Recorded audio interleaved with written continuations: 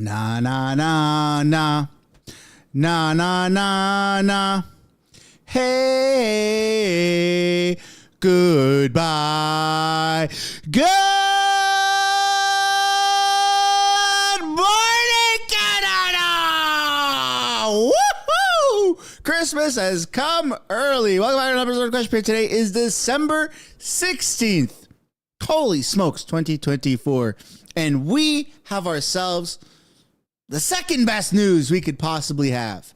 Chrystia Freeland. Bye-bye. She's stepping down from Trudeau's cabinet. She no longer wants anything to do with being finance minister. In fact, her fall economic statement that she was supposed to provide today is being postponed yet again. And now, who gets to inherit the mess? François Champagne, the Chihuahua. He is now the finance minister. So we went from Mr. Speaker to finance minister. Holy crap. Sean Fraser took a hike yesterday. His official press conference today. Freeland with a letter put to X. Over 3 million views in 2 hours. She's gone. Now, she's still going to be running as a Liberal, and she says that she still plans on running in the next election, but she wants nothing to do with Justin Trudeau. And I know it's confusing because you can step down from the Liberal cabinet, but still be a Liberal. But that's where Randy is. That's where Marco Mendicino is. They're Liberals, but they don't report to Justin Trudeau. They're not part of the inner circle. So it's good, it's bad, and it's extremely ugly. Welcome back to another live stream. We're on the second last day of Parliament before we take a hike ourselves for the holidays. And what a freaking shocker, man. Wow. There was no previous hints that this would happen. No previous, subtleties that this would happen. It just came out of nowhere. Even Sean Fraser, immigration minister. Oh, you know who's ruining Canada, Mr. Speaker? It's that conservative leader bringing right-wing populists here. Blah, blah, blah, blah, blah. By the way, I quit. On a Sunday, I quit. And then on a Monday, I quit. Like, these people are insane. They keep criticizing Pierre Poilievre, the leader of the opposition party, who's not government, yet they're all resigning from their posts. They want nothing to do with Justin Trudeau, but they keep propping him up. This is a recipe for disaster. This is what happened to Trudeau's father, and it's what's happening to Justin freaking Trudeau. Christmas has come early, and as you can see, in the spirit of today's events, I have chosen to put Freeland's Wicked Witch of the North sticker on the microphone today. Slava Liberals. Am I right? Wow. We are in bed for a lot of news today.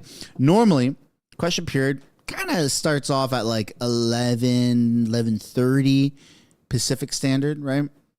But now we're going, usually we do an hour earlier, right? We get hyped up. We're going 2 hours earlier, baby. We're in it to win it. Holy smoke. So buckle up. If you haven't seen the news, this is going to blow your freaking mind. It's going to blow your mind. If you have seen the news and you're just wanting to see bits and pieces of information from this live stream, I don't blame you. We got a lot of crap to cover. Okay? We got Sean Fraser's press conference. We have Freeland's statements. We have Pierre Poilievre, who's waiting right now. Reporters are waiting for him to address in Parliament right now what's going on. There's a lot of stuff. And then that doesn't even including question period. This is going to be a long stream. It's going to be a long day. But hey, 2 more sleeps. And there's not really going to be any news. No more politics. Or will there be? Probably. There's probably still going to be a lot later this week, even though they're not in Parliament. So buckle up. Let's tighten up our shoelaces and let's get right into this, shall we? I want to encourage you guys to hit the like button on the stream. All right, hit the like button on the stream. Let's try and get a few hundred and subscribe to the channel. It's free to do so. And I see a lot of super chats right now in the stream. Look, if you don't want to pay the GST, you might as well super chat it to Mistersunshinebaby. I guess this is House Canada, so I got to find a different rhyme. That's pretty good. That was on point. All right. Thank you, Andre, with the $2 saying, ding dong, the witch is gone. And Josie Coat with the $6.99 super sticker. And then Adam Knight with the 20 gifted subs. Thank you, Adam. Lots of people are appreciating that for Christmas. I very much appreciate that. And my chair keeps going down. Hold on a second. I don't know if it's my weight or if it's the if it's a screw that's loose in my chair, but I don't like it. If you ever see me reach down like that and get up, it's because my chair keeps freaking deflating. Oh my God. Oh, that's what being a father does to you. Hey, it gets you fat. That's what they call it, a dad bod. It's a father figure. We're going with the father figure. All right, we got a lot of stuff to cover. By the way, I have the CPAC stream pulled up. It's ready to go. So whenever Pierre Poilievre actually addresses reporters, we're going to switch to that immediately because that's in real time. But in the meantime, we're going to be taking a look at other things, such as the fact that nobody is talking about the $62 billion deficit. Not a single person is talking about the $60 billion deficit. Oh, I see somebody in the comments saying weighed down by taxes. There you go. That's why I'm gaining weight. Holy crap. We're all gaining weight. We're all gaining $62 billion of weight. That's craziness. If you want to know what the fall economic update looks like, it's this right here. This is supposed to be filled with journalists, with reporters, with members of parliament, with everybody. This is a room that's supposed to be filled, and it's not. I'm locked up for the fall economic statement, and they just made an announcement that the 10 a.m. embargo period has been delayed for an undetermined amount of time. They keep delaying it. They keep pushing it back. This is something that they have been saying, that Freeland has been saying, and Sean Fraser has been saying, and Anita Anand has been saying, and liberal here, liberal there has been saying.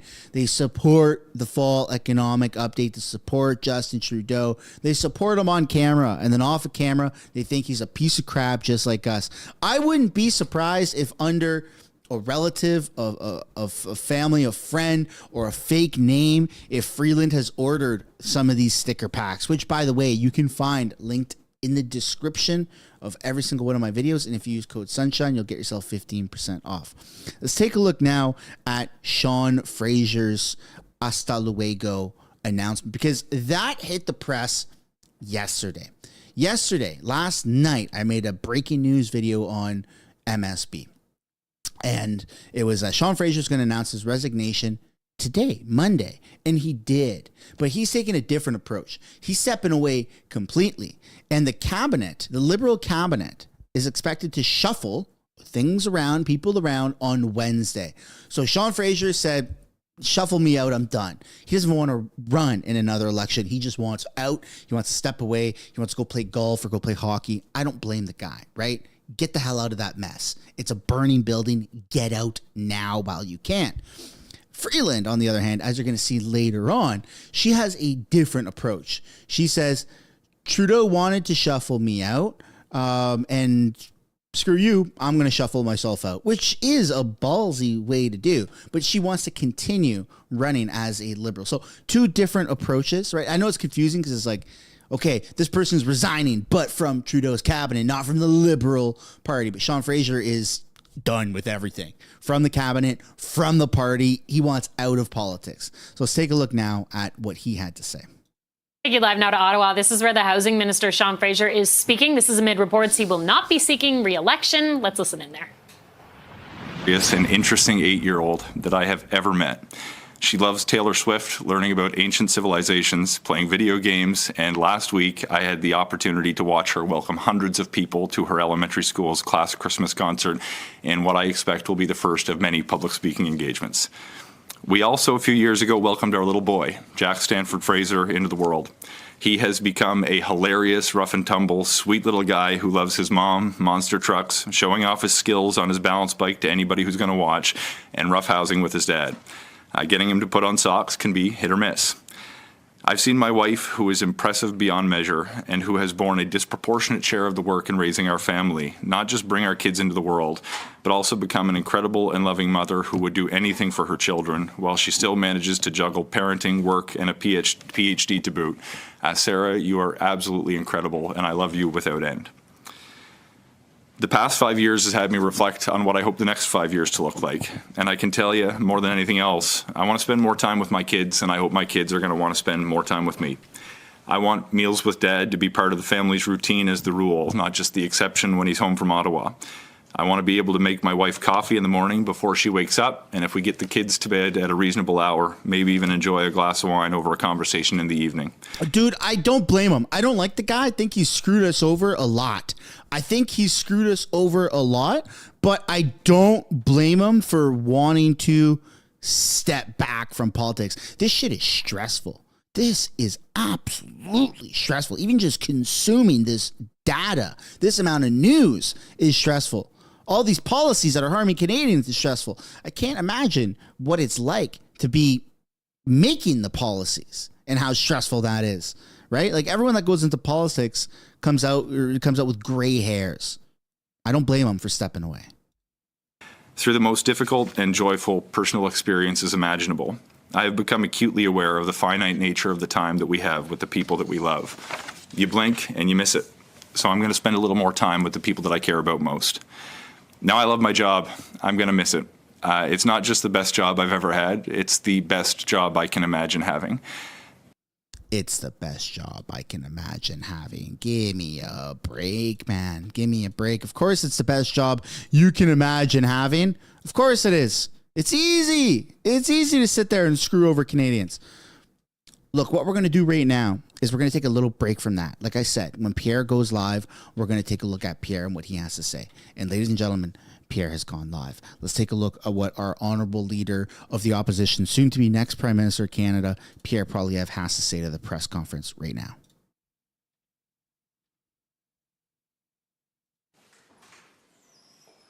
I am like a minute behind, so just bear with me. Bonjour tout le monde. On est témoin aujourd'hui du pire chaos au sein du gouvernement et au pire moment.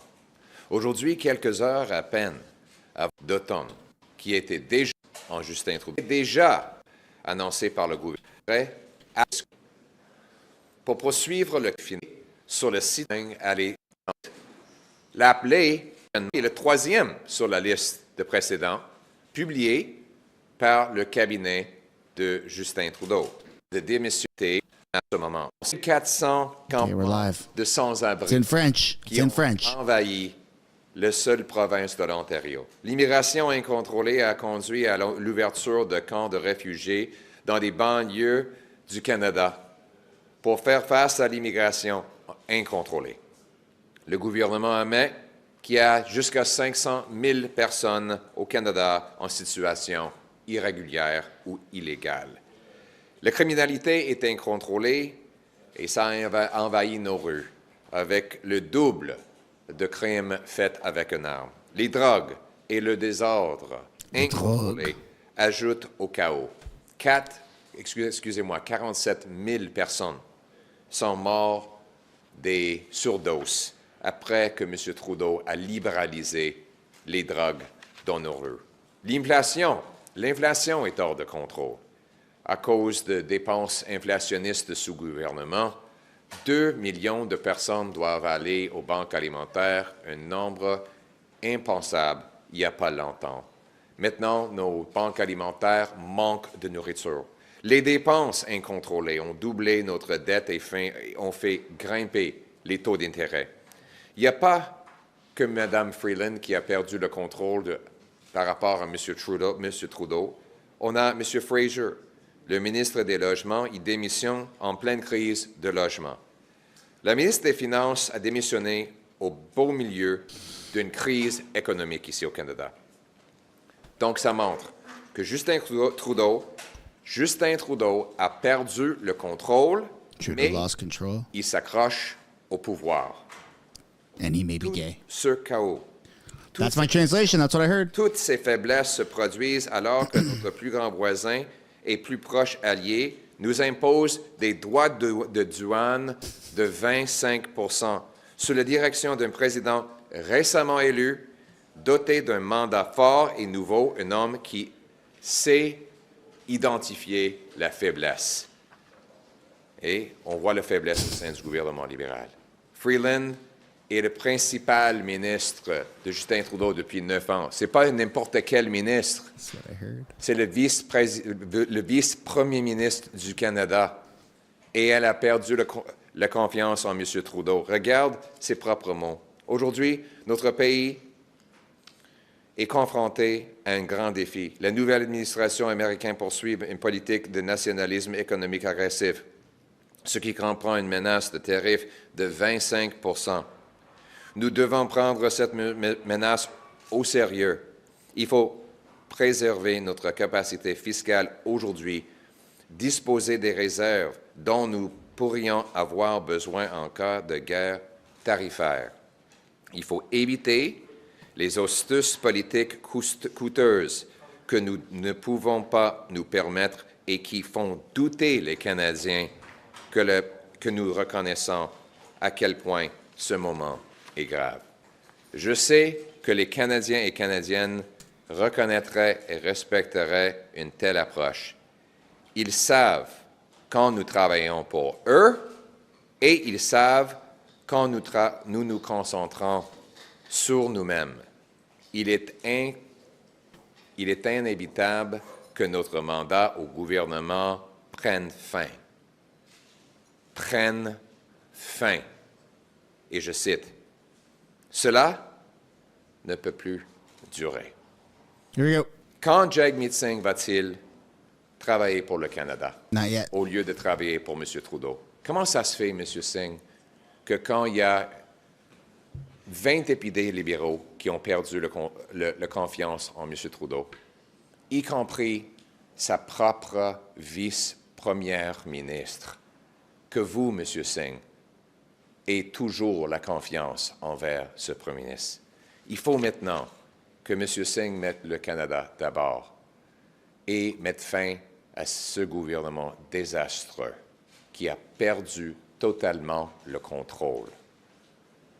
Nous sommes là pour travailler dans l'intérêt du Canada. Et j'ai un message pour tous les libéraux patriotiques à travers le Canada. Je comprends que vos leaders, que ce soit M. Carney ou M. Trudeau, vous ont trahi. Les conservateurs vont travailler pour vous, pour tous les de toutes les couleurs politiques, pour réunir et pour aider le Canada à récupérer après tous les dommages. Monsieur Trudeau, on a un bel avenir, mais il faut commencer maintenant de reprendre le contrôle. On va reprendre le contrôle des dépenses, de l'immigration, des frontières, de la criminalité et de notre gouvernance. And you should like and subscribe to House of Canada. He said Merci it. beaucoup. Thank you very much, Here we go. everyone, for being here today. What we are seeing is the government of Canada itself is spiraling out of control right before our eyes and at the very worst time. Today, mere hours before Trudeau's finance minister was to deliver a fall economic update that was expected to smash through her already massive deficit targets, she announced she no longer has confidence in the Prime Minister. Canadians were already anxious about the reckless $40 billion deficit the government had announced last spring, but today, in mere hours, they were expected to learn that it was much higher than that, threatening our social programs and our fiscal stability right in the middle of a potential trade war.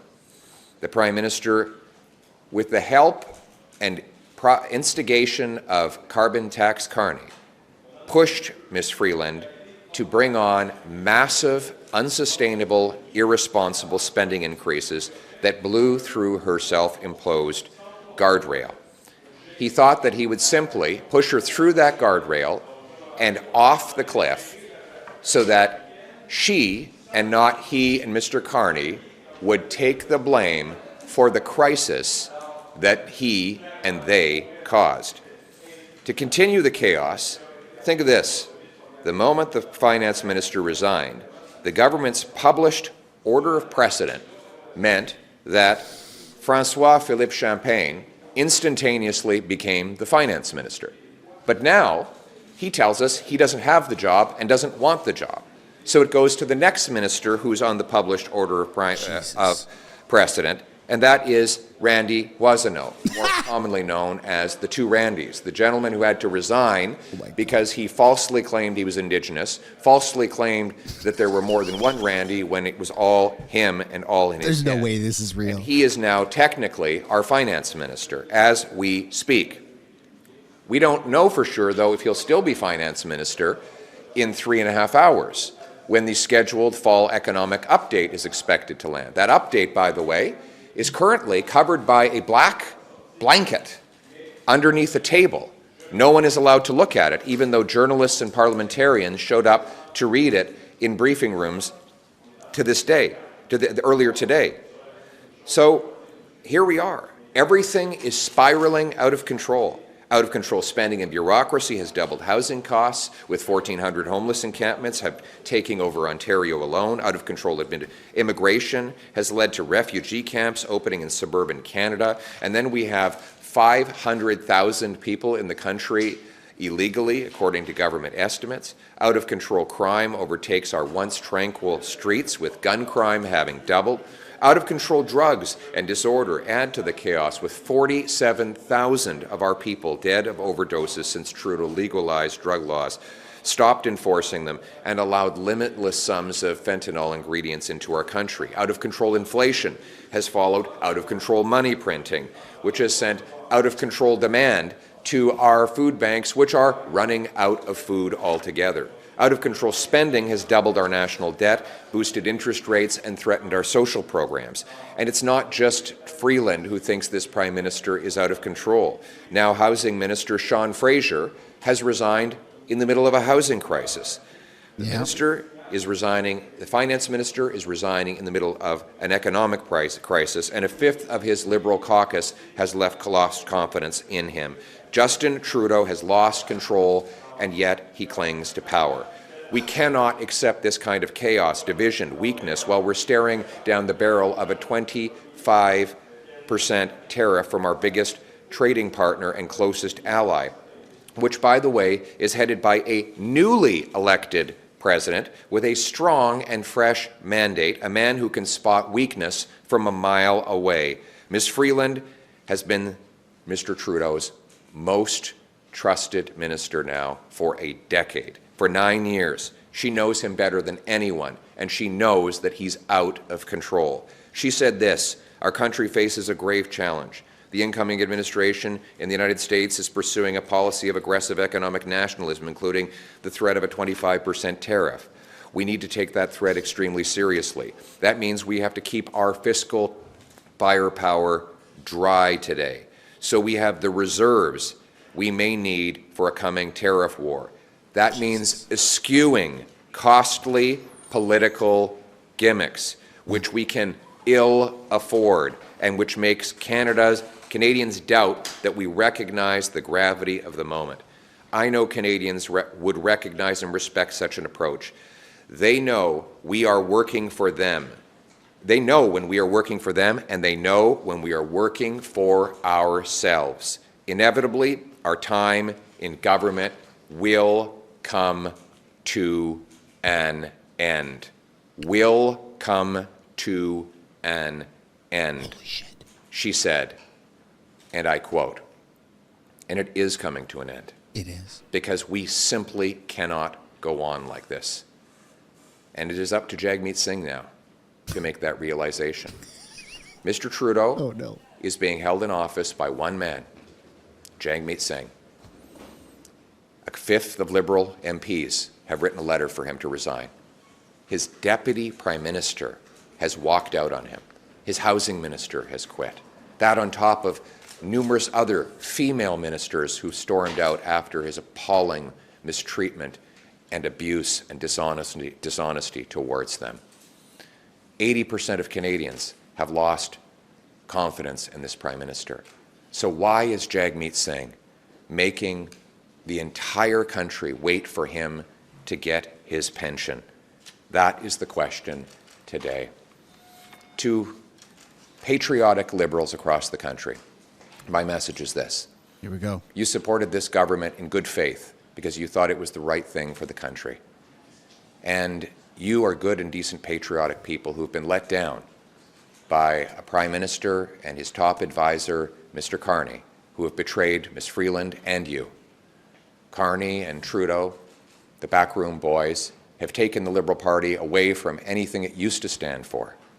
What I'm calling for is let's bring home the common sense consensus of Liberals who believed in liberty, Conservatives who believed in conserving it, fiscal responsibility, compassion for our neighbours. These are the shared common values that will bind up our nation's wounds and bring us back together.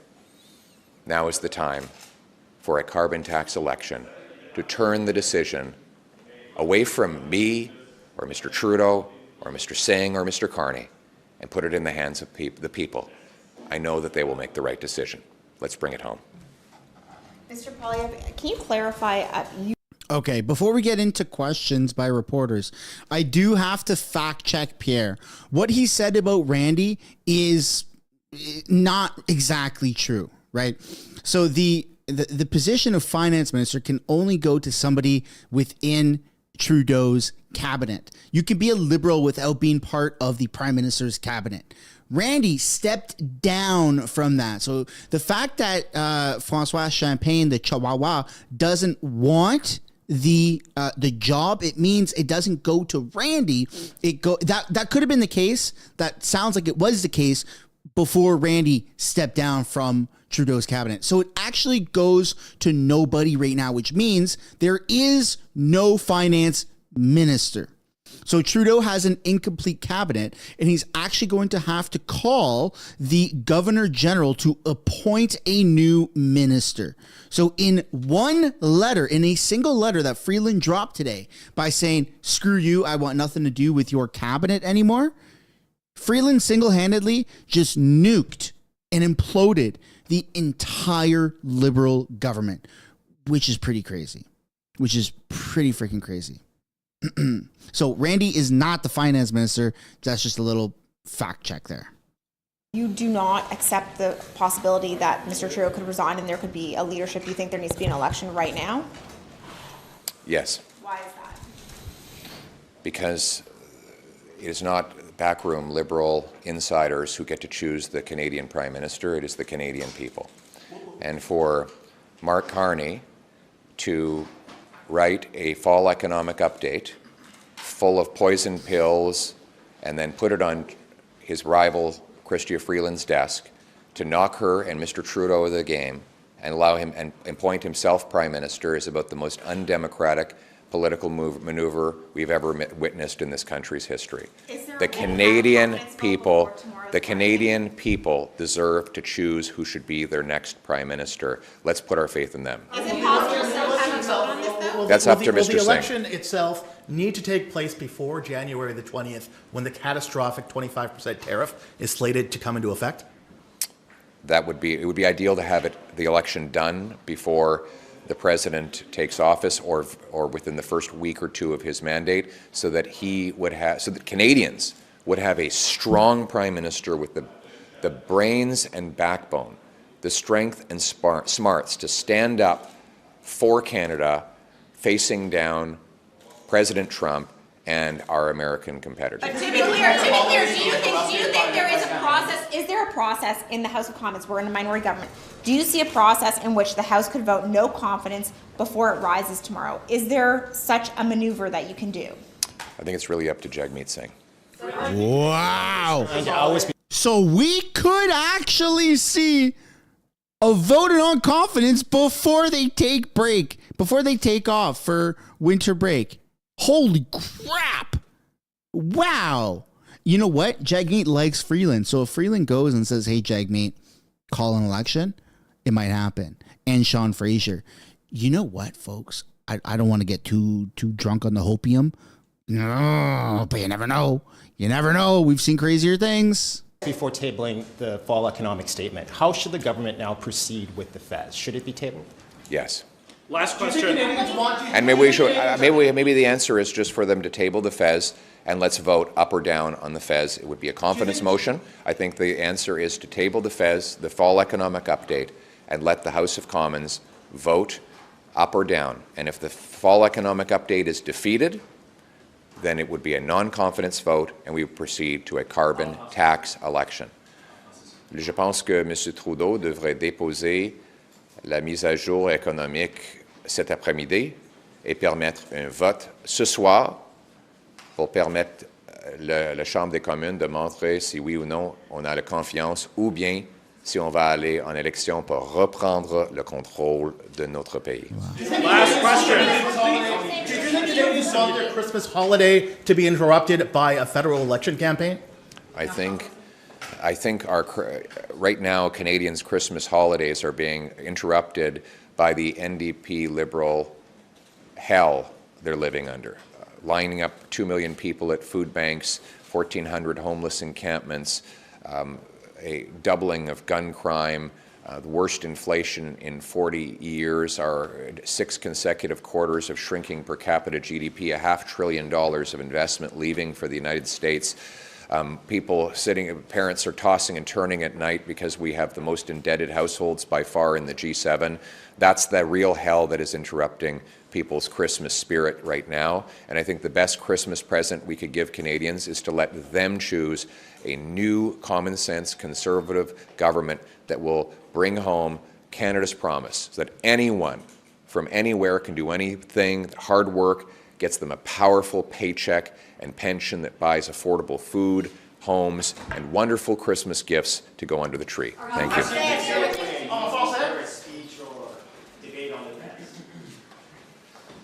That's it. Holy crap, folks. I'll be honest, I'm a little speechless. That is quite the thing to drop right as we head into the holidays. Keep in mind, tomorrow is supposed to be the last day that the doors to Parliament are open before Christmas, not set to resume until the end of January. And what Pierre just dropped, I mean, look, it's not even about the Bloc and the Conservatives anymore. Frickin' Freeland herself said, yep, there you go, Trudeau. Sean Fraser said, yeah, there you go. Other Liberals are probably going, woohoo, let's throw that one in the mix. Like, it's done. It's done. You're seeing a full revamp of Trudeau's cabinet. So if there's ever been a time where Jagmeet and NDP and rebel Liberals, even Freeland herself, are thinking, okay, let's just get an election, over with. It's now. This is the prime time. I'm not saying by any means that Jagmeet is going to call an election. I'm not saying it. Pierre just said it, that it's up to him, and he could do it. He could do it later tonight. He could do a vote of non-confidence tomorrow on the final day. That would be historic. That would be historic. But Pierre can't do it. It's literally up to Jagmeet. So if it happens, if there's any buzz around it happening, you know that it's because with certainty, they're going to freaking actually do it and they're going to get the results that they want. And then we're going to have an election, February, which, to be honest, could be, this could work out because we all know Jagmeet's not going to do nothing until he gets his pension, but that's sometime in February. They don't resume until end of January, February anyways. So if he calls it now, he'll still trigger his pension by the time the election comes. So it's a win-win. Give him his pension, get the fuck out of here. Get out of here, Jagmeet, and do what's best for Canadians and get on with this election. So in theory, it could happen. It could happen. I don't want to say it will, but it could. But we're going to have to wait and see how this plays out. Nonetheless, the Liberals are bleeding like they've never bled before. And I can't help but smile. This is fantastic news. I want to know down in the comments, down in the chat, what you guys think about this. Do you think this is great? Do you think it's not great? Let me know your reasoning down below. Now, before we started with the Pierre Poilievre press conference, we were taking a look at Sean Fraser and what he was saying with his press conference earlier today announcing his resignation.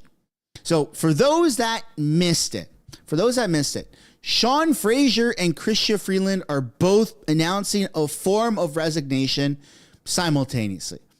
Late last night on Sunday, Sean Fraser said, "Hey, I don't think I'm doing it. I don't think I'm going to announce tomorrow that I'm resigning." And the media, went crazy with it. I went crazy with it. And then we were brought to Monday morning, early Monday morning. Sean Fraser said, "Okay, here's my press conference. I'm announcing my resignation." While that was happening, everyone was paying attention to that. In a different little corner of the world, of the internet, of Canadian politics, Freeland said, "Hey, by the way, I'm resigning too, but from the cabinet." So Sean Fraser is saying bye-bye to politics in general. Freeland is saying bye-bye to Trudeau, but still in politics. So they're both resigning. One is from the Liberal Party and politics in general. The other one is from Justin Trudeau's cabinet. So there you go. Let's get back to what's going on with Sean Fraser, shall we? Here we go, folks. It has been the most extraordinary privilege to serve as both the Member of Parliament for the community where I was raised and grew up and the Cabinet Minister for my home province of Nova Scotia. I'm going to miss the work and I'm going to miss the people immensely. The opportunity to help people who make good things happen in your community is incredible. It's like nothing else. The chance to have a positive impact on people's lives, whether at an individual level or on a national scale, is deeply rewarding. I want to say thank you in particular to the Prime Minister for the opportunity to serve. His support for me and for the initiatives that I've worked on over the years has allowed me to have a meaningful impact on my community and the people who call it home. His belief in the work our team was doing has allowed me to move the needle on policies of national importance, particularly those that are directed towards solving the national housing crisis. I want to thank my colleagues who serve in the House of Commons. You are the most interesting group of people I've ever worked with, and I'm grateful for the opportunity to have worked alongside you. To my Nova Scotia and Atlantic Caucus colleagues in particular, past and present, you are so much more than co-workers. You are dear friends that I will keep for a lifetime. Never stop pushing for the betterment of Atlantic Canada, and know that I will only ever be a phone call away. Je voudrais remercier aussi mes collègues francophones. Quand j'ai commencé en politique, je ne parle pas un mot en français. Je ne suis pas parfaitement bilingue maintenant, mais je vais continuer mes études en français. But I will continue studying French. Thank you for the opportunity to speak Moliere's language. That has been an extraordinary gift. To the staff who support me on Parliament Hill and in my constituency, to those who've worked at home in particular, you've helped thousands of people who are our friends and neighbors realize tangible benefits and address their real concerns that impact their quality of life.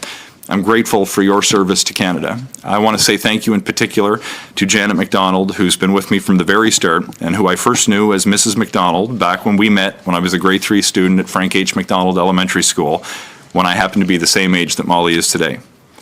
For those who've helped me navigate life on the Hill, I'm amazed by the impact that each of you has had on our country.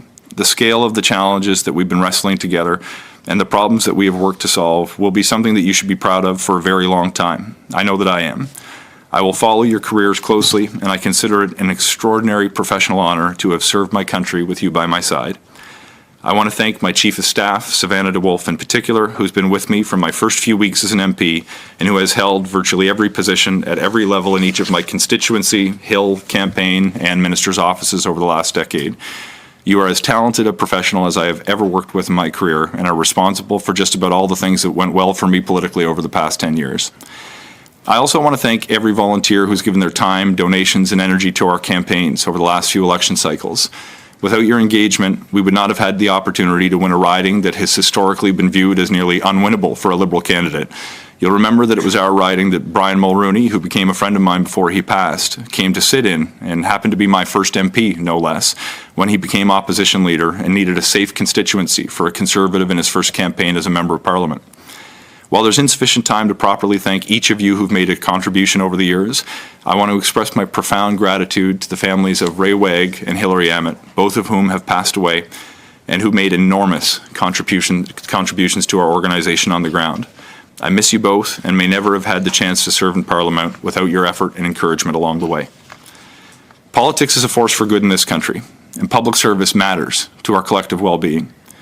The jobs elected officials have the privilege to hold for however long or short a time are so much bigger than any one person who may come to hold them. Those who had the opportunity to serve would do well to remember that the highest office holder in our system of government and politics is not the MP, minister, or even prime minister. It's the citizen that we have been elected to serve. It is the people who live in our communities that give us the authority to govern and to whom we owe a duty to do our very best to make this country a better place to live. The best political education that I've ever received hasn't come from the halls of power on Parliament Hill, but in the church basements, fire halls, wharves, and community centres in small town and rural Nova Scotia. This is where I found the people who know the needs of their families and their communities, and they're willing to share a lifetime of expertise in exchange for nothing more than a willingness to listen. I hope that I've had, in some small way, been able to use the lessons that I've learned from you along the way to have a positive impact on the communities that I've represented. The quality of our governance depends upon good people putting their names forward and our representatives in government engaging meaningfully with the people that they've been elected to serve, not with a view to attract attention to themselves, but instead to understand how the decisions that we make can be improved. That's it. That's it. They cut it off. That's the end of his speech. That's the end of his speech. Wow, he really dragged that one on, eh? That certainly went on. And you look at all the thumbnails that it's, saying, hey, go look at these videos. It's all Freeland. Sean Fraser, Canada Post. Freeland. I don't know who that guy is. But it says Freeland resigns. Freeland, Canada Post. Holy smokes, man. Look at that. What a wonderful day. Hey, isn't that incredible? I mean, what a freaking... Well, what the heck's going on? What the heck's going on with these liberals? Last week, they were in the House and they were saying, oh, yeah, we support Trudeau and, we stand with the fall economic update and how dare Pierre Poilievre bring in the right-wing populist, blah, blah, blah, blah, blah, blah, blah. Give me a freaking break, bud. Take a hike, man. Take a hike. This is nuts. Anyways, I'd love to know what you guys think down below in the comments about Sean Fraser's departure. Let me know. Let me know what you guys think. Are you pro him leaving? Are you going to miss him? I doubt it, but are you going to miss him? Let me know what you guys think. Holy crap. Wow, what a day. What an early Christmas, huh? Next up here, we got CTV's video. Why Chrystia Freeland's resignation is a disaster for Justin Trudeau. Political analysts weigh in. Let's take a look. Turnbull, political analyst. Lori, welcome. Your reaction to the news of Fraser and now Freeland. Mm-hmm. Right. So the Fraser bit seemed to leak out last night where it had become more publicly known that this is what he planned to do. And so Sean Fraser's press conference this morning where he explained, this is a conversation he's had with the Prime Minister. It is time for him to leave politics. He has young children. He wants to be home more. And so it was one of the most thoughtful press conferences I've ever seen for a cabinet minister leaving. Really wanted to stress, when I say I'm leaving to be with my family, I really mean it. And, this is what I'm talking about. And so, of course, Fraser's, the coverage of his press conference is cut short with the announcement that Freeland is also leaving. Now, if Fraser had been the only one who left cabinet today, I think that would have honestly been a big enough blow to the Prime Minister, because Fraser is one of the, one of the more people who are seen as a rising star in Trudeau's cabinet. He is, I don't even know how many ministers have left now, 5 or 6 or more than that over the past few months. I think, but again, Fraser's departure would have been a hard enough day for the Prime Minister. Freeland's is a disaster. Yep. This is a disaster for the government. And obviously, she's saying now that she had the conversation with the Prime Minister on Friday. He said he no longer wanted her to be finance minister. He's going to move her to something else. And upon reflecting on that over the weekend, she came back and said, no, obviously I don't have your confidence. I'm not going to do this. And she clearly is not comfortable with where the government is headed. The letters she has written, the timing of this, the fact that she's done this on Monday morning, and she was supposed to be reading this thing in the House today at 4:00, has just blown everything up. And so, this is one heck of a Monday morning. Mm-hmm. And this does seem like bad blood between Trudeau and Freeland. It absolutely is. Let's talk about that statement that she put out today. Anything that stood out to you? Well, I think seeing the statement in light of this thing she said to the media over the past number of days, when she's been asked about her position in the government and the tension with Trudeau and her tearing up about that and how it's an honor of her life to serve. Like, clearly she's been under a lot of pressure, a lot of stress, and clearly I think there's a real disconnect between Minister Freeland, or former Minister Freeland, and Prime Minister Trudeau about how the economy needs to be managed right now and trying to balance the political imperatives and the fact that this government appears to be headed for defeat whenever that election comes. And, so I think the Prime Minister trying to do things like, an HST rebate or HST break and the $250 check to try to drag up some numbers in the polls and try to get them to be in a competitive spot again. But meanwhile, it seems to me Freeland saying, but listen, there's a limit to what we can do. And so I think for her, this was a breaking point. And I think even if the Prime Minister, who knows, even if he hadn't been the one to say, I don't want this to continue, I think, they're clearly at odds. And for a Prime Minister and a Finance Minister to be in a tense relationship is normal. There is a healthy tension because of those political and economic imperatives that sometimes can collide. But I think this had reached a point of unhealthy tension where they weren't on the same page at all. So, when I know it's early, but when you think about who could possibly step into her shoes, anyone come to mind for you? I think anybody just be guessing at this point. If not for nobody what yet happened in the half hour previous, I think Sean Fraser probably would have been somebody. But now, not that, right? Like, I think this is a crisis point for the government where I understand that they are in a cabinet meeting right now, and something's going to have to happen. We can't not have a finance minister, so I think something's going to have to come through here. But I think for Trudeau, again, this is a disaster. This is a moment where the government seems to be coming apart. And how does he continue from here? Even if he's got somebody shined up and ready to go, he's going to have to. But what happens now when this significant departure from someone who has been a loyalist to Trudeau, so much so that her own, there's been a kind of sense that even if she wanted to take over as leader someday, she couldn't, that wouldn't work because she's been so close to Trudeau. And so even that aspect of it, even if none of this other stuff was going on, the fact that Freeland is making the decision to step away is really a significant hit to whatever confidence Trudeau has left. Could someone like Mark Carney be waiting in the wings? Could this be his shining moment? And if yes, is that going to do anything to change the trajectory that the Liberals find themselves on? I think the trajectory question is a really interesting one because it seems like going back to your previous question, one of the key points in the letter from Freeland is her talking about the government having a limited time, right? Like, I'm paraphrasing here, but something to that effect, right? That the government has kind of a finite period of time. Well, so does any government. But it seems like in the context of what's going on, given the numbers that Trudeau is looking at in the polls, and these have been sustained for a long time, there's a sense perhaps that Freeland is admitting that we don't have forever here, right? Like, we are probably going to go down to defeat in the next election. That's what I'm reading in there, that she's acknowledging that.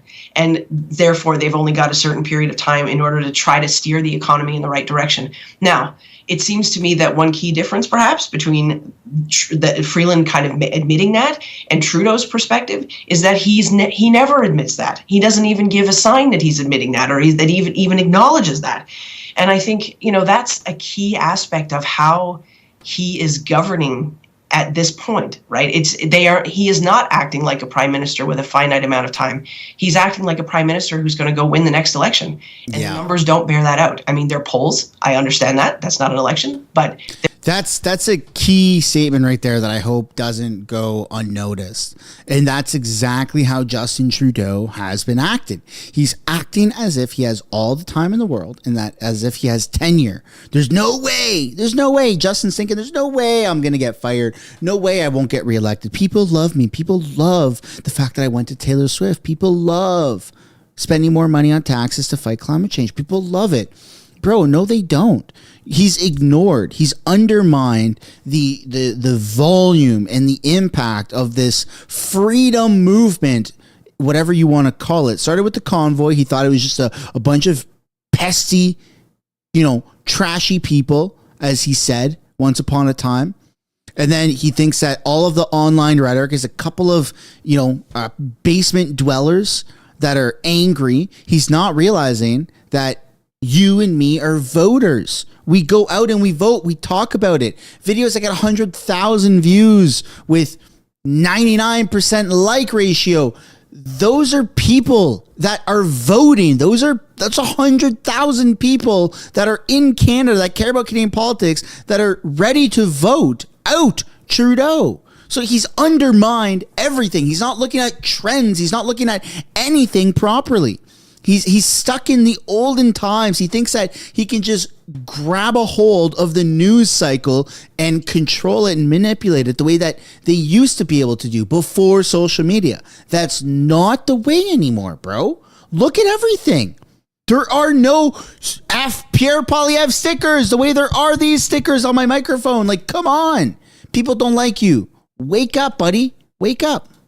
There's still a kind of sense that there's not awareness on his part that this is coming to a close, or that's the likelihood, and that I think has a significant effect on how things are being run at this point.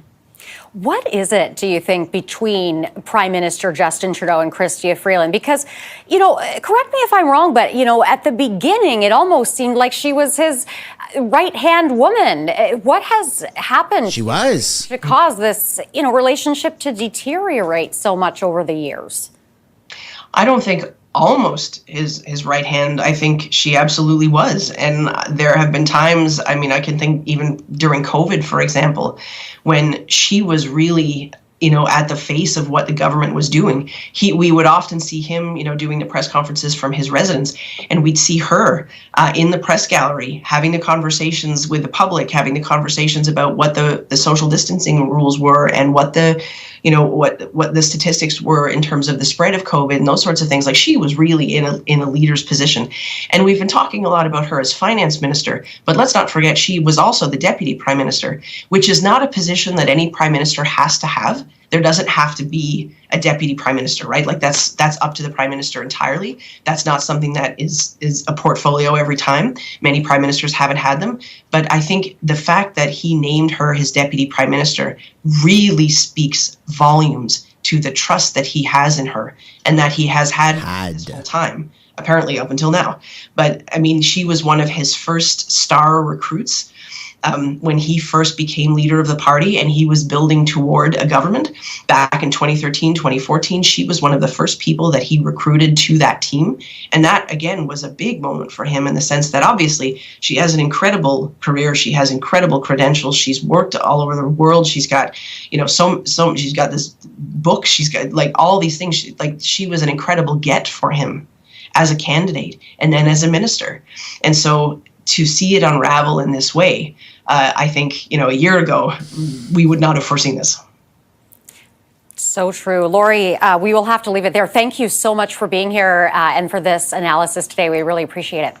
Thank you. These people have been ignoring the fact that they're not liked. They've been just brushing it off as it's a couple of people, it's a few dozen people on social media that are, posting things and they get blown out of proportion. It's all mis and disinformation and none of it is real. Dude, it is very real. You've seen with by-elections, you've seen time and time again that people are losing confidence, are losing faith in the government, and you're ignoring it. Time and time and time again. For crying out loud, how many more people is it going to take for them to realize that it's just not working out? It's not working out. And so Jagmeet Singh has a real opportunity here. I hate to say it, but Jagmeet Singh has a real good opportunity to swoop in and try to gain more votes, poach the Liberals right now. He has a real opportunity. If he calls a vote in on confidence saying, all right, Conservatives don't have confidence. The Bloc doesn't have confidence. The Liberals don't have confidence within themselves. The NDP is the only one that has confidence. Come on, get real. Get real, bro. Stop hallucinating. The NDP no longer has confidence. You have a real opportunity right now, Jagmeet, to swoop in and hit the Liberals where it hurts. Just finish them, right? Like that Mortal Kombat. Finish them. You have a real opportunity right now to put the nail in the coffin and just end it. And then you'll see the Liberals will fall in popular vote. The NDP will gain more popular vote. Do it now before the Liberals have time to restructure their party. There's not going to be a Liberal NDP coalition. If you keep riding that hope, if you keep riding down that path, you're going to be stuck in such a hole that you're never going to get yourself out of it. Your party's never going to get themselves out of it for the next 15 years. So if Jagmeet right now were to just say, all right, we're calling an election, that's it. This is the last straw. That's the way to do it. That's the way that he can actually pull something off. For crying out loud, folks. Oh my goodness. For crying out loud. I need a second here. I need a second. There's breaking news that's happening right now as I'm talking. There's too much. There's too much. It's like fish in a barrel. For fuck's sakes. Calm down, everybody. Holy shit. Oh my God. Everybody calm down. Jesus, I don't have enough brain power to multitask this hard. Okay. All right. I think we're good. I think we got it pulled up. More people are dropping. Oh my God. Oh my God. You guys ready for this? Let's take a look. Holy crap. Here we go. Breaking news. Holy smokes. More breaking news. More breaking news on top of the breaking news. The news has broken. Canada has broken. Let's just put it at that, okay? Sean Fraser, Christian Freeland, who else? I'll tell you right now. Who else? There's too much happening. Anthony Housefather. I've written to caucus chair Brenda Shanahan asking her to convene a National Liberal caucus meeting within the next 24 hours. More people are dropping. Trudeau needs to go. I think today's resignation is a sign of that. Liberal MP Francis believes Prime Minister Trudeau should resign following Chrystia Freeland's resignation. Many of my colleagues have put up, and I've been a great defender, but I just don't see how we move forward without having a future minister resign. Today was supposed to be a presentation of a plan, and now we're talking about a finance minister who has resigned. I don't see how this helps the Prime Minister, and I don't see a way out and how this helps us talk about Canadians while we're continuing to talk about what's happening right now. So he needs to go. Sorry, I'd like to hear you say. I think he needs to go, yeah. Justin Trudeau? Yep. Yeah. I think today's resignation is a sign of that. Okay, so there you go. That's a Liberal saying Trudeau needs to go. Now, here you go. Statement from MP Chad Collins, December 16th. In October, I signed a letter with 23 other members of Parliament from across Canada asking the Prime Minister to step down and begin a formal process to replace him. It's unfortunate that he declined our response to our request. It's obvious that Canadians across the country feel the same and want him to leave. Today, I publicly reiterate my request that the Prime Minister step down and initiate a leadership process to take our country in a new direction. Right before Christmas, the Liberals are calling for another emergency caucus get-together. Holy crap! It just doesn't end. They're all saying, okay, we don't have confidence in Trudeau. Something needs to happen because Jagmeet Singh is going to attack. He better attack. Now is the time. Joyeux Noël. Merry Christmas, everybody. Holy smokes. It's imploding all at once. What an exciting Monday, by the way. What an exciting Monday. What a great start to the day. You know what? I'm drinking day-old coffee. My wife made me coffee yesterday, and I was like, I don't feel like having coffee. So I had tea instead, and it just sat in the pot, and I'm drinking day-old coffee. It's kind of gross. I won't lie. It's very gross. But with the excitement of today, I don't even care. Give me that day-old coffee. Now it's like I'm drinking Tim Hortons anyway, so who gives a crap, right? It's like I got home Tim Hortons. Doesn't really matter. Fun little fact. All right, let's continue with the news, shall we? Holy smokes, what a day. What a day to be alive. And CTV's news chief political correspondent Vashi Kapelos is standing by with more for us. Vashi, was anyone expecting this today? No, I can tell you pretty conclusively, actually, that I just got off the phone with a couple of people who are Prime Minister office adjacent, we'll call them. They were on a flight from Toronto to Ottawa that a number of staffers were on as well this morning. There was no Wi-Fi on that flight when they landed. The news had just come about this resignation, about the finance minister's resignation, and they were all completely taken aback. I am told that there was virtually no heads up that this was going to happen. And both Colton and your other guests have really underscored the significance of this moment for the Liberal government. I mean, first, the timing of it, the fact that this is happening on a day when the finance minister was expected to table the fall economic statement. And I can tell you right until Thursday evening, Friday morning, that was the plan, because we were arranging an interview with the finance minister for 5 o'clock Eastern tonight when Power Play was about to get underway. So things were progressing, as you heard and as you've been reporting all morning, as we've been listening to. The finance minister said that she had a conversation with the prime minister on Friday. Quote, "You told me..." I have to pause it again. I have to pause it again. I'm so sorry. I'm so sorry, Vashi, but there's more breaking news. It just gets better and better. Okay, Charlie Angus. Listen what he has to say. What the I mean, how does the Prime Minister, on the eve of a statement that we've been waiting for months, deep six his finance minister and think that things are going to be normal? What concerns me is that we are in this serious crisis. We're facing a Trump administration coming in. We've got a prime minister who's missing in action, and now his deputy prime minister, his finance minister, has jumped ship. The prime minister needs to show up and explain how this gong show was allowed to happen. Yep, he actually said, "What the fuck?" Let's look at it again. What the I mean, how did... Oh my goodness, folks. This is getting crazy. Merry Christmas to everybody. I'm sorry for screaming. I'm too excited. I'm hyped up on day old coffee. Oh my goodness, man. Like, does it get better than this? Does it get better than this? Look, I know a lot of people are saying we want an election. We want Trudeau out. We want Trudeau to resign. Blah, blah, blah, blah. I get it, man. I'm right there with you. All right. I'm right there with you. I want all this to happen. But come on, this is like ripping limbs off, limb after limb. This is torture. This is torture for Justin Trudeau. What's happening to Trudeau right now is they're ripping off his fingernails or his fingers and breaking singular bones one by one. Like, sorry to be so graphic and morbid, but man, it's awesome. Politically speaking, torture, political torture. Let's all calm down, feds. Let's all calm down. All right, CSIS. Let's all take a break. This is incredible. He deserves this. He deserves this. You know, I'm not a fan of Chrystia Freeland. The only thing I'm a fan of is when she goes, "Mr. Speaker." It's pretty funny. And then I'm also a fan of this sticker right here. Chrystia Freeland dressed as the Wicked Witch of the North riding a broom. By the way, you can find the link for that down in the description of pretty much every video. If you use code SUNSHINE, you'll get yourself 15% off. I'm not a fan of Freeland at all.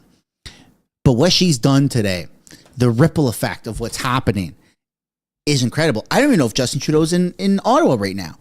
I have absolutely no idea. Is Justin Trudeau even in Ottawa? Let's look at his itinerary. Let's look at his freaking itinerary. He's not even there to deal with what's going on. Let's take a look. Where's Trudeau today? Prime Minister will chair the cabinet meeting. Prime Minister and the Deputy Minister of Finance, Chrystia Freeland, participate in the photo opportunity. No, they won't. No. What finance minister? They haven't even updated the itinerary yet. They haven't even.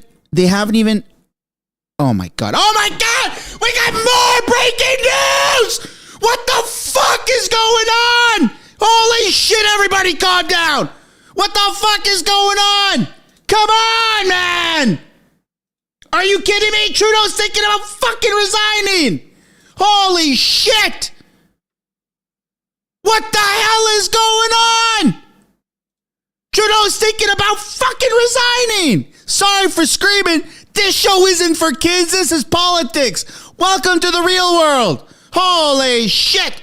Developing sources tell CTV News Prime Minister Trudeau is considering resigning or proroguing Parliament, and he may address Parliament this afternoon. Holy crap. You know what? That's from CTV.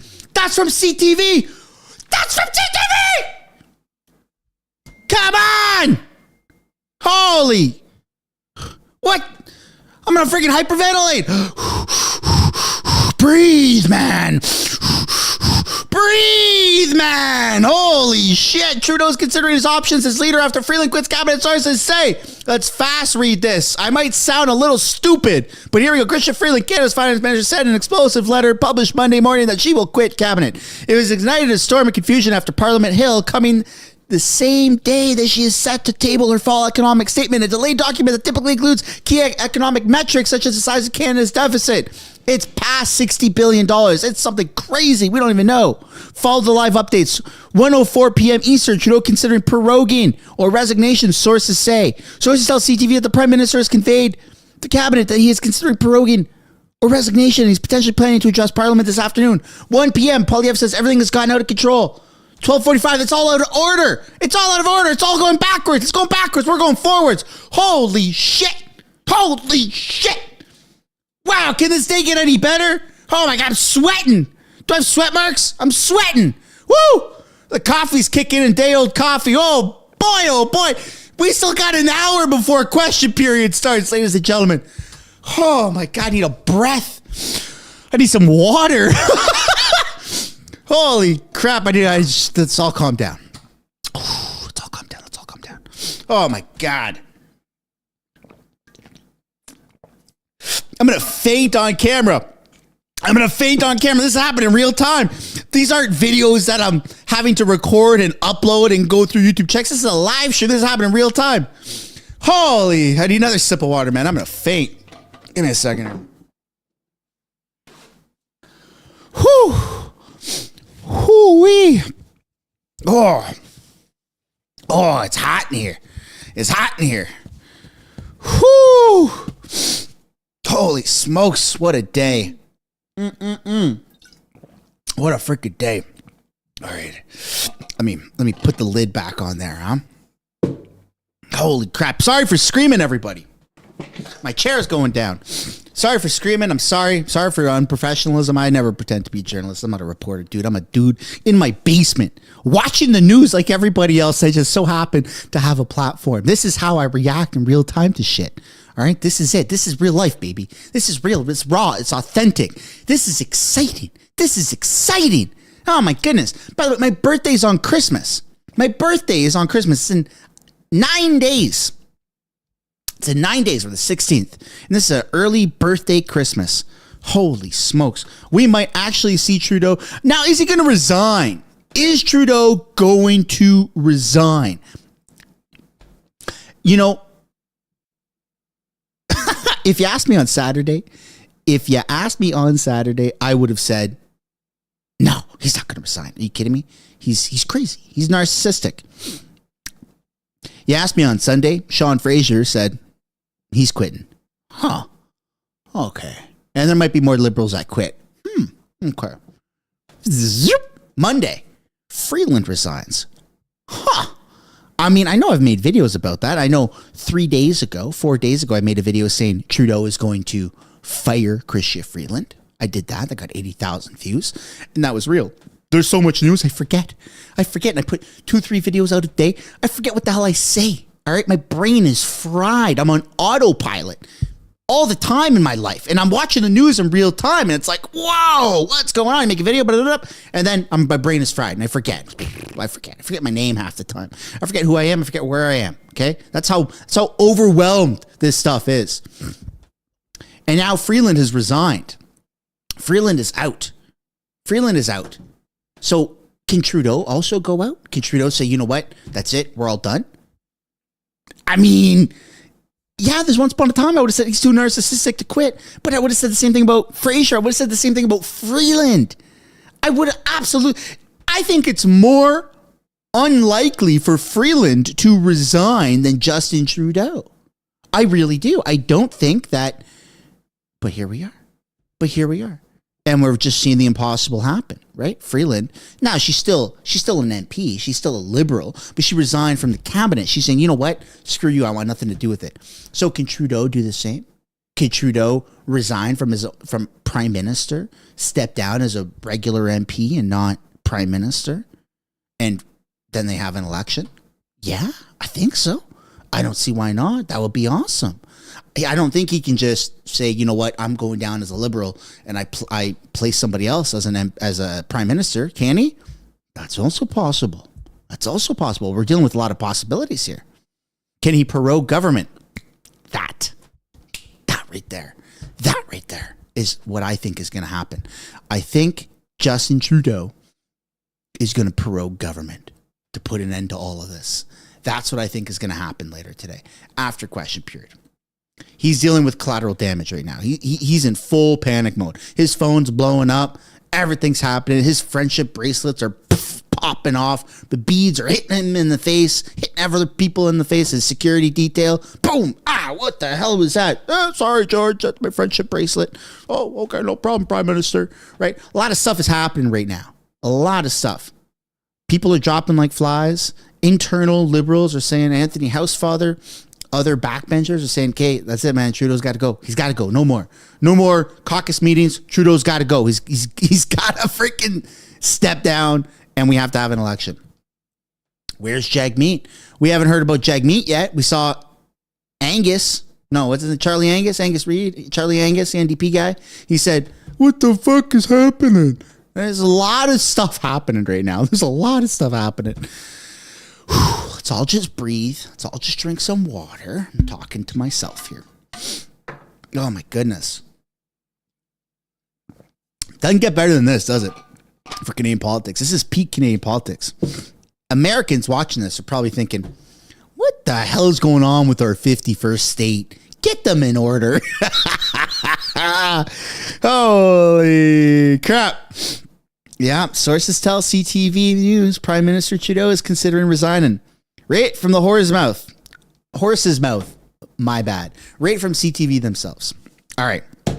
Let's get back into the video. 3 videos ago that we were trying to watch of Vashi here. I don't even remember where we were, man. I got so many tabs open. Here we go.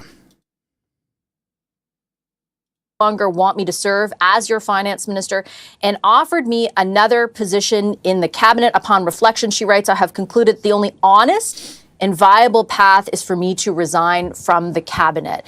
That makes clear that Chrystia Freeland will not be delivering the fall economic statement today. It was already a very late document to become public. It had been a very long time. It has been a long time, I should say, since the fall economic statement has come this late. The House actually is scheduled to rise for Christmas, for the holiday season tomorrow. So this was not really going to unfold this way until the announcement was made by the finance minister. We are, as Colton Pearl just reported, eagerly trying to figure out exactly what that means for the fall economic statement, for its tabling, who will present it. So far, I'm just checking my messages right now. I have definitely reached out to multiple people in the Prime Minister's office to try and ascertain who that will be, how that will happen. I don't yet have a response. When I do, I will share it with you. You also heard earlier today from Housing Minister Sean Fraser, who similarly made an announcement, albeit in a very different way, in a different capacity, that he is leaving. That's another 2 cabinet ministers. I think that brings the total to 9. Ladies and gentlemen, for crying out loud, I'm out of energy. Maybe I need some fresh coffee. The countdown is set. I don't know how to be more serious than what I got goosebumps. You zoom in, I got goosebumps right now. 20 minutes from now. 20 minutes. Okay? The clock is ticking. Don't go anywhere. Tell your boss to fuck himself. Don't go anywhere. Justin Trudeau, the Prime Minister of Canada, is doing an unusual address to Canadians in 20 minutes. So there's 2 outcomes. Resignation or proroguing. Those are the 2 outcomes in which everybody is anticipating. In 20 minutes, we're getting a direct message from the Prime Minister, Justin Trudeau, right before question period. Now, here's why I think he's going to be proroguing. What other options does he have? He's said time and time again that he's going to be running in the next election. I don't think that he thinks that someone else thinks they can do better than what he thinks he can do.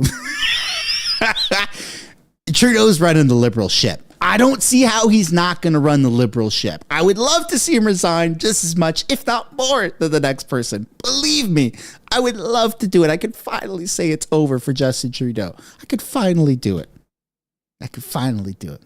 However, he seriously thinks that he's the guy to run the ship, to run the show. And so here we are in a massive dilemma. Is he going to jump ship because a couple other Liberals are steering away? He could. He absolutely could. Or is he going to prorogue the government, freeze it, and we're going to resume in February? And then nothing else happens. No question period today. No more nothing. I think that if we fast forward an hour from now and we look back in hindsight, that is the most probable outcome. Yeah, that makes sense. Everything's crazy. People are calling for the end of Trudeau within the Liberals. Liberals are leaving. It's now an exciting thing to resign from the Liberal Party, right? So Trudeau's saying, let's put an end to it. No more Parliament. Everyone get out. Get the fuck out and come back in February. That's what I think is going to happen. That's what I think is most probable. So stick around because we've got 18 minutes left. Okay? We're going to watch some videos in the meantime, and I'll remind you. But if your boss says, get back to work, Susan, you say, go screw yourself, Tom. Okay? There's bigger things at play here. Don't actually do that. Don't get fired. But you know what I'm saying? Let's continue here. All of this against the backdrop that the Prime Minister's office has been engaged in conversations with former Bank of Canada Governor Mark Carney about bringing him into cabinet, likely as finance minister. What all of this does for that is another question as well. So we're going to keep our eye, of course, up on Parliament Hill, just across the street from where I am right now, as ministers eventually emerge from cabinet. You can only imagine what's happening inside that room right now. And then also, if we get any responses about who might be presenting the fall economic statement, if and how it actually happens today, we'll share that with you as well. Right. Okay. Finally, we got through that video. Look, it's all Freeland. It's all Freeland's face. Oh my God, that's all people are seeing today is Freeland's face.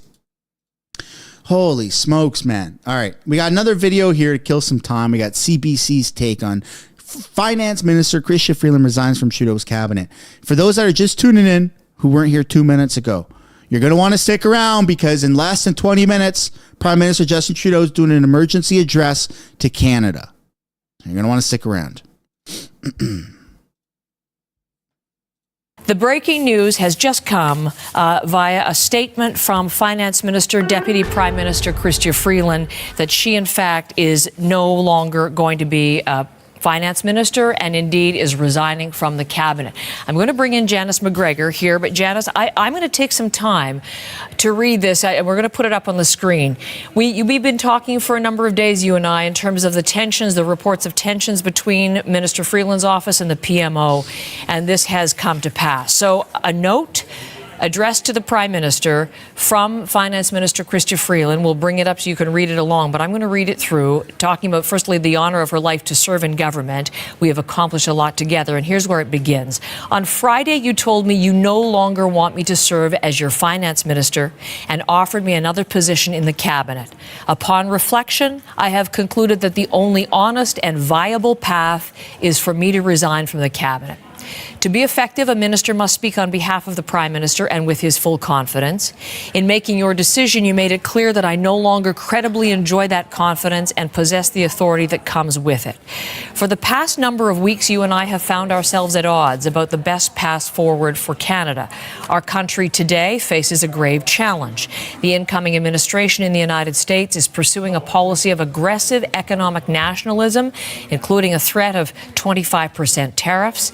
We need to take that threat extremely seriously. That means keeping our fiscal powder dry today so we have the reserves we may need for a coming tariff war. That means eschewing costly political gimmicks, which we can ill afford and which make Canadians doubt that we recognize the gravity of the moment. That means pushing back against America First economic nationalism with a determined effort to fight for capital and investment and the jobs they bring. So the statement continues, and I'm just taking the time time to read it in its entirety because it really speaks to what has been going on, as she indicates, for the past number of weeks. It continues. That means working in good faith and humility with the premiers of the provinces and territories of our great and diverse country and building a true Team Canada response. I know Canadians would recognize and respect such an approach. They know when we are working for them, and they equally know when we are focused on ourselves. Inevitably, our time in government will come to an end, but how we deal with the threat our country currently faces will define us for a generation and perhaps longer. Canada will win if we are smart, strong, and united. It is this conviction which has driven my strenuous efforts this fall to manage our spending in ways that will give us the flexibility we will need to meet the serious challenges presented by the United States. And she indicates that she will continue to... Motherfucker! Come on! There's more breaking news! I'm gonna fucking have a heart attack. Holy shit! Come on! I can only handle so much at once! What the hell's going on? Oh my goodness! Come on! What the heck is going on? Here we go. Whoo-wee! I'm lightheaded, man. I'm lightheaded. You're gonna see me faint today. Sing Scrum couldn't be any weaker or more pathetic.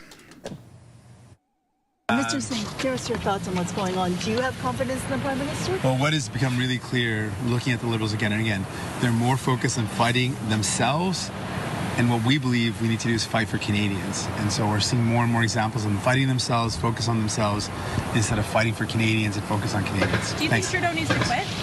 Well, I'll have more to say. I'll have a full press conference later on today. Election? Are you ready We'll for the Christmas election? have a full press conference later on. Pierre Poilievre is calling for you to do your job and to basically bring this minority government down, that you have the power. Are you going to do that?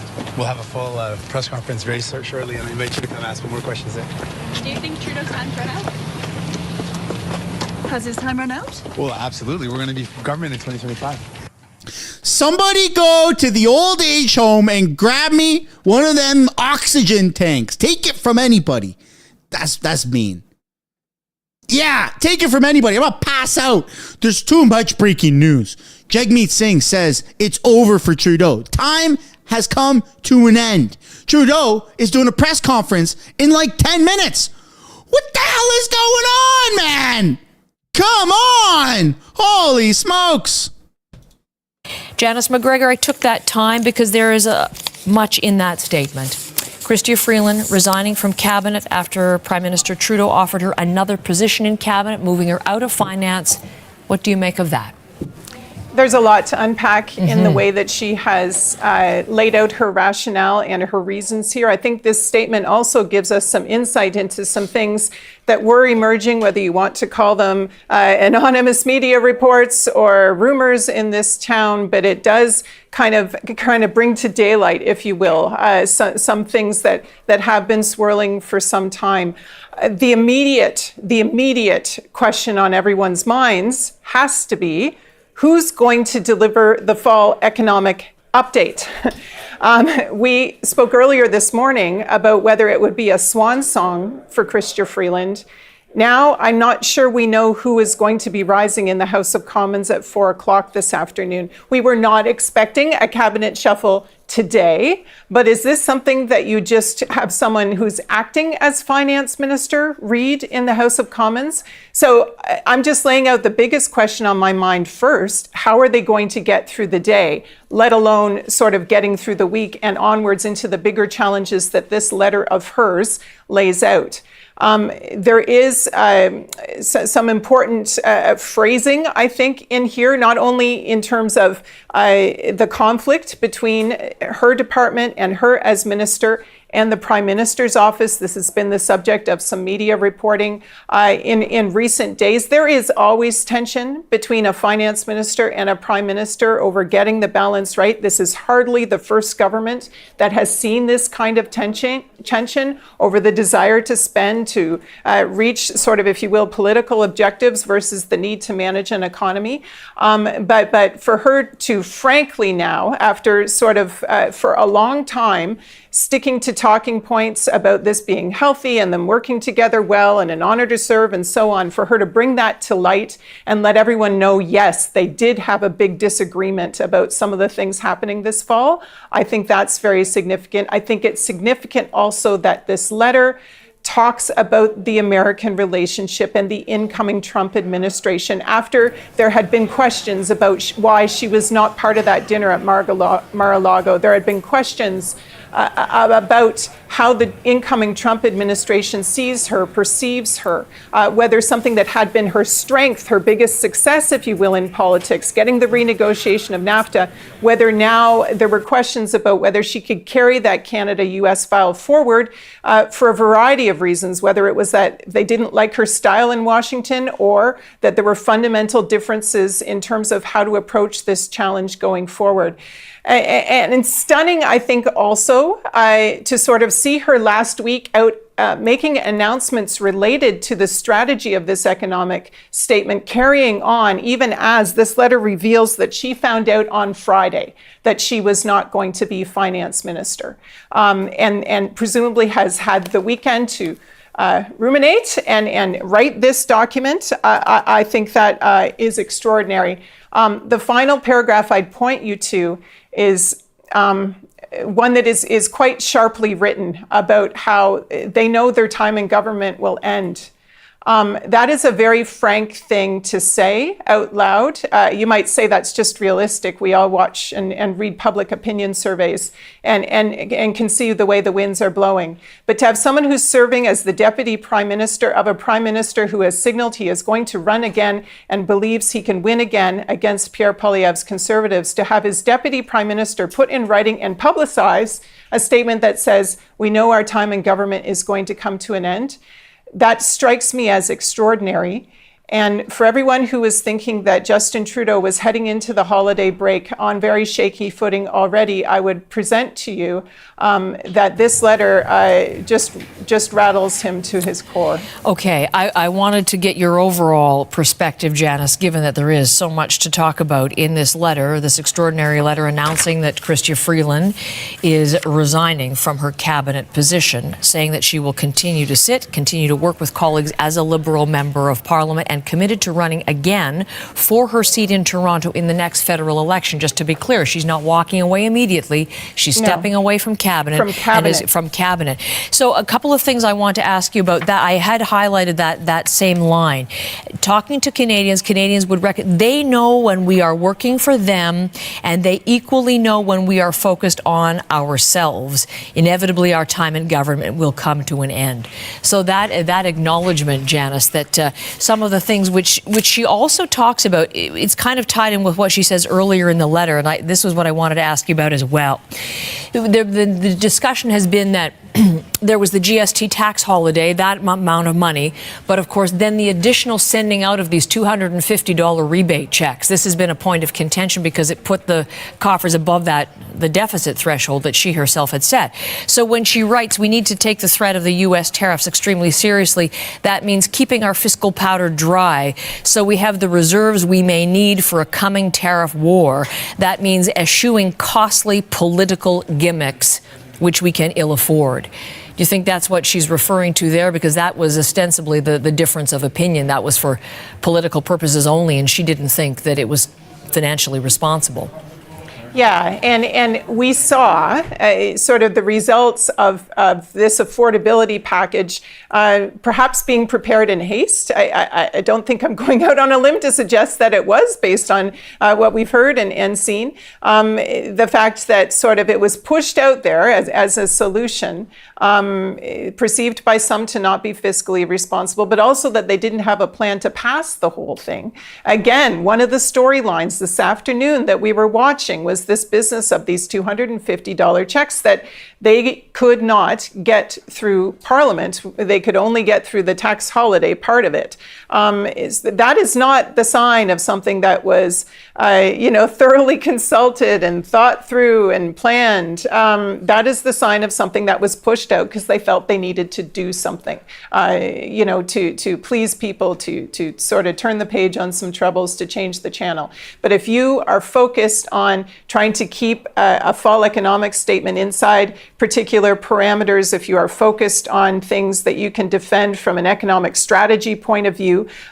Something like a sort of spending a total of $6 billion sort of on very short-term kind of handouts to people before the holidays to kind of boost you politically.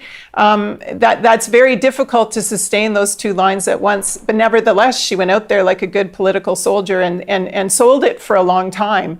But now, sort of on the cusp of an economic statement, it has decided no. On the heels of being told on Friday that she wouldn't be finance minister. And again, I lean into this timing, Heather, because I find it extraordinary that he would tell her ahead of when she's scheduled to give the update that she isn't going to be finance minister anymore. If the government needs this update to be made in the Commons, wouldn't you let her read it and present it, and then maybe embark on that conversation the next morning? Okay, so since that was happening, ladies and gentlemen, for those that are tuning in, yes, the title of the live stream is indeed correct. You have something that is never really been done before. You have a Liberal cabinet that is imploding in real time, and that's what we've been streaming. Now, I didn't bring an oxygen tank like I should have, even though I'm 30 years old. This is making me hyperventilate, and I didn't really expect this. But nonetheless, we're running with the punches, right? So Justin Trudeau is dealing with a crisis, and he's going to speak very soon. He's scheduled to start speaking in a few minutes, but we know they're always late, and it's likely going to hijack question period, because question period is supposed to resume any time now, but that's probably not going to be the case. So what are we about to face? Well, two options, and this has been right from CTV. This isn't me saying it. This is CTV saying it. For those that are just tuning in, let me show you. Right from CTV, Trudeau is considering his options as leader after Freeland quits, cabinet sources say. And he's considering two options, considering prorogation or resignation. That's what Justin Trudeau is facing right now. So here's what happened while we were watching that last video. Okay, here's what just happened. You have multiple senior cabinet ministers, blew by reporters, refusing to say if the prime minister is staying on, which is very unusual. Normally, you have people saying, yes, Trudeau's staying on. He's our leader. We have confidence in him. But that's not the case right now. You're seeing actually the opposite. People are not wanting to answer questions. So that's how you know it's really bad. Next up, the fall economic update will be presented 4 hours later than when it's supposed to be. We were told that the embargo will begin at 1:45 p.m. and last until 4 p.m. So you can see here that this is what the fall economic update is looking like. People aren't there. They've delayed it because they're dealing with an actual crisis. In real time, I can't stress this enough. In real time, you have the government of Canada absolutely implode. It's insane. You've never seen this, chances are. Okay. Now, some MPs did actually speak to reporters. Let's take a look here. Here we go. Can you give us a sense of what the mood was like in that room? No, that's the cabinet room. Okay. Do you think Canadians have confidence in the Prime Minister? I think that we have a very strong and stable government. Are you sure it's stable, given what has happened? You've just lost your finance minister and deputy prime minister. How can you say that with a straight face? Canadians should have a lot of confidence that we have very strong democratic institutions. I'm sorry, who is going to deliver the FS? Whoa, that's not looking good, folks. That's not looking good. And Anita Anand did speak to reporters earlier today, and she appeared to be almost in tears. So what are we dealing with right now? What's everyone expecting to happen right now? Well, we're all waiting for Justin Trudeau to address reporters. There's no link. There's no empty station right now. They're not gonna. I don't think they're gonna go live and just have an empty space and wait for Trudeau to appear. I think it's gonna be a scrum. I think it's gonna be he's live for a few minutes and it's an announcement. And again, there's two possible outcomes that professionals are anticipating. The one is prorogation, which would mean no question period. Everyone goes home. The second is a resignation. And that would, we don't even know what that would look like right now. We have absolutely no idea. Like, would they do question period? Possibly. It might be extreme circumstances where they cancel question period and they, just focus on press conferences later. We have absolutely no idea what to expect right now. We know the question period is supposed to begin in 15 minutes. Does that seem likely? I don't think so. I don't think that they're going to be doing question period today as much as I do like it. But yes, I see in the comments, this is exciting. We are facing something that's unprecedented. We're facing something that nobody expected. Like, I've got goosebumps right now. This is pretty crazy, folks. So I want you to stick around. There may be some lulls right now, right? There's no live stream to take a look at. I could pull some videos up, but chances are everyone that's tuned in for the past hour and a half has already seen them. Chances are maybe you've seen them. If you go back a few minutes, everything that's happened today has been covered with me screaming, but it's still in there. I still covered it. It's still there. So feel free to do that. But we're watching this stuff happen in real time. So I apologize if it seems unprepared, unprofessional. Okay. But we're dealing with a curveball here. We're dealing with something that's happening in real time. Okay. So I'm on CPAC. I got a guy. My guy's texting me stuff as it's happening. Anything happens, and we're going to be the absolute first people to see it happen. What we can take a look at is CBC is live right now, and we can see what they are saying. So let's just tune in for a few minutes to kill some time. How to address Donald Trump and stay united on that front in the face of those. It's a good way for everyone to catch up for those that haven't really been fully caught up in what's going on today. Going to get together and do their best to make their case to Donald Trump. He also said that, as David had told us earlier, that he got a call from Chrystia Freeland directly, and because it's Doug Ford, put that on speakerphone, just threw it right on the table and let everybody hear the call, and she was able to speak to all the premiers. We are ourselves waiting for a couple of things. First of all, behind that door there that you see on your screen, cabinet is wrapping up. We've seen a number of cabinet ministers, most of them in fact, head out of the cabinet room on their way to question period, which starts shortly. We have yet to see supposed to start shortly. Or hear from the Prime Minister, but we expect that will happen at some point. We are right now 15 minutes into the fall economic statements lockup, because that has happened now. Journalists are looking at those documents to see what kind of money, for instance, has been given to secure the border, what other measures were put in place, how big that deficit is that Chrystia Freeland walked away from, and that will be tabled publicly at 4 p.m. Eastern. And then, of course, we don't really know what's happening with Cabinet or what the next shoe to drop is and how this is going to unfold over the next coming hours. But we are staying on top of this breaking news story, as we have been since 9 a.m. this morning.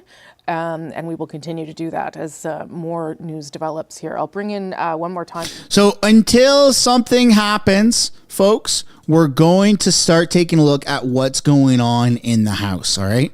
We're going to have question period is scheduled to start. They're in the House right now. They're debating statements by members. So Justin Trudeau is scheduled to talk before a question period.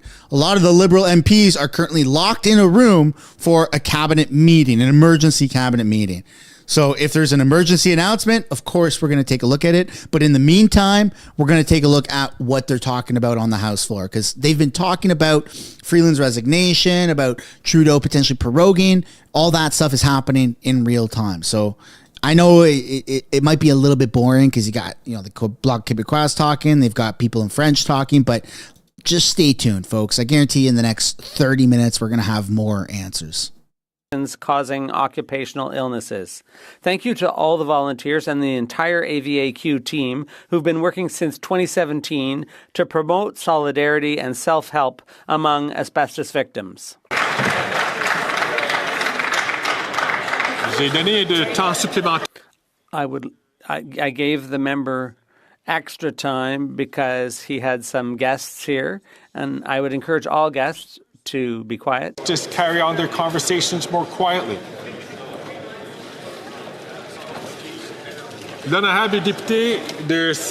The honourable member for Sackville, Preston, Chesapeake. Thank you, Mr. Speaker, and don't worry. Some of the Liberals are leaving I've been getting into the Christmas spirit. the cabinet. I've been doing my Christmas shopping at some of the fantastic craft markets right across Sackville, Preston, Chesapeake. Earlier this month, I had the pleasure of joining the community of Fall River for their annual Christmas tree lighting, and I enjoyed a pancake breakfast with Santa Claus and my grandkids during his visit, of course, to Beaverback Kizak Community Centre. To the volunteers of Sackville, Preston, Chesapeake, and across Canada, thank you for your incredible generosity and stewardship. Your kindness, it truly embodies the spirit of the season. Happy holidays, everyone. Bun fat. All right, shut up, Colonel Sanders. We're going to go back here to the CBC stream. Some stuff did happen. New story. How this statements lockup, because that has happened now. Journalists are looking at those documents to see what kind of money, for instance, has been given to secure the border, what other measures were put in place, how big that deficit is that Chrystia Freeland walked away from, and that will be tabled publicly at 4 p.m. Eastern. And then, of course, we don't really know what's happening with Cabinet or what the next shoe to drop is and how this is going to unfold over the next coming hours. But we are staying on top of this breaking news story, as we have been since 9 a.m. this morning. And we will continue to do that as more news develops here. I'll bring in one more time Michelle Cadario, former National Liberal Director. What would you expect to happen next? Or what do you think should happen next? Maybe that's a better question. Well, I'm surprised he hasn't called caucus together yet. After such a cabinet meeting, I would think that you would pull together your caucus and at least hear from them, because everyone's going to have an opinion. And if you have any hope of staying, one would think that you need to have your caucus supporting you. So that's what I'm really looking at, is just how many caucus members are coming out, how many are becoming public, who might have already signed the letter, and what else is kind of what they're saying. It doesn't sound like that's happened at all. It's been definitely silent. Like that, it is the absence kind of tells you that I suspect he's weighing the big decision, because why else wouldn't they have tried to fill that gap and at least kind of plug a little bit of the news hole, or talk about the fact that there is a finance minister right now, right? It's just kind of the order of precedence and that kind of thing, but nothing. It's been absolutely nothing, and so. That seems to me that that he is, reflecting on that big decision, and or they're putting together a game plan, and they were just caught so flat-footed that it's unbelievable. Yeah. I would have had a plan. Let me just say that. Well, I mean, a year ago. Yeah, except you probably wouldn't have delivered the news to the minister in that way either. Starting that way, never. We would never do that. No, I mean, I think that they are stunned, I think is and they remain stunned now, several hours after this has happened. Michelle Cadario, thank you for... Bloc leader does say some things here. Understand what the heck is going on. A lot of that going on today.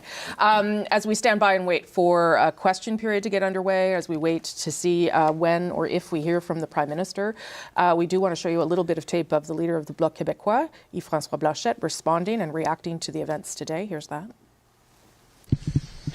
Mr. Trudeau's government is over. He must acknowledge that and act accordingly. I believe that the departure of his so important ally, Minister of Finances, Vice First Minister, Prime Minister, is the end of this government. And that at the latest in the beginning of 2025, the Prime Minister should go to the General Governor and ask for the dissolution of the Parliament in order for Quebecers and Canadians to compose a new Parliament that will have the mandate to deal with the real crisis at hand, which is the most important crisis in terms of diplomacy and trade between Canada and the United States in recent history. Somebody needs a mandate, and it goes through a new parliament. Thank you. Okay, that is the Bloc leader Yves-François Blanchet stating plainly what he thinks needs to happen, that Justin Trudeau's government is done, that this is the end of the government, that there should be an election, and that election should be fought on the issue of who can win a mandate to deal with Donald Trump, which is something... And then if we fast forward to what just happened here, okay, because something did just happen. You had some MPs come out, some faces that you may recognize. They did just walk out of the emergency meeting. There you go. But they didn't speak to any reporters. Yes, it's very tough to run that. And I think it's worth underlining, and this goes a little bit to what Rosie was talking about earlier. This is a trap entirely of their own making. They are caught in something that they built. They constructed this situation from top to bottom. It's not something that has been imposed on them through external forces. And arguably, you could say that Trump's election and the tariff threat provided a new galvanizing force for the government. It was a reason for them to pull people together, to lead the premiers, to take a new tact. And so we are waiting for Trudeau all of that to walk out that door. And for something that apparently it seems that within the PMO, there was no concerted issues management approach to a level that I think is really almost unthinkable, that you would make way or try to set up a cabinet shuffle in this manner without reflecting on the consequences. And you have to ask, looking from the outside, is Mark Carney worth it? Is he worth what this has really wrought for this government? And I think the answer is electorally, we don't know. He's totally untested in that. So they've made some really fascinating choices that I think are coming back to haunt them in a huge way right now. I mean, I also think, though, that the shuffle was not just about Mark Carney. And by the way, we still don't know whether he was in or out. It was another attempt to try to refresh the government, to try to address the threat of Donald Trump, to try and get some traction in the polls with putting... He's crying in his bathtub. I mean, I'm sure that's kind of what you've heard too. So whether Carney was there or not, it was going to happen. In his very expensive bathtub. Frankly, looked a little bit like Lucy from Peanuts with the football for a long time. So I'm not sure that he was. Nothing yet there, folks. Nothing yet there. Don't worry. I got it pulled up on multiple monitors. We're going to go back to what's happening in the House here, all right? Let's not worry too much about that yet. When something happens, when he walks out, when he addresses, you'll know. You'll know right away. Sellout leader now have more confidence in that prime minister than his own inner circle. But the real tragedy of it all is that it's Canadians that are hurting. After 9 years of wreaking havoc, that has been it's been absolute devastation to our people. Canadians need an election now so that we can end the chaos, the corruption, and the economic destruction brought about by the Liberal NDP government, and letting Canadians elect common sense Conservatives to fix what that costly coalition has broken.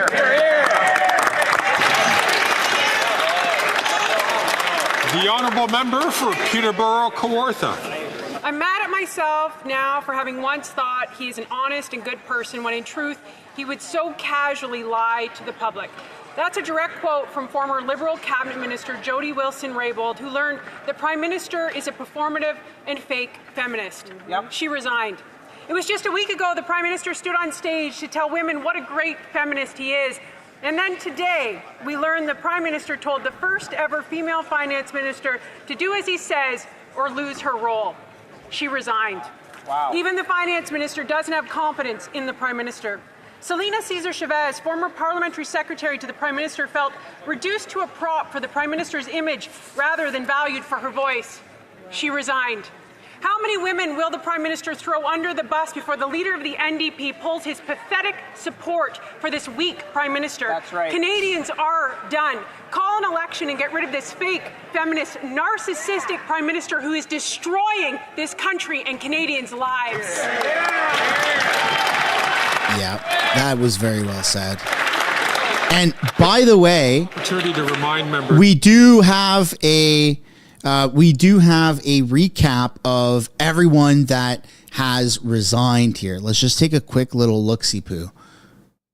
Chrystia Freeland, as you know, resigned as Deputy Prime Minister and Finance Minister, causing this political crisis we are in today. Also today, largely upstaged by Chrystia Freeland, the Minister of Housing, Sean Fraser, announced he will not be running for re-election.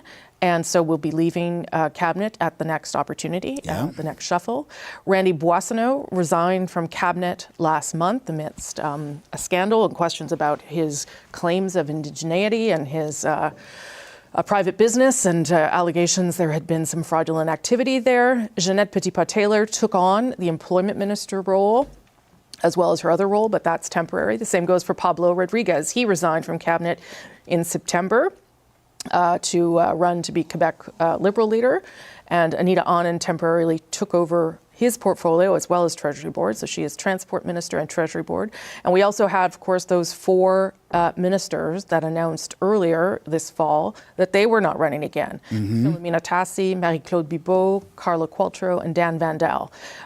All four said, I'm not running again, so shuffle me out of Cabinet when that makes sense. So that leaves us now with 8 Cabinet positions up for grabs. Here's Jagmeet Singh. Let's listen in live. Here we go. Right now, Canadians are struggling with the cost of living. I hear it everywhere I go. People cannot find a home that they can afford.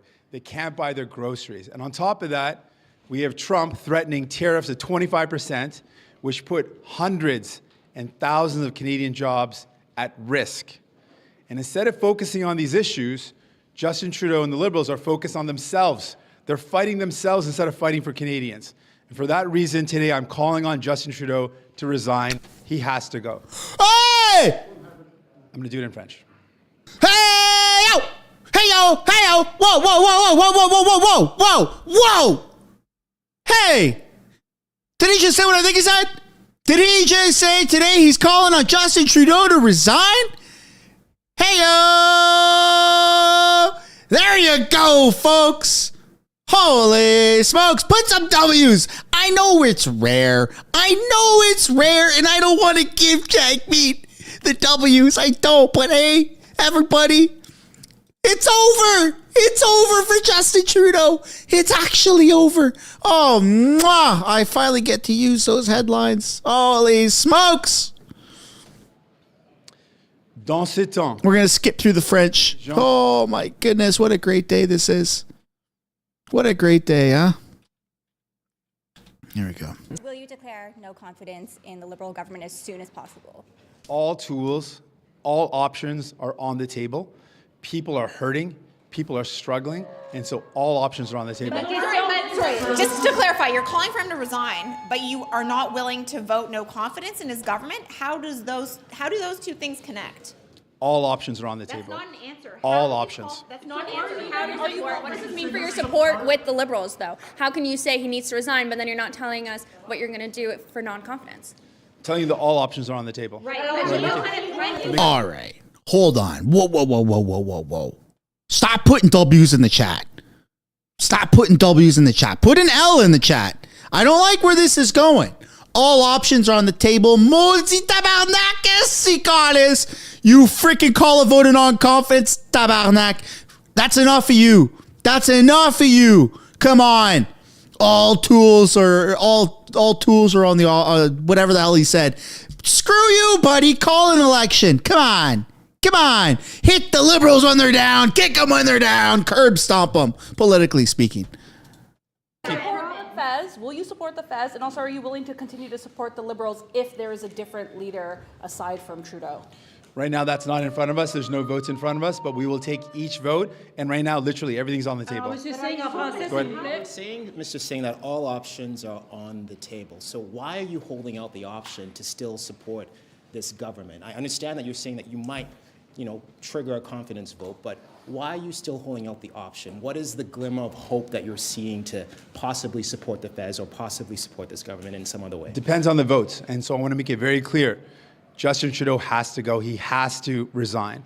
And because of that, all options are on the table. And we'll look at each vote and we'll make a decision.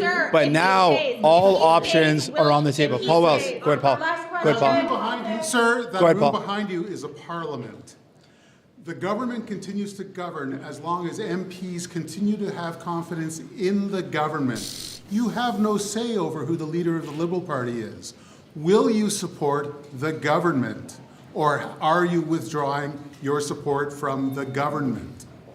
With respect to that, I've said that all options are on the table. That means everything is possible. But what is clear, given what we have seen, Justin Trudeau and a Liberal government that are focused on themselves, they are infighting at a time when people cannot even do their groceries. They can't even find homes that are affordable. And we've got the threat of Donald Trump and 25% tariffs that mean hundreds of thousands of jobs are at risk. Because of that, I'm saying very clearly that Justin Trudeau has to resign. All options on the table. Thank you very much. Merci. That's it. And he walks away.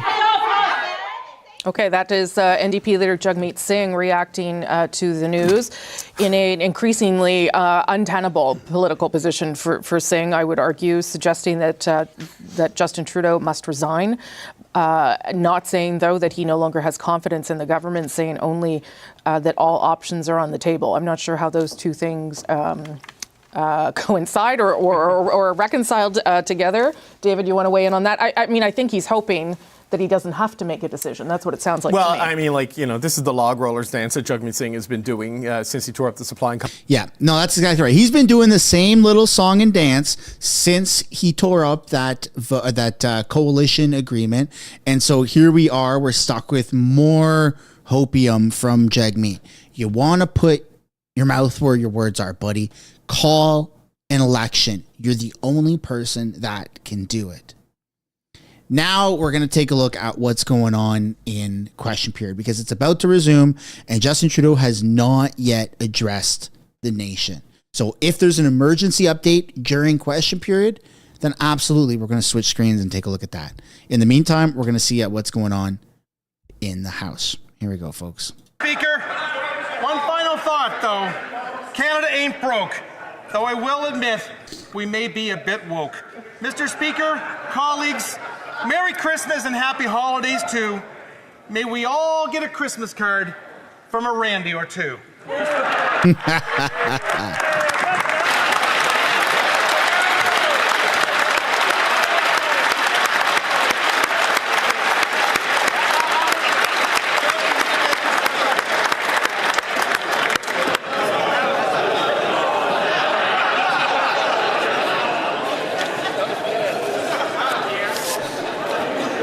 We go. Oral questions. Oral questions. Questions online. Honorable Leader of the Opposition, soon to be next Prime Minister Canada, Pierre Poilievre. Mr. Speaker, the Prime Minister has lost control. Yes, he has. He is clinging to power. We knew that he had lost control of the borders, of immigration, of spending, of inflation, of the cost of housing, but now he has lost control of his cabinet. The Vice Prime Minister, the Deputy Prime Minister, the Minister of Finance has stepped down, and she stepped down hours before presenting Canada's fall economic statement with an enormous deficit. When will we have an election? L'honorable leader du gouvernement à l'Assemblée commune. Merci, monsieur. Thank you, Mr. Speaker. Okay. Our government is looking forward to presenting the economic statement this afternoon, and I would like to take this opportunity to thank the member for University Rosedale for everything that she has done for this country and everything that she will continue to do for this country. Her accomplishments make quite a long list, and her place in history is assured, and we are very proud of everything that she has done for this government.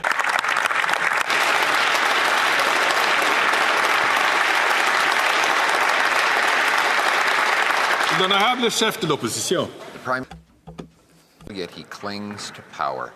He's lost control of immigration, lost control of the borders, lost control of spending, deficits, inflation, housing costs. In fact, his former, apparently, finance minister was trying to get spending under control by capping the deficit at an already crazy $40 billion. But he took Carbon Tax Carney's advice and pushed her beyond that guardrail and was trying to throw her off the cliff. She's now resigned minutes before presenting her fall economic update. This cannot go on. When will we have a carbon tax elected? Put some W's down in the chat. The government in the House of Commons. Thank you, Mr. Speaker. Mr. Speaker, our government looks forward to presenting the fall economic statement later this afternoon. But I would also like to take this opportunity to extend my gratitude for all that the member from University Rosedale has accomplished for this country and will continue to do for this country. She has played an integral role in this government.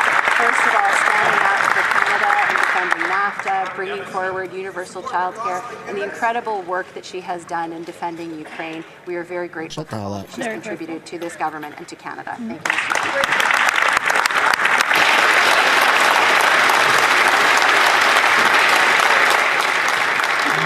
Speaker. The Honourable Leader of the Opposition. For the Finance Minister. Who are you?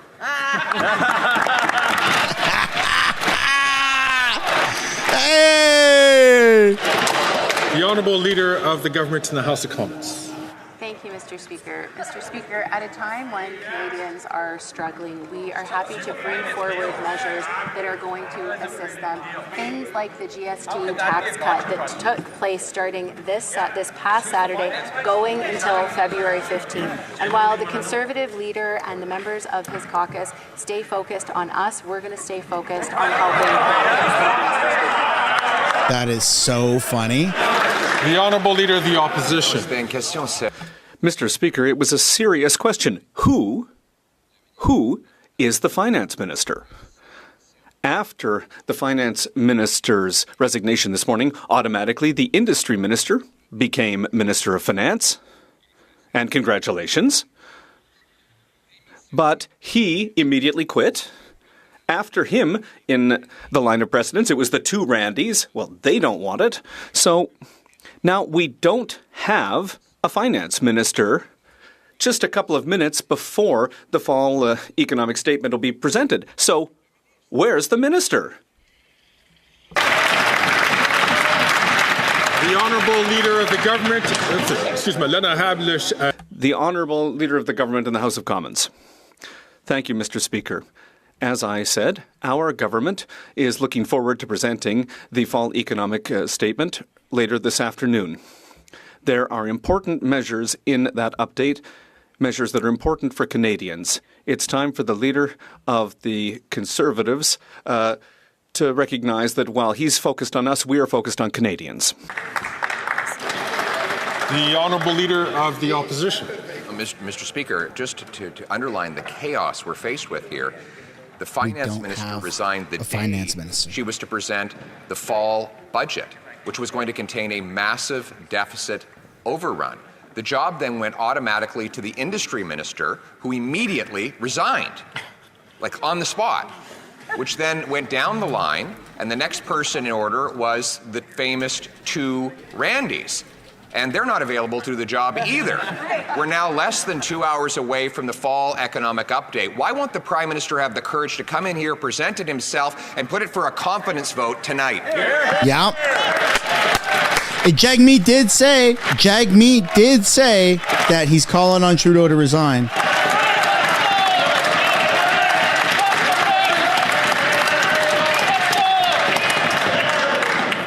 I would like to remind all members, as I did during statements today, for members to be careful not to refer to other sitting members by their names, but to use their titles or to use their writing names. The Honourable Leader of the Government in the House of Commons.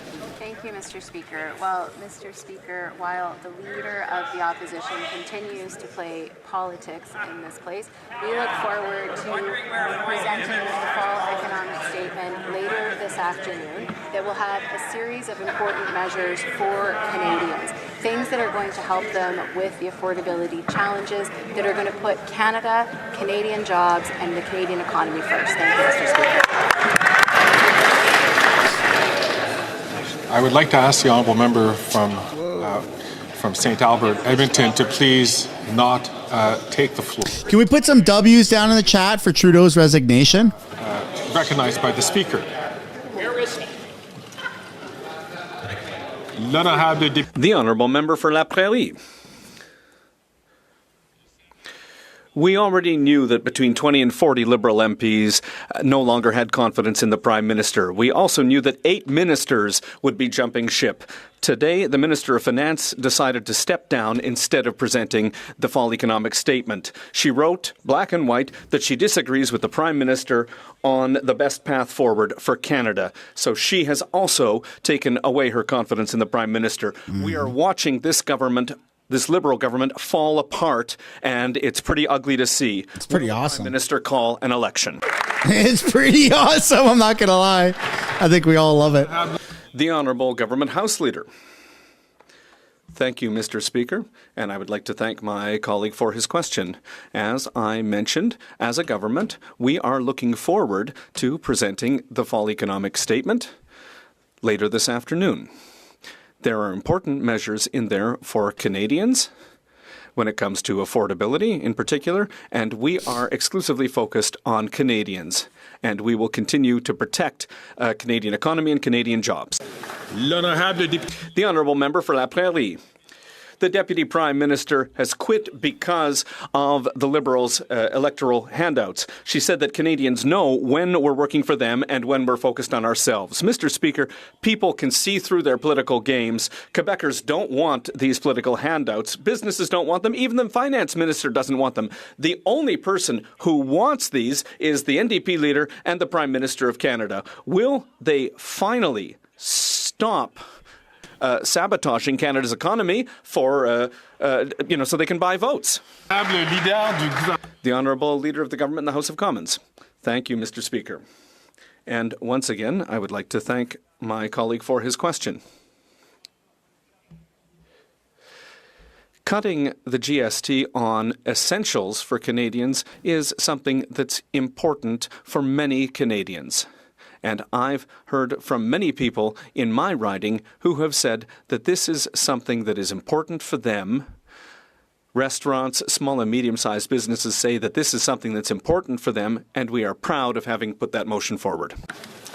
The Honourable Member from Burnaby South. Oh! People can't afford their groceries. People can't find home to call their own. And the Conservatives are laughing. Hey, call an election, buddy. Come on. Sell out. Sell out, the Conservatives are chirping. Sell out. Put some L's down in the chat for Jagmeet. He is a bit of a sellout, isn't he? Put some L's down.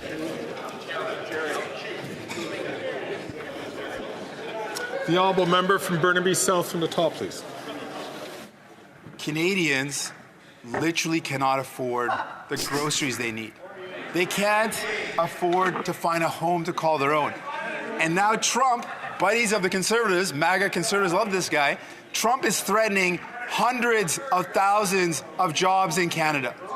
And the Prime Minister is more focused on himself, on infighting. The Prime Minister cannot remain in that position. Will he resign?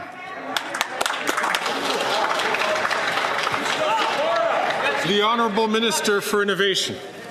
Mr. Speaker, this is not the time for slogan. This is partisanship. He was 5 minutes minister for 5 minutes. To make jokes, Mr. Speaker. This is about rallying for Canadians. This is a time where Canadians need to know that this all the members are standing behind them, that we're going to invest in Canadians, that we're going to invest in this country, that we're going to invest in our workers, and that we're going to invest in our industry, Mr. Speaker, and that we're going to prepare Canada to be the best prepared to be able to deal with our U.S. friends. Mr. Speaker, this is the time where we show that we are all Canadians. Shut the fuck up, you were Finance Minister for 5 minutes. I'm sorry. The Honourable Member for Burnaby South. So I'll ask again in French. Les gens... That's funny. People are having a very hard time paying for groceries. Young people can't find affordable housing. And beyond that, we have the threat of Trump's tariffs. And that's putting hundreds of thousands of jobs in Canada in danger. And instead of dealing with issues that are important for Canadians, the Prime Minister is dealing with fighting in his own party. It's clear that the Prime Minister cannot continue. Will he resign today? Yes or no? Wow. The Honourable Minister of Innovation. Mr. Speaker, Look at Sean Fraser updating his resume. time for jokes. This isn't a time for partisanship. It's certainly not a time for conservative. He's going to be there until the next shuffle, so like 2-3 more days. Speaker, to work together as parliamentarians to defend Canada, to invest in Canada, to defend our workers, to invest in our industry. And Mr. Speaker, I call on all members of this House invest in an election. duty to work for the good of Canada so that we can face the incoming American administration. Mr. Speaker, today we are all Canadians. Let's work together. The Honourable Leader. Here we go. Mr. Speaker, the NDP leader is absolutely right. This cannot continue. This Prime Minister cannot go on like this. Housing costs have doubled. Food bank use has doubled. The debt has doubled. Gun crime has doubled. And now we face troubling tariff threats from a president who can see weakness coming from a mile away. The Prime Minister must leave this job, but there's only one person who can remove him, and that's the leader of the NDP. Will he put the country ahead of his pension and vote for a carbon tax election now? There you go. Yeah. Drop some W's in the chat, folks. He's threatening to mute the mic. Okay. Yeah, there you go. Oh, come on! By the way, you can try to get him to stop muting the mic by going to the website down below in the description called stopmutingthemic.ca and sign my petition. The preamble to that question dealt with the administration of government. The question itself did not, and the chair has made it clear that... If you haven't yet already, I'd like to encourage you guys to hit the like button and subscribe to the channel. Prime Minister has lost control. The Prime Minister's own deputy quit just hours before her economic statement, all of a sudden saying, Canadians know when we're focused on ourselves, and describing a newfound disdain for costly political gimmicks. Those are her quotes. Right. This after her own political rival, Mark Carney, wrote the fall economic statement full of things that she didn't want to present. The old boys club isn't in charge. Canadians are. Right. And it's time for credible leadership in the seriousness of this moment, not the fake feminism of this phony Prime Minister. It's time for Canadians to decide. So will anyone or everyone over there finally agree? Yeah. Wow. Look at that. Leader of the government in the House. Kicking them when they're down. Thank you, Mr. Speaker. As I Look at this Lucy Lou look-alike. to presenting the fall economic statement that is going to have a series of important measures for Canadians. At a time like this, it is important that all of us band together, united as Canadians, to make sure that we're doing everything we can to protect the Canadian economy, protect Canadian jobs, and to stand up for Canada. Thank you, Mr. Speaker. The Honourable Member for Thornhill. Mr. Speaker, they can't even stand by each other. For delivering the fiscal update, the finance minister resigned. She lost confidence in the Prime Minister. Last night, the failed housing minister and the worst immigration minister in the history of this country also resigned. A couple of Randys, and now they're up to 9 ministers that need to be replaced. He's lost control of the government. The party of backroom boys is over. The backbench should look up from their laptops, and the NDP leader shouldn't be the only one in this House with confidence in the Prime Minister. Present the statement and call a vote today. Hear, hear. Yeah. Show us the goods. Show us the fall economic statement. Come on. Put some W's down, huh? She's on fire. Again, I'm just going to, for the last time, order. Order. I'm going to ask members once again to remind themselves not to refer to members by their first names.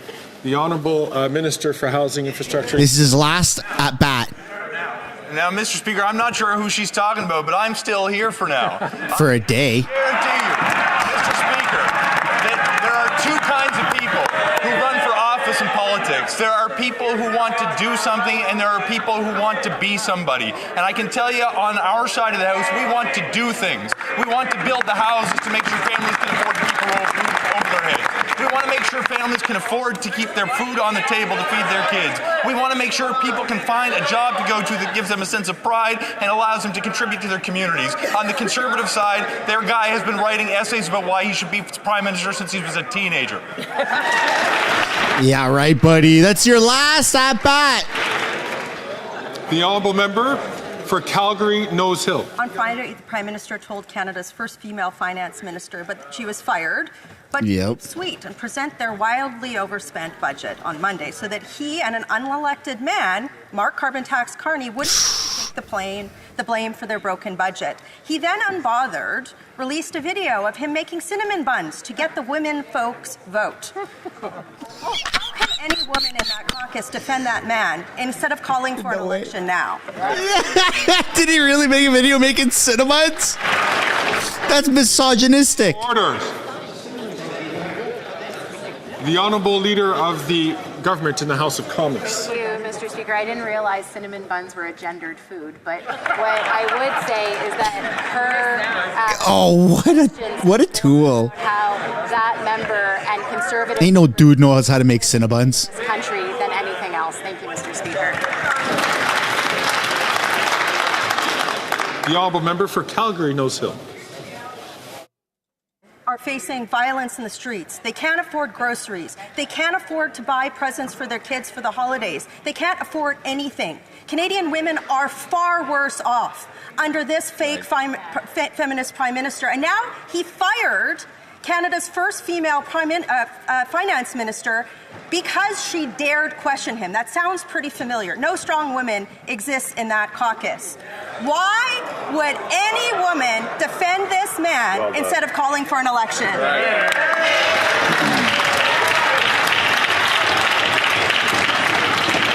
The Honourable Leader of the Government in the House of Commons.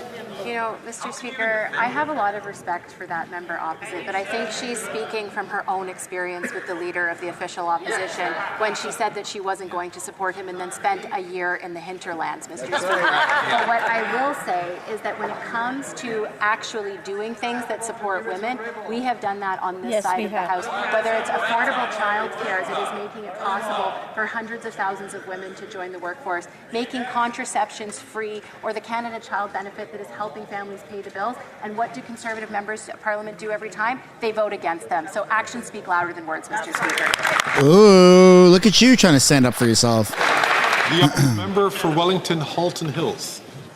Mr. Speaker, this Prime Minister has lost control. He's lost control of the economy. He's lost control of immigration. He's lost control of so many files. And now he's lost control of the government. It's long past time for an election. This Prime Minister has sat too long here for any good that he has been doing. In the name of God, will he go to Rideau Hall, call an election, and end the chaos? There you go. That's something that we can all agree on.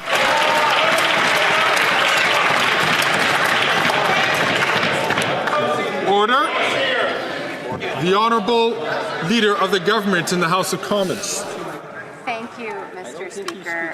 Mr. Speaker, as you well know, and as every member in this place knows, just because a Conservative member of Parliament wishes something does not mean that it actually happens.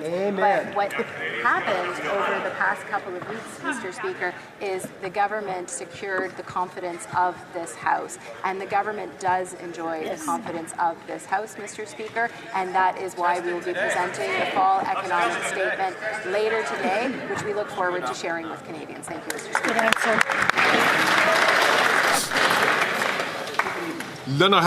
The Honourable Member for La Prairie. We're watching a historic moment here. The Deputy Prime Minister saying that she disagreed with the Prime Minister on the path forward for Canada. The Deputy Prime Minister no longer has confidence in this Prime Minister to govern. Her lack of confidence is added to that of 8 other ministers. The Prime Minister can't claim to have the confidence of the people if he doesn't even have the confidence of his own ministers. Will he do the democratic thing and put his future in the hands of the people and call elections? The Honourable Minister of Innovation. Mr. Speaker, on this side of the House, I know that all of our colleagues want to work for Quebec and the entire country, Mr. Speaker. At a time like this, what Quebecers expect is not to hear fiery slogans, Mr. Speaker. They expect us to work together. This is a moment where we need to work together to prepare Quebec and Quebec's industry to face the American administration. We need to prepare Quebec and the rest of Canada to win in the 21st century economy. And I can tell all Quebecers that that's what we're doing on this side of the House. That's what we wake up and do every day, Mr. Speaker. We get up to serve Canadians. We want to be there for Quebecers and the whole country. We'll continue to do so. The Honourable Member for La Prairie. In 2020, the Prime Minister made Bill Morneau step down because he wasn't spending enough, and he put the current Deputy Prime Minister in his place. She has now quit because she wasn't spending enough. Imagine how much the third Finance Minister is going to have to spend to keep their job. Oh, wow. They're going to have to go over to the NDP to find somebody who's ready to spend that much. Seriously, this is a disastrous economic statement. Will the Prime Minister resign? Wow, even the Bloc and the NDP, everyone's calling on it. Speaker, Quebecers know that the Bloc likes to pick a fight, Mr. Speaker. But today, Mr. Speaker, the government is going to present a fall economic statement, Mr. Speaker, in which will show that we're there for Canada's industry and for workers across the country. At a time like now, Mr. Speaker, what Quebecers and Canadians expect from everyone, and especially from the Bloc Québécois, is that we be there to defend their interests, that we be there for families, for seniors. That's exactly what we're doing on this side of the House, and I hope the Bloc will stand up and support the government, Mr. Speaker. The Honourable Member for La Prairie. The government is getting ready to table an economic update without a finance minister. Nobody, not even the Liberals, wants to wear this economic statement. It's the ultimate proof that we can't go forward with a $60 billion deficit just to offer political gimmicks. A deficit for measures that neither Quebecers nor businesses have asked for. Measures in this have been denounced by economists, including in the finance department. It's not surprising that nobody in the Liberal Party wants to be responsible for it. Will the Prime Minister do the right thing and stop with these measures? The Honourable Minister of Innovation. Mr. Speaker, we want to move forward. If the Bloc wants to go backwards, that's up to them. But on this side, we're going to go forward, Mr. Speaker. Why? Because families in Quebec, Mr. Speaker, who are watching us, need a government that's there for them, that's there for dental care, for kids, for seniors, for industry, for Quebec, for Canada. Mr. Speaker, on this side of the House, we'll continue to fight. We will continue to fight every day for all Canadians because the country deserves that we be there to stand up for it, Mr. Speaker. Man, what a crazy day. Members to please not take the floor when other members have been recognized by the Speaker. The Honourable Member for Charlebourg-Saint-Charles. Mr. Speaker, everyone knows it. The Prime Minister has lost control. He's lost control of immigration. He's lost control of the cost of housing. He's lost control of his caucus. And finally, he's lost control of public spending. And he's lost the confidence of his Deputy Prime Minister and Minister of Finance. The Prime Minister has caused a huge amount of damage for Canada. We know it. Most Canadians know it. But now it's time to say enough. Can the Prime Minister please take his responsibility and call an election today? The Honourable Minister of Labour and Seniors.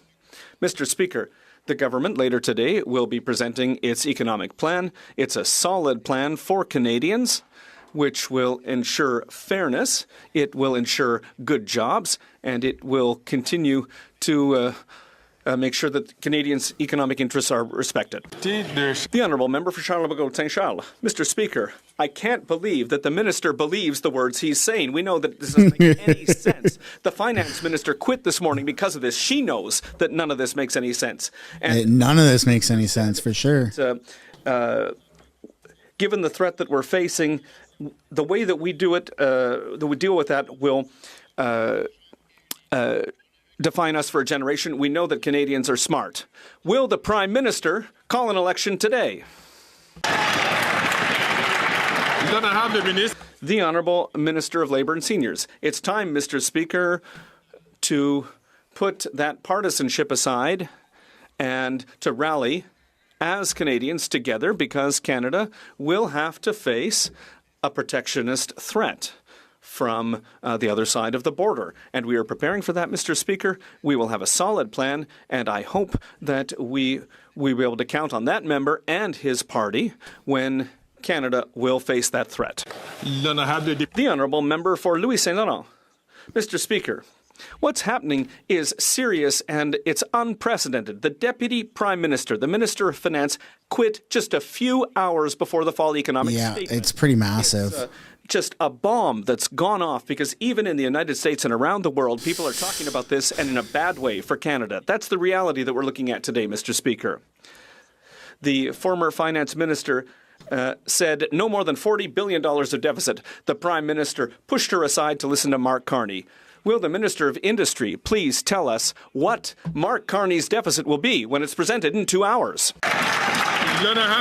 The Honourable Minister of Innovation. Mr. Speaker, I have a huge amount of respect for the member for Louis Saint Laurent.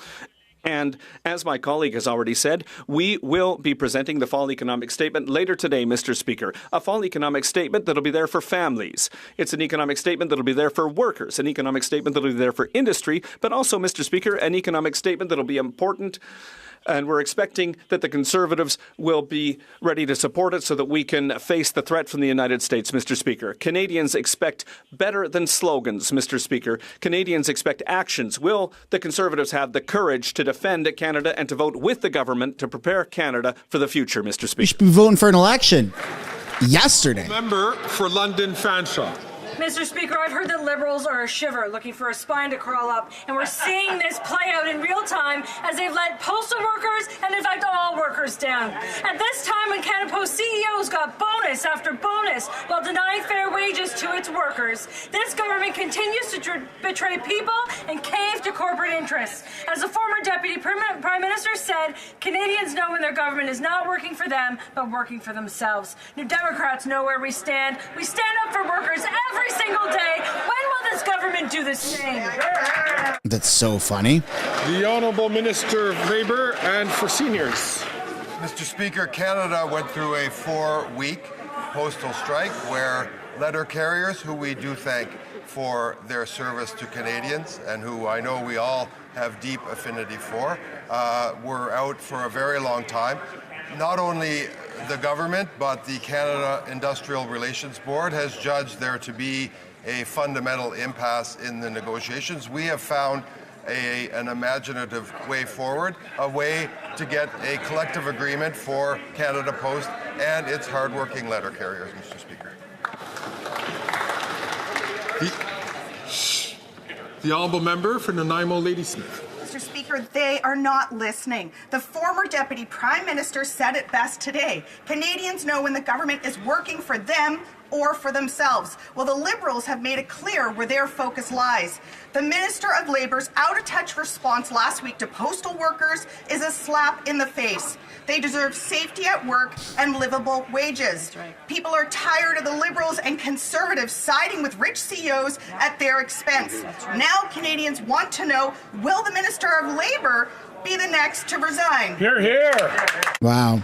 Hey, folks, drop a like on the video if you haven't yet. And make sure you subscribe to the channel. As that member well knows, postal workers and Canada Post were struggling to find a path forward at the negotiating table. It had gone on for 4 weeks. Canadians were, quite rightly, whether they were in Indigenous or remote communities, whether they were small business persons, whether they were people expecting medicines, Mr. Speaker, we were being pressed to act.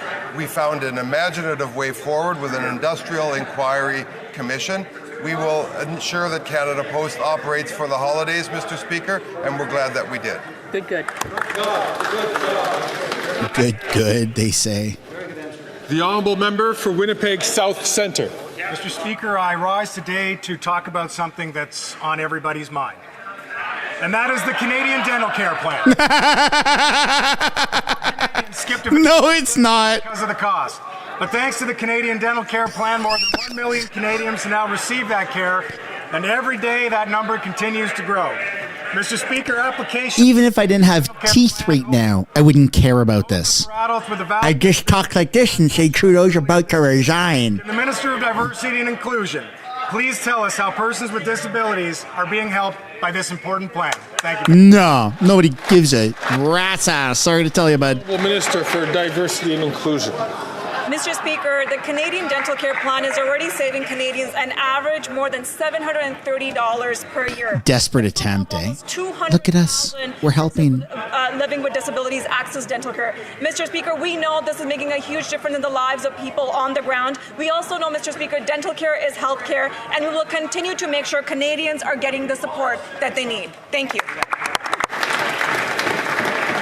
The honourable member for Calgary Forest Lawn. This week, Prime Minister has lost control. Carbon tax Carney wrote the fiscal update, filled it with poison pills, so he could blame the finance minister while pushing her off the fiscal cliff, so he can take her job and eventually the Prime Minister's job. The finance minister figured out the plan, so she resigned in protest. She said she no longer has confidence in this weak Prime Minister and carbon tax Carney's plan. If the Prime Minister's own caucus and cabinet don't have confidence in him, even though the leader of the NDP does, why should Canadians? The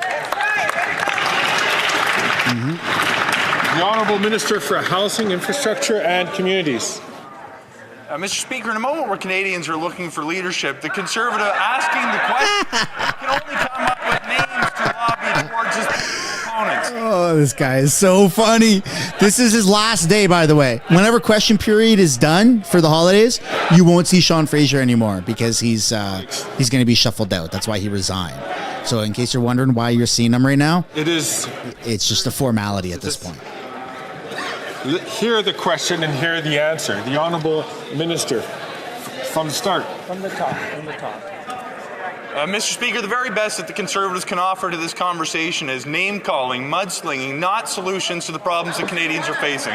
When I talk to people at home, they want their governments to be focusing on creating good jobs to make sure people can afford to put food on the table. They want to make sure that governments are advancing policies to invest in healthcare and housing. They want to make sure we're doing more to protect the environment. Every time we put policies on the table to accomplish these ends, the Conservatives throw their hands up in the air, vote against, and just sling mud towards their opponents. That is not what people in my community want. It is not what Canadians deserve. We're going to advance solutions that introduce real and meaningful changes that will benefit people who live in this country. I'm just going to ask the Honourable Member from Dufferin-Caledon, please, to hold off on making comments while the other people have the floor. The Honourable Member from Calgary Forest Lawn. He's right. After 9 years of that incompetent minister and the Prime Minister, Canadians are looking for leadership. Carbon tax Carney's Canadian comeback fueled a fiscal feud for the former finance minister. Carney wrote the fiscal update, pushed insane inflationary spending, and brought in the 2-month tax trick while trying to blame the finance minister for taking Canada's finances off a cliff. Will he stop passing the blame on to women in his caucus and call a carbon tax election now so common sense Conservatives can give the power back to Canadians? The Honourable Minister for Housing, Infrastructure and Communities.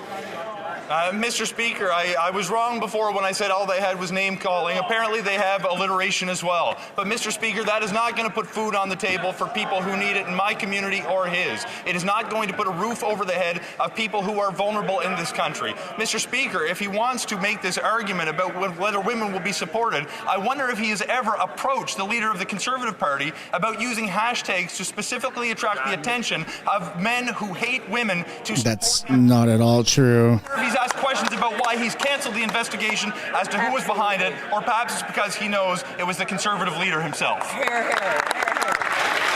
Fake news. Never been faker. The Honourable Member for Leeds, Grenville, Thousand Islands and Rideau Lakes. After 9 years of this NDP Liberal government, everything is out of control. Home prices have doubled. Food bank use is seeing 2 million users in a single month. And the real fiscal advisor to this Prime Minister wrote the financial update for this afternoon. It included a temporary 2-month tax trick and is set to smash through the massive $40 billion deficit promise that was made by the finance minister. And when they tried to blame the economic vandalism on her, she quit, saying that she doesn't have confidence in this Prime Minister. Now, they can't tell us how much they've spent. They can't tell us who's in charge. How can anyone have confidence in this Prime Minister? Yeah, not a single person can. The Honourable Minister for Housing, Infrastructure and Communities.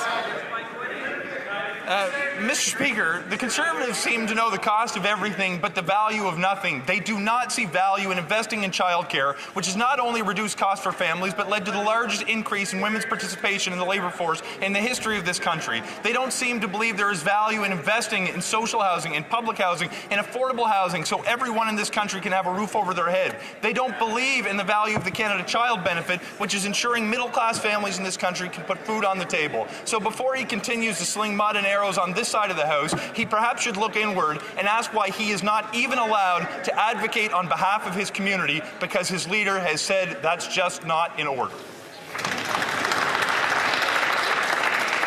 Not to worry, we won't be seeing him for much longer. The honourable member for Leeds, Grenville, Thousand Islands and Rideau Lakes. Yeah, we talk about having confidence. This is coming from a minister who said just today that he's not going to continue to serve in the cabinet of that prime minister.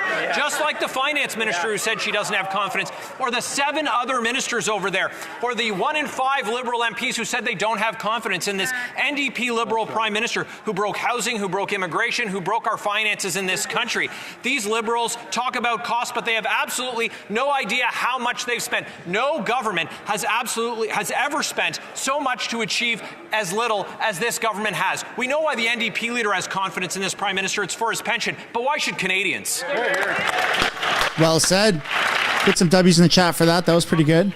Minister for Housing, Infrastructure and Communities. Mr. Speaker, my honourable colleague is right about one thing. I did announce this morning that I'm not going to be seeking re-election. But I can tell you, if he thinks that's a matter of confidence, I can tell him it's that I have confidence. I am going to be the best father to my kids that I could possibly be for the rest of my life. Nobody cares about that, though. Your job is to be a politician. We don't care about your personal life.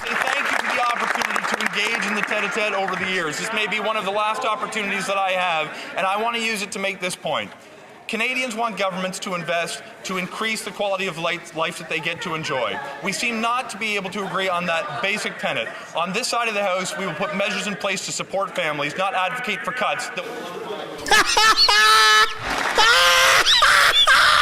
His last ever at bat, and he got cut off.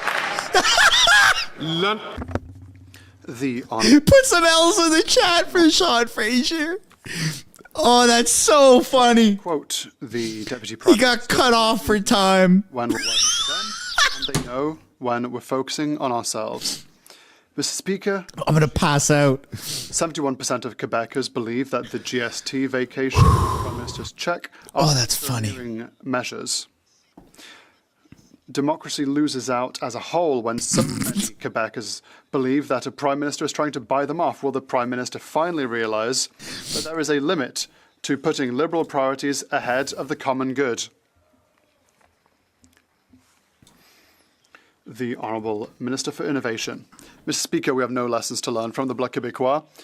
If the Bloc were truly here for Quebecers, they would vote for their best interests.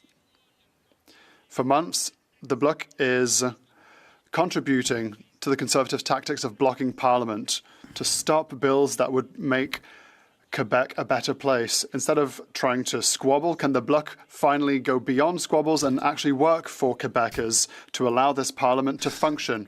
Quebecers expect better from the Bloc, and will always be here on this side of the House to defend Quebecers. The Honourable Member for Berthier, Masquinongé. If you guys haven't yet, I'd like to encourage you to hit the like button and subscribe to the channel. In pushing for Liberal measures at all costs. She has confirmed that the Prime Minister is no longer legitimate. He cannot move forward with a full economic update without a Finance Minister. She confirms that the Prime Minister cannot continue to govern without a new plebiscite from the people. The Deputy Prime Minister has confirmed all of this. Will the Prime Minister finally trigger an election? Everyone's calling for it. The Honourable Minister for Labour. Mr. Speaker, the Bloc Québécois simply rejects economic updates without having read it. That's why they voted against the Canada Childcare Benefit. That's why they voted against our dental plan for Canadians and many Quebecers are benefiting from these programs. They voted against the Guaranteed Income Supplement. They systematically vote against all assistance for Quebecers. So we shouldn't be surprised that the Bloc, once again, is rejecting our measures that will help Canadians. The honourable member for Regina Capel.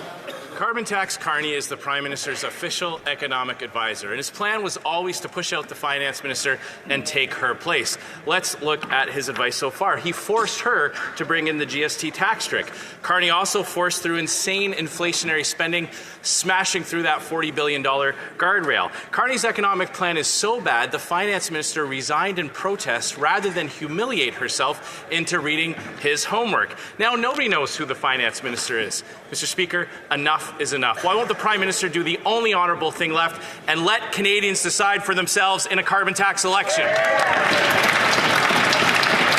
Well said, Mr. Scheer. Honourable Leader of the Government in the House of Commons. Thank you, Mr. Speaker. Another day, another attack against Canadians from the Conservative Party of Canada. Anytime someone steps up who disagrees with their vision for Canada, what do? Personal attacks, Mr. Speaker. Mr. Speaker, Canadians deserve better than the slogans and personal attacks that we get from Conservative members of Parliament. Thank you, Mr. Speaker. The honourable member for Regina Capel. The attacks on this government's economic record are coming from inside the Liberals' own cabinet, Mr. Speaker. And it looks more and more like Carbon Tax Carney's plan to push out the Prime Minister is working as well, too. For Carbon Tax Carney, it's always been profits over people. Look at his record. Since he became the top economic advisor to the PM, he's moved his own company's headquarters to New York City. He got caught unethically lobbying the UK government. And his firm Brookfield is now looking for $10 billion in taxpayers' money for a new investment fund, which would be managed by Brookfield, his own company. Mr. Speaker, Canadians deserve better than this government in shambles. Why not call a carbon tax election and let Canadians decide for themselves? Let the people decide. Government in the House of Commons. Thank you, Mr. Speaker. Mr. Speaker, this is the people's house, and in it we should be debating things that are pertinent to the administration of government.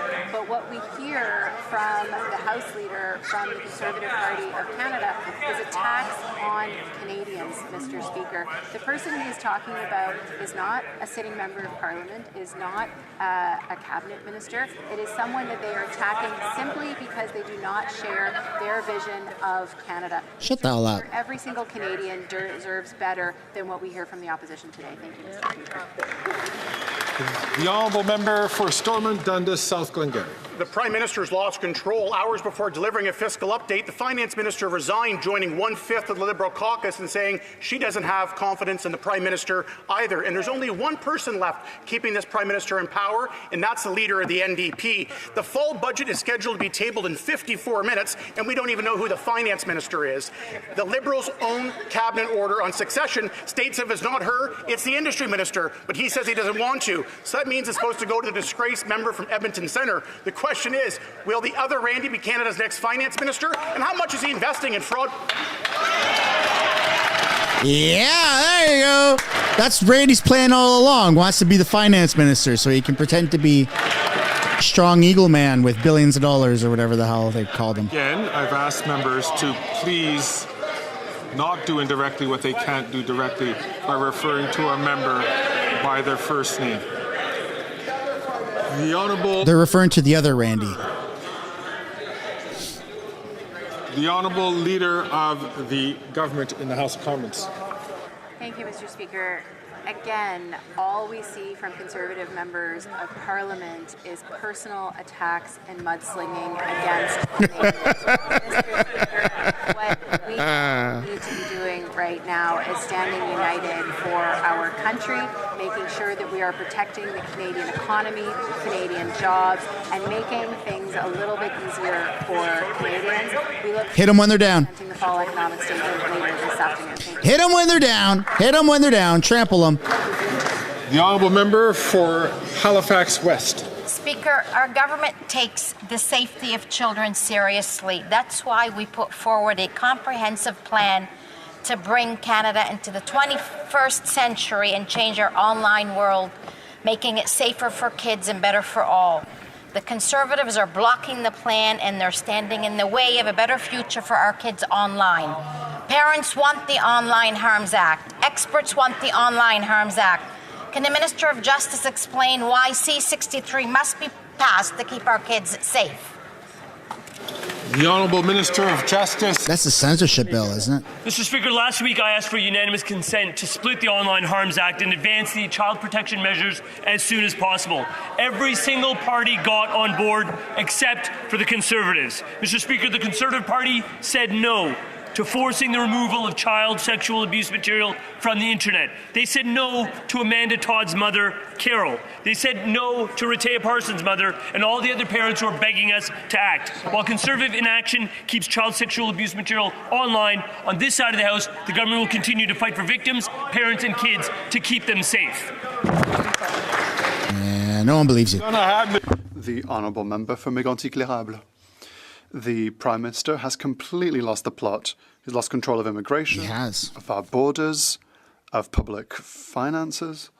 Reminder, folks, if you haven't yet already, it'd be super awesome if you hit the like button and subscribe to the channel. 20 or 40 members of his caucus. It's free to do. Lost the confidence and trust of his right-hand woman, the former Minister of Finance. The Prime Minister has lost everything. Will he finally let go and trigger an election so that Canadians can take back control of their future? The Honourable Minister for Immigration. For Innovation, rather. Mr. Speaker, I am not a new minister of anything, not immigration or anything else. We have no lessons to learn from the Conservatives. Today, what the government will table is an economic update that will be here to invest in Canadians, invest in industry, invest in our workers. But, Mr. Speaker, what we've seen today during question period is deplorable. Canadians who are watching us today expect better from the official opposition. Now is a time to work together, to defend our country, to be ready for the next US administration. It's disappointing to see that the opposition is playing political games on a day like today. The Honourable Member for Mégantic-L'Érable.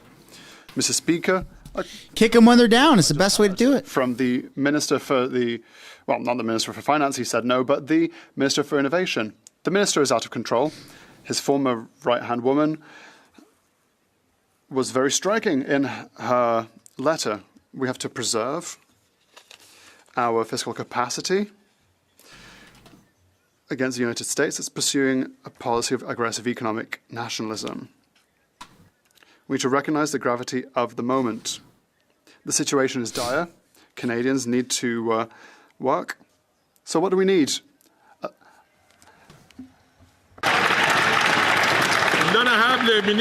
The Honourable Minister for Labour and Seniors. It's not looking good for the Liberals, I'll tell you that.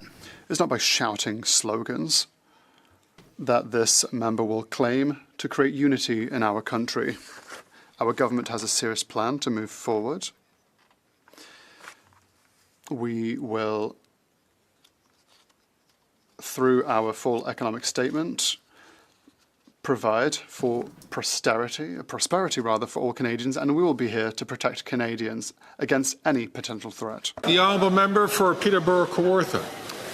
The Prime Minister is spiraling so bad, and his obsession for power is dangerous. It's actually dangerous, and it is killing people every day. In Peterborough, and the Peterborough and area families are suffering the greatest rates of food insecurity ever recorded. Do you know what food insecurity means, Mr. Speaker? Starvation, hunger, children. Enough. This is as serious as it gets. The finance minister quit hours before she was supposed to do this, and she doesn't have confidence in this Prime Minister. No one does. This man is a disgrace, and we need an election now. Yes, we do. Yes, ma'am. Ask member, please, to be very judicious in referring to any member in this place. Order. Order. The Honourable Minister for Families, Children and Social Development. Thank you, Mr. Mr. Speaker. On this side of the House, we've made investments to ensure that Canadians, including those in Peterborough Kawartha, have the support that they need, whether that be through affordable childcare, whether that be through an HST. Nails on a chalkboard, eh? Isn't that brutal? People of Peterborough Kawartha can rely on us, can know that we on this side of the House will fight for them when their Member of Parliament will do everything they can to oppose these supports.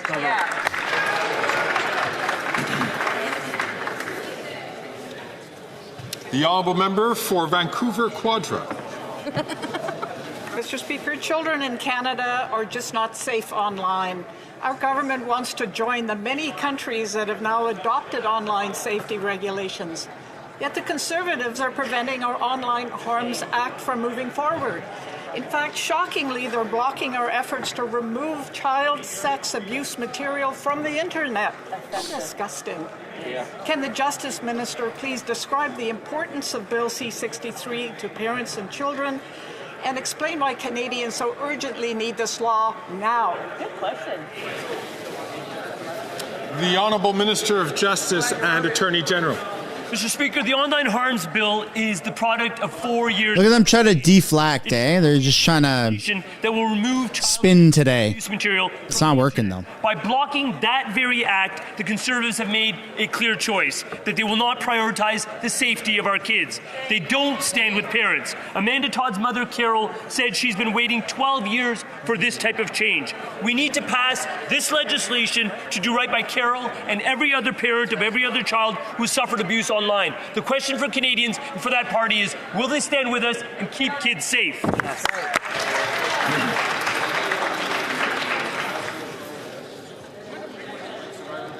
The honourable member for North Island Powell River. The Marriage After 60 pension clause is dated, sexist, and unfair. All parties agree it should be eliminated. But the Liberals have sat on their hands and let veterans and their spouses down. The Liberals' former deputy leader said it best: Canadians can tell when the government is focused on themselves and not on real people. And failing to remove this clause proves it. When will the Liberals stop labeling women gold diggers and get rid of this archaic, sexist clause? You are not a gold digger. Minister for Veterans Affairs. Thank you very much, Mr. Speaker. I'd like to thank my colleague for... Tell you that for free. Take a moment to thank the members of the Canadian Armed Forces for their service. Mr. Speaker, when a person serves in the military, we all recognize that their family serves with them. Our government is sensitive to the situation of widowed spouses who have married veterans after the age of 60. And our government is committed to improving and supporting members of their family as we move forward. Thank you so much, Mr. Speaker. The honourable member for Saanich Gulf Islands. Thank you, Mr. Speaker. And my last question in 2024, I think of the IPCC report. I'm sorry. Yes, I mean, colleagues. Oh, Lizzie Dizzy. I'd like to just hear the honourable member. She's at the far end of the room. It's difficult for me to hear. And I would like her to please start again. The honourable member. Thank you, Mr. Speaker. In my last question in 2024, I think of the IPCC Sixth Assessment Report that if we do not globally reduce emissions dramatically, peak before we're all gonna die. Reductions at the latest, this is a quote, at the latest before 2025, we will shoot way past the Paris Agreement targets, way past 2 degrees Celsius, and face climate disaster. I think of the words in that film, The Age of Stupid. What were we thinking? To avoid the opportunity to save ourselves when we had the chance. Can the honourable minister give us any excuse, but perhaps this question period answers its own question? The honourable minister for the Environment and Climate Change. Thank you, Mr. Speaker. I thank Harry Potsmoker. He's next. He's going to resign soon. A reminder that everything we've done since we've been in power in Mark my 2015 words. has meant a 43% decline in emissions in Canada, Mr. Speaker. Greenhouse gas emissions are at their lowest level in 25 years, 27 years, in fact, Mr. Speaker. Our plan is working. We're helping the economy, we're creating jobs, and we're fighting pollution.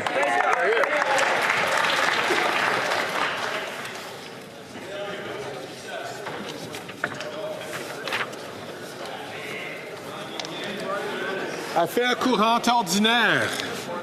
Dépôt de documents. Tabling of documents. The Honourable Parliamentary Secretary. Double News hasn't broken the story yet. Yes, thank you, Mr. Speaker. Pursuant to Standing Order 36.8a, I have the honour to table in both official languages. Ask all colleagues, please, to leave the chamber quietly so that I can hear what members depositing. I do have a few things I'd like to say that are very wonderful about the future. Ready to go? Mr. Speaker, pursuant to Standing Order 36.8a, I have the honour to table in both official languages the government's responses to 46 petitions. These returns will be tabled in an electronic format. Introduction of government bills. Déclaration des ministres. Yeah, don't go anywhere, folks. Reports from interparliamentary. We still got to hear from Justin Trudeau. Committees. The honourable member for Humber River, Black Creek. Thank you very much, Mr. Speaker, and I truly have the honour today, as we get into the end of 2024, to present in both official languages the 23rd report of the Standing Committee on International Trade, entitled Canada's Supply Chain and Expansion. All right, we're going to switch over to CBC because they seem to be done with QP right now. And if there actually is, or not if, but when Justin Trudeau actually addresses the nation, we're gonna stay live until that happens. So I want everyone to take the time right now, stretch your legs. We're waiting. Everyone's waiting in limbo. CBC's been streaming for 4 or 5 hours. We've been streaming for 3-4 hours, right? We're all waiting for the same thing, Justin Trudeau to address the nation on what the heck is going on. So make sure that you hit the like button on the stream, right? We're at 3,800 likes. Let's see how far we can get that up. Subscribe to the channel. It's free to do so. It helps you stay informed. Turn on post notifications. It's free to do so. It helps you stay informed. It adds a layer of insurance so you can actually be notified of these emergency streams. That's why we started so early today. Normally we don't go until a little bit before question period. We went a little bit before, way before question period today. Okay, it's a big day. We could be streaming for a long time today. We're going to stream till the job is done, right? That's what we're going to do. Here you go. Let's see what's going on with CBC.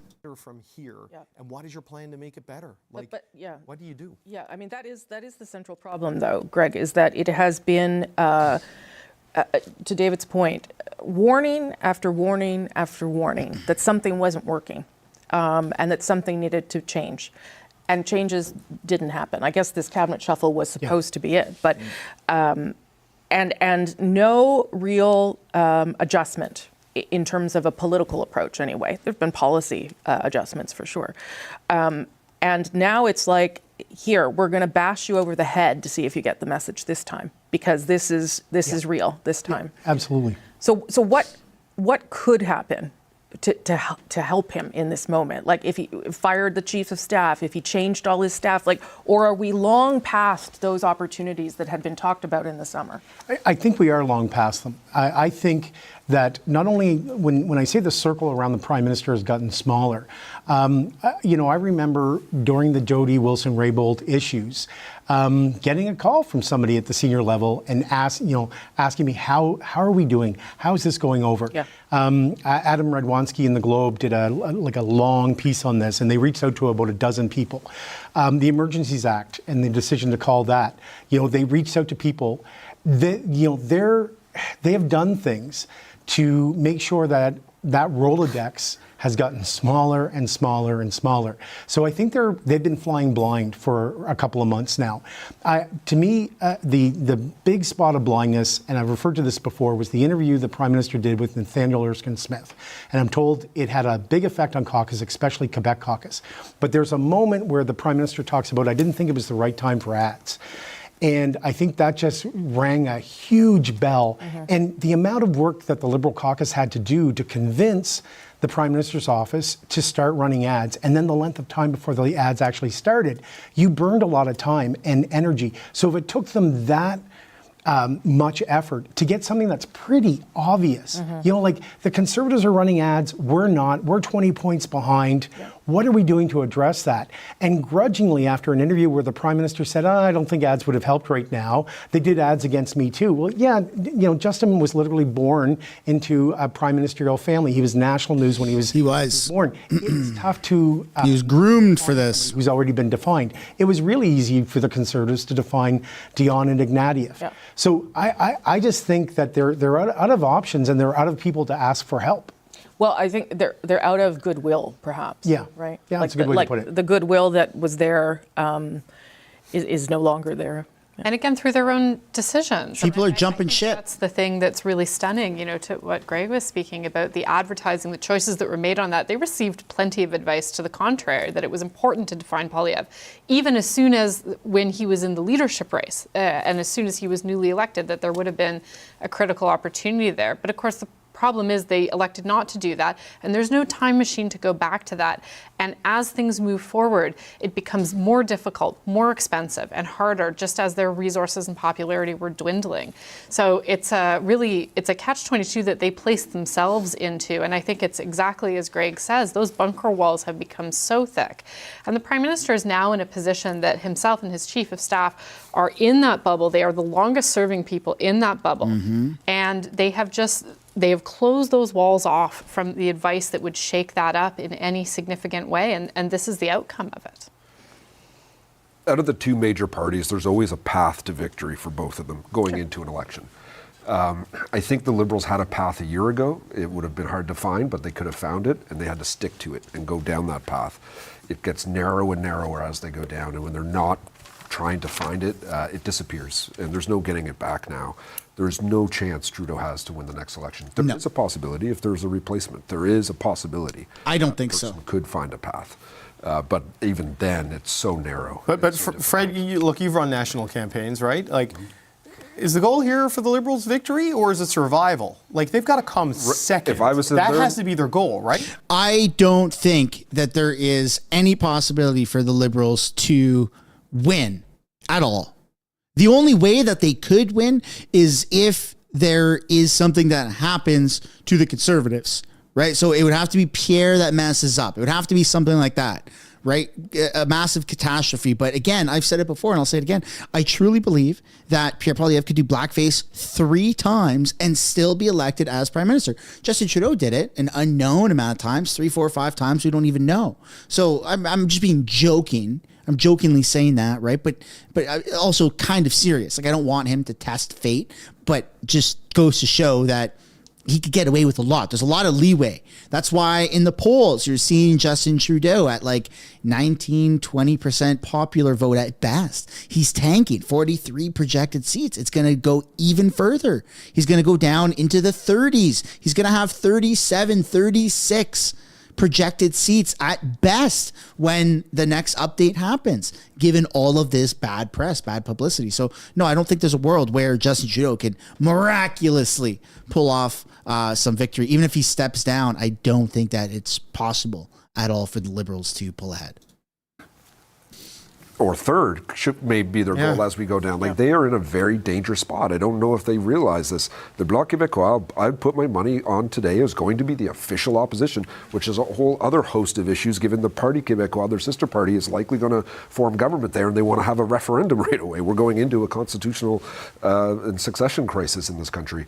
But for the Liberal Party, the NDP should be in a position, now maybe if they didn't have a leader like Jagmeet Singh, they could be, they should be in a position to jump over them. And if the Liberals get into 4th again, there's not another Justin Trudeau waiting in the wings that could bring them up like he did in 2015.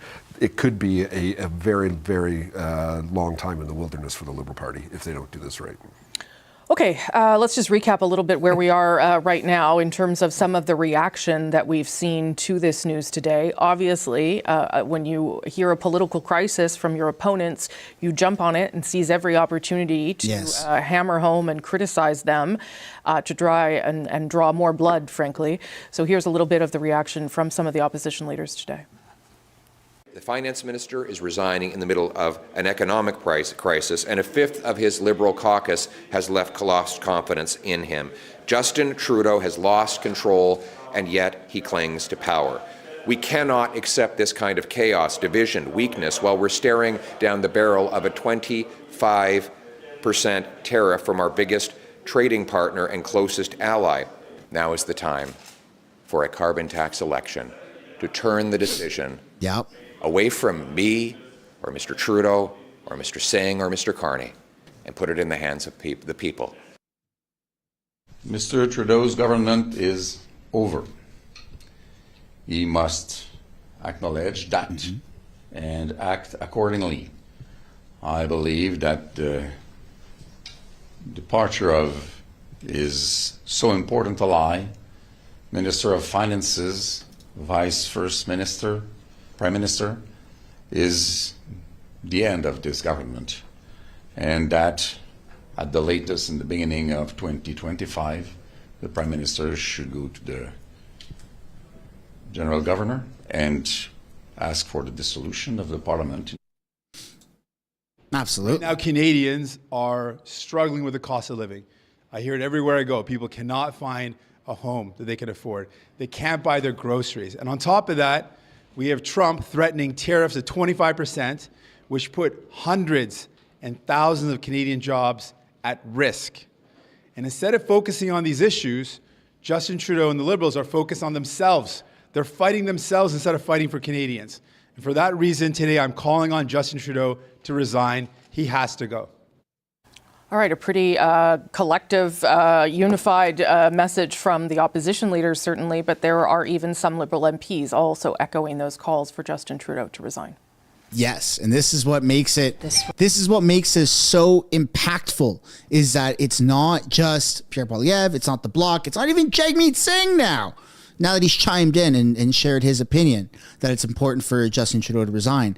It's these, we don't even know if this woman is a Rebel MP or not, or whether she's just now saying as a diehard Trudeau fan, okay, he's causing us a lot of pain, they have to resign. So everybody is essentially turning on Justin Trudeau simultaneously, and it's phenomenal. There hasn't been a single person today that says, I have confidence in Justin Trudeau. Let that sink in. Not a Liberal, not a Green Party. Nobody has said that. Not a single person. So let that sink in. Firing a Minister of Finance who has served you extremely well is not what I would call a trustworthy move. And that's all. Should he resign? Yes. Should he resign? Yes. Everybody, Liberals are calling on Trudeau to resign. Everybody is calling on Trudeau to resign. This isn't me in my opinion. This is what's being said by Trudeau's own MPs. Presentation of a plan, and now we're talking about a finance minister who has resigned. I don't see how this helps the Prime Minister, and I don't see a way out and how this helps us talk about Canadians while we're continuing to talk about what's happening right now. So he needs to go. Sorry, I'd like to hear you say. I think he needs to go, yeah. Justin Trudeau. Yep. Okay, some Liberal backbenchers calling publicly for the Prime Minister to resign now as we wait to see if we will hear from the Prime Minister, as David said. I don't know if I'd call that lady a backbencher. I'd say she's more of a middle bencher, because I've seen her take questions in Parliament. I haven't seen that dude take questions really in Parliament, but that woman definitely has. And so I'd call her a middle bencher. She's definitely not front. She's definitely not all the way in the back. And so, I mean, this is it, folks. You're seeing right before Christmas, an early Christmas present to everybody, is that everybody, the media, Trudeau's friends, Trudeau's family, Trudeau's MPs, all opposition parties are calling on Trudeau to resign. It's one hell of a freaking way to start the week. Perhaps less likely than it was earlier, but at very least, they have come up with a solution for a finance minister, and that's going to happen in about 30 minutes' time, where Dominic LeBlanc, currently the Minister of Public Safety, close friend and confidant of Justin Trudeau's, will be sworn into that portfolio to at least cover off that dramatic loss of Chrystia Freeland on this important day. And we're also hearing now that at 4 o'clock, Karina Gould, the House Leader, will be the one who will table the fall economic statement inside the House of Commons. Would not expect there to be a speech of any kind. Wow. But at least the document will be tabled, which will be the sign that we can begin to report some of that information to you. A fiscal update that, Chrystia Freeland would have worked very hard on with her department.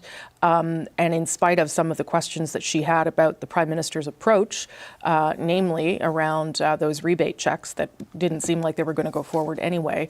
And then finally on Friday to be told that she could table a fall economic statement, but then she would be sent into another portfolio was really the reason why she decided she had to leave.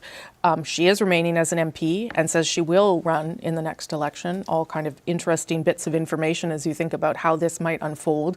Lots of questions now about whether there will be a cabinet shuffle, what Justin Trudeau is thinking about his own leadership, and whether he can in fact stay given this dramatic turn of events today.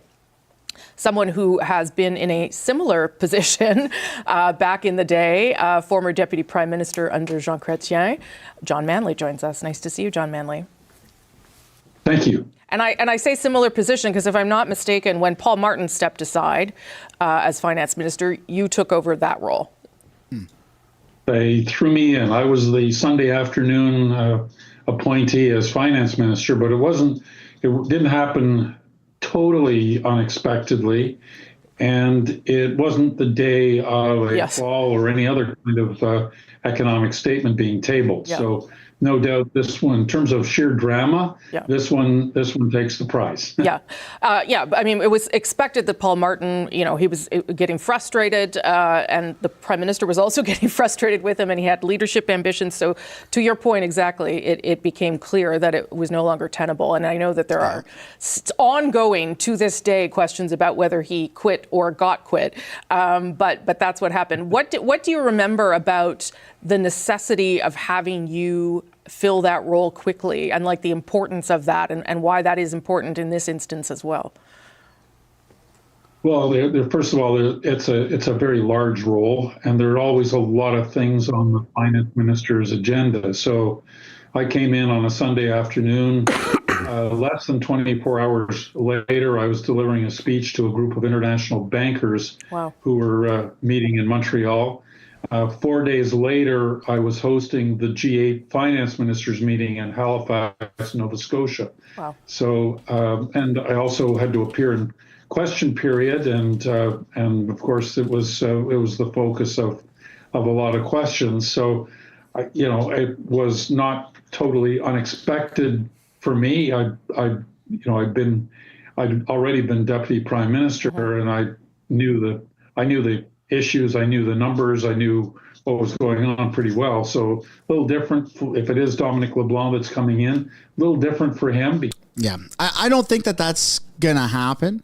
I think that everybody who is given the opportunity to do anything, right? To fill Trudeau's shoes or whatever it is, I think that everybody is just going to be like, yeah, no, I want nothing to do with it at all. We're going to take a little break from CBC, and we're going to head back to the House and see what they're doing there. They're doing some routine proceedings. We're just stuck in a lull right now, folks. We're stuck in a lull waiting for Justin Trudeau to address the nation, and it's going to happen soon. It has to happen, right? It has to. He can't just go the rest of the day without addressing Canadians. So let's see what they're doing with routine proceedings, shall we? Program, as outlined in the Advisory Council on Implementing National Pharmacare in its 2019 report. The second petition, Mr. Speaker, is on the subject of parental alienation and the use of this pseudo theory in divorce and child custody cases. This is something that is commonly invoked when domestic violence is reported on the part of a custodial parent. It's an unfounded and dangerous theory, and sometimes causes courts to lose sight of the best interests of the child and make decisions focused on parental rights and to trivialize domestic violence. The United Nations has actually spoken out on this through a special rapporteur. The Special Rapporteur on Violence Against Women and Girls has urged governments to prohibit family courts from using parental alienation pseudo-theory. And that is exactly what the petitioners are calling on the Government of Canada to do. That is to amend the Divorce Act to prohibit parental alienation accusations in family disputes. Thank you, Mr. Speaker. The honourable member from Prince George, Peace River, Northern Rockies. Thank you, Mr. Speaker. Canadians are wondering when the NDP will stop. Yeah, let's go. Finally stop propping up the Liberal government. But I'll get to my petition. The petition comes from the residents of Skeena-Bulkley Valley that states, the government has attempted to ban and seize the hunting rifles and shotguns of millions of Canadians. The targeting of farmers and hunters does not fight crime, and the government has failed those who participate in the Canadian traditions of sport shooting. Therefore, we call on the Government of Canada to stop any and all current and future bans on hunting and sport shooting firearms. And today, Mr. Speaker, I present this petition because the NDP Member of Parliament for Skeena-Bulkley Valley won't. Point of order. Just the honourable member from Hamilton. That's not I would like to recognize the honourable member from Hamilton Centre who is rising on a point of order. He'll have to take it from his seat. The honourable member from Hamilton Centre is rising on a point of order. Mr. Speaker, you know full well that when presenting petitions, they are not to be political. And the language that he's using, I ask him to call and withdraw. Oh, give me a break, you crybaby. For a petition, because if it's not in his petition, he does not have the ability to reference that. And indeed, the honourable member from Hamilton Centre is correct. The tradition, and in terms of the honourable member, when honourable members present petitions, it should be regarding petition. We're not supposed to offer an opinion for or against the petition, but to just present it on behalf of their constituents or other constituents. I'm going to ask the honourable member just to withdraw those, to say that he's going to withdraw. Holy crap. And then to holy crap. Oh my God. We have more breaking news, folks. We have more breaking news. So you know that old lady that was just talking in the CBC video calling on Justin Trudeau to step down? Well, she's doing a sit down right now with Anthony Housefather and Vashi, and they are calling on Justin Trudeau to step down fully. They're calling on Trudeau to step down fully. Holy smokes. Okay, I'm gonna play that clip there. We're gonna switch over to that stream. Oh, I can't even screen share it, can I? Hold on here. I'm trying to screen share it, but it's blacked out. Of where they sit, like is there? I don't know how they do that. I don't know how they do that, but they did it. Okay, never mind. Mr. Freeland, of all people, they've got a block on it today. They've got a block on it. That's weird. I've never seen that before. That's like Netflix level stuff. It's gotten ramped up. Okay, well, Anthony Housefather and that old lady are sitting down, and they're talking about how Trudeau needs to step down. So, anyways, we're gonna go back to the House. Never mind what I just said. Holy crap! They have a block on it. Oh, that's embarrassing. Public safety concern. The folks that have signed this petition are calling on the Government of Canada to recognize a 2017 study by the Standing Committee on Health, and they call on the House of Commons and the government to adopt Bill S-210, the Protecting Young Persons from Exposure to Pornography Act. The second petition I have to present, Mr. Speaker, comes from Canadians from across the country who want to raise the awareness about the hashtag Trudeau Must Go. It has been a top trending hashtag on Twitter. Members. Hashtag Trudeau Must Go. I love it. What they cannot do directly. And so I'm going to ask the honourable member, even when you're quoting and referring to a member who is sitting in the House, that they would have to make sure that they don't quote that name. The honourable member from Peace River, Westlaw. Thank you, Mr. Speaker. The second petition I have to present comes from Canadians from across the country who want to recognize a particular hashtag that has been trending on Twitter about the Prime Minister must go. This has been a top trending hashtag, and more than 500,000 people have retweeted this hashtag. They have described their concerns around the Prime Minister and including his divisive comments and attitudes towards Canadians who have made different health decisions. They also note that the Prime Minister has passed laws, including Bill C-48 and C-69, the No More Pipelines bills, which canceled many energy projects and drove away investment through their excessive regulations. They also note that this Prime Minister has generated more debt than all previous Canadian governments combined. And they also want this government to axe the tax. They note that the carbon tax continues to drive up prices and punish Canadians who have to drive to work or to school or to get groceries. They also note this serious lack of ethics by this Prime Minister. They note the S&C Lavalin scandal, the Billionaire Island scandal, the We Charity scandal, the $6,000 a night hotel scandal, and the multi-million-dollar Arrive scam. It's a lot of scandals. They are concerned also with his inaction on foreign interference. Therefore, the folks that have signed this petition call on the government, or call on the Prime Minister to resign from office and call a carbon tax election. Thank you, Mr. Speaker. Thank the honourable member. Took it almost right to the second. The honourable member from Sherwood Park for Saskatchewan has 7 seconds to present his petition. Please table this petition on behalf of Canadians who are outraged by this government's attack on natural health products. All right, we're going to skip him. So CBC is covering the piece that I just wanted to cover right now. Let's go and take a look. So what they're talking about is that the new finance minister is expected to be Dominic LeBlanc. So we're going to take a look at that right now, folks. Here we go. It's happening.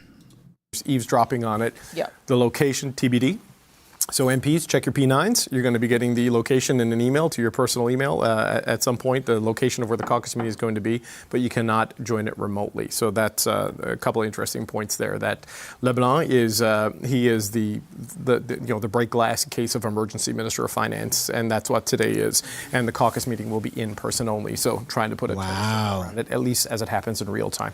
Although there are probably a lot of people in town because in a serious way, Yes. the Christmas party is a thing people like to do, and you have to buy tickets. And so a lot of people came back for the last 2 days of the House and were intending to go to that event tomorrow night. I guess they will still go, but it will be... They're going to need a drink. Boozier? So- Yeah, I was going to say. We're a lot of black. I mean, the Cochrans are Irish, and Irish wakes are usually a lot of fun. It's moving into that kind of vibe, right? That, here you are, the Parliament will rise tomorrow. Yeah. And, but with this cloud of anxiety and uncertainty just hanging over it, certainly on the government side of it. Okay, so just to give people a sense of what is still in front of us here, in about 15 minutes' time, Karina Gould will be inside the House of Commons. We'll table the fall economic statement. And once that is tabled, normally the finance minister rises to her feet and gives a speech. Obviously, that is not happening today. But once that is tabled, we will be able to go to some of our reporters who have been in a very shortened lockup, embargoed lockup to look at those documents. And we'll be able to give you a sense of what Chrystia Freeland and her department had been working on, what she was intending to present. And also at 4 p.m., as David Cochrane reported, Dominic LeBlanc will be going to Rideau Hall. He's probably on his way there now to be sworn in as finance minister. It's happening. Responsibility he will take in addition to being the public safety minister to get the country and the government through this moment of crisis where you simply cannot be without a finance minister. As an update gets tabled, as the markets close, as Donald Trump is, waiting in the wings to threaten this country with devastating economic tariffs. So that will get the government through the next 12 hours or so. We do not know at this stage whether a broader cabinet shuffle will go ahead, because that is what precipitated all of this. We do not know how the Prime Minister is feeling about his own leadership and his job. And those are some of the ongoing questions that we have at this hour. One of the MPs, though, calling for Justin Trudeau to step down as Liberal leader is Patrick Weiler, the Liberal MP for West Vancouver, Sunshine Coast, Sea to Sky Country. The best riding name, I think, in the country, the longest anyway, in BC. And Patrick joins us now. Nice to see you, Mr. Weiler. Thank you so much for having me on. It's also the most beautiful riding in the country as well. All right. Well, I'm from Manitoba, so I could fight you on that, but we won't. So this is not a new position for you. You have called for the Prime Minister to step down. Mm-hmm. Tell me where your thinking is at today. Well, as you mentioned, for months now, I've been calling for the Prime Minister to step down, as it's in the best interests of our party and, more importantly, our country. Wow. It's something that I've heard about consistently from my constituents, to the effect that they're very concerned about what a Poilievre government might mean for the services that they depend on, but that the Prime Minister needs to step down. Those feelings are even more true today with the developments with former finance minister Chrystia Freeland. It's pretty clear that the Prime Minister has lost the confidence of many members of caucus, as well as now a member of cabinet as well. And I believe that with so many important issues, both here at home and abroad, this reality does demand some substantive change. And the Prime Minister should take this opportunity to put the national interest first and do the right thing at this moment, which would be to step down. Mr. Weiler, I assume you're in Ottawa. Are you There you go. today? Yes. No, so today I'm in my riding in British Columbia. Okay, so you won't be able to attend this national caucus because we are told that it is in person only. As you mentioned, yes, I'm not going to be able to attend any in-person meetings in Ottawa today. Okay, so tell me, were you surprised at how did you learn this news that Chrystia Freeland was resigning and the reasons behind it? I was very surprised to see the news today. I woke up this morning and saw the news in a text message coming from somebody else. So I was very surprised to see that. I've got all the respect in the world for Chrystia. And I really respect that she had the willingness to make a principled decision. So I do want to thank her for everything that she's done, both as finance minister and also foreign affairs minister, to really steer our countries through some very, very challenging times. And also to have the fortitude to really stand up for principle and what she believes in, even if that comes at a personal cost.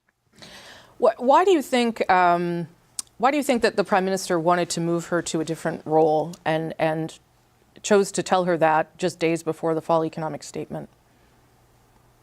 It's hard for me to say. I can't speak for the Prime Minister or for Chrystia and the discussions that they may have had.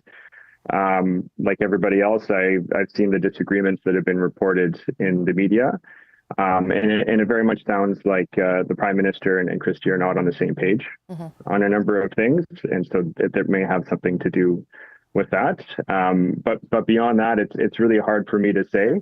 That's more of a question you would have to ask the Prime Minister and Chrystia. Have you heard from people since this news broke, Patrick Weiler, others who are now saying, now I do agree with you, or now what can we do, or let's get this momentum building? What are you hearing from other caucus members today? Well, I can't speak for other caucus members. There is going to be a caucus meeting later today, as you mentioned.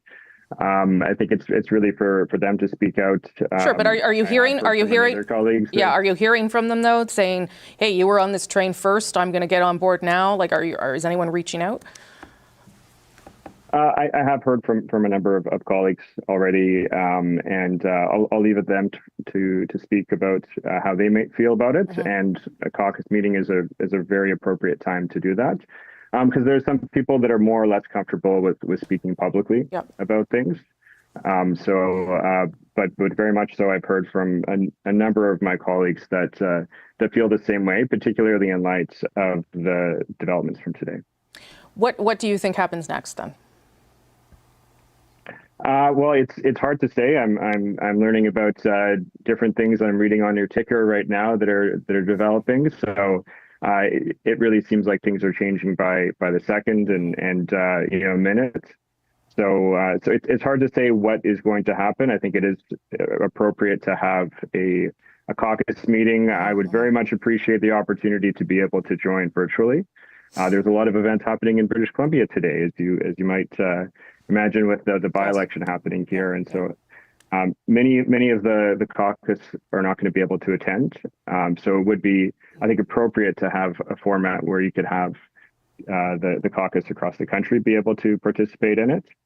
But I think at this point, what's important is for the Prime Minister to really reflect. When we had our last caucus meeting on this subject back in October, myself and a number of my colleagues had the benefit of the doubt that the Prime Minister would take that time to reflect on the things that were said in that caucus meeting. It became very clear that he had no intention of reflecting on that. But I think now truly is the time, given the developments. and for him to take the appropriate action to resign as leader and to initiate a process where the Liberal Party can choose the next leader. And that's a decision that very much should be up to the membership so that we're able to put our best foot forward for the next election and to prevent. Yeah, so this is what they're still not getting is no matter what they do, no matter what they try, no matter who they bring in to fill these spots, they're still not going to be popular. Nobody respects Liberals. Nobody supports Liberals. I mean, even Jagmeet Singh called for Trudeau to resign. So what are some possible outcomes that we could see? Well, CTV earlier this morning, reported that there's two outcomes that are very probable. Trudeau prorogues government, basically freezes everything until February, essentially, or Trudeau resigns. Now, seems like they've already appointed unofficially, and they're about to swear in within the next 5-10 minutes, Dominic LeBlanc as finance minister and public safety minister. That's his current title.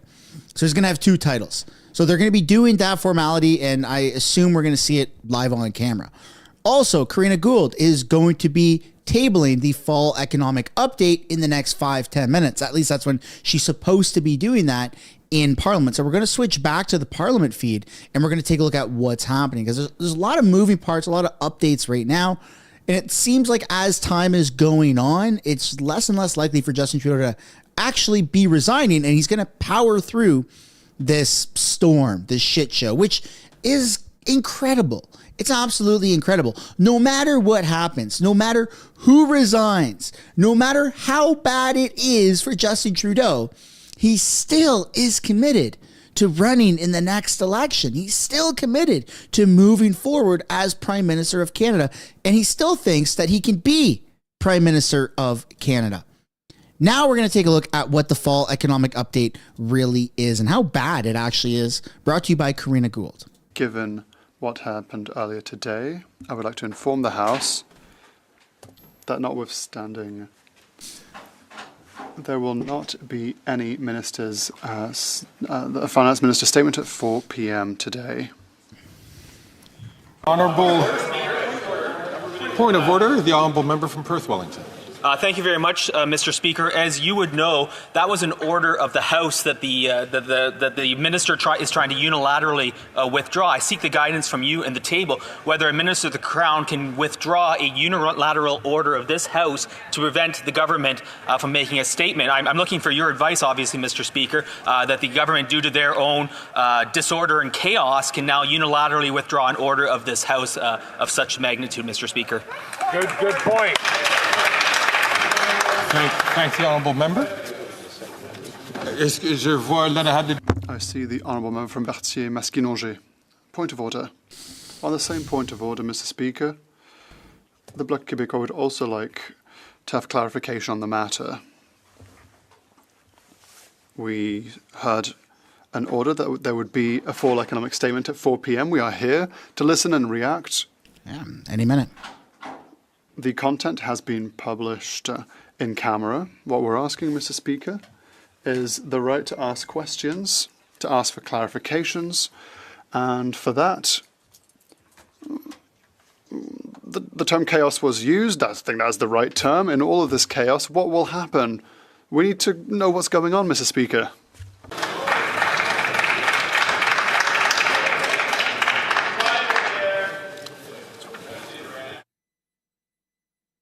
Okay.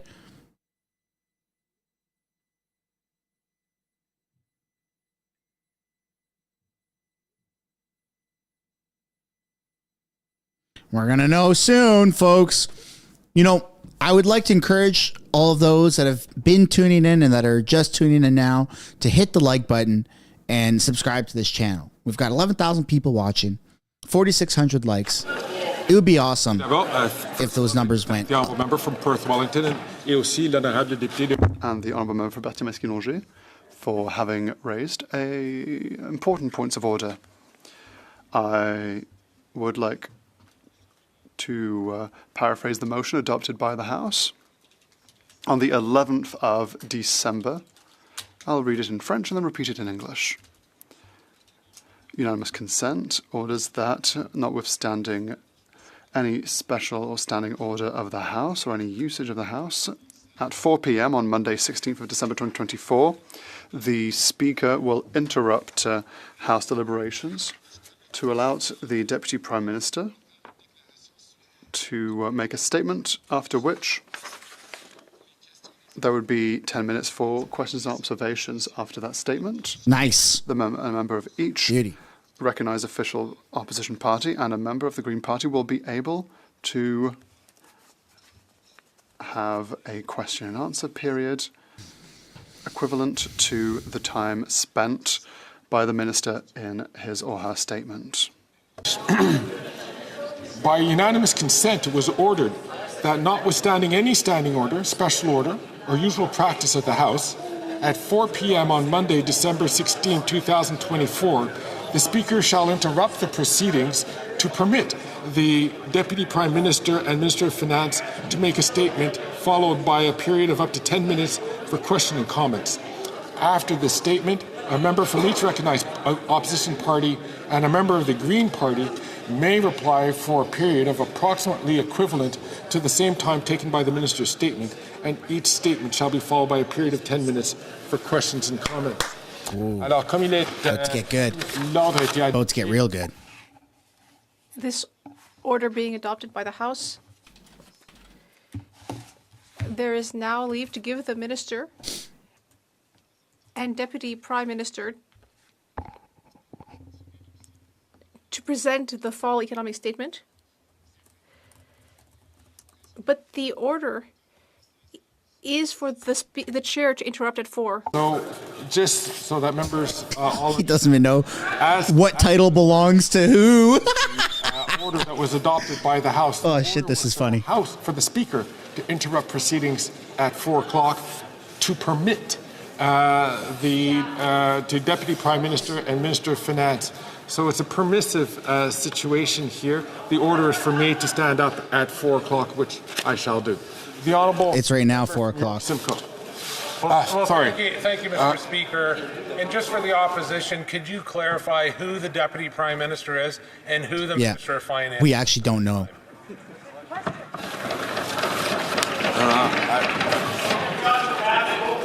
LeBlanc.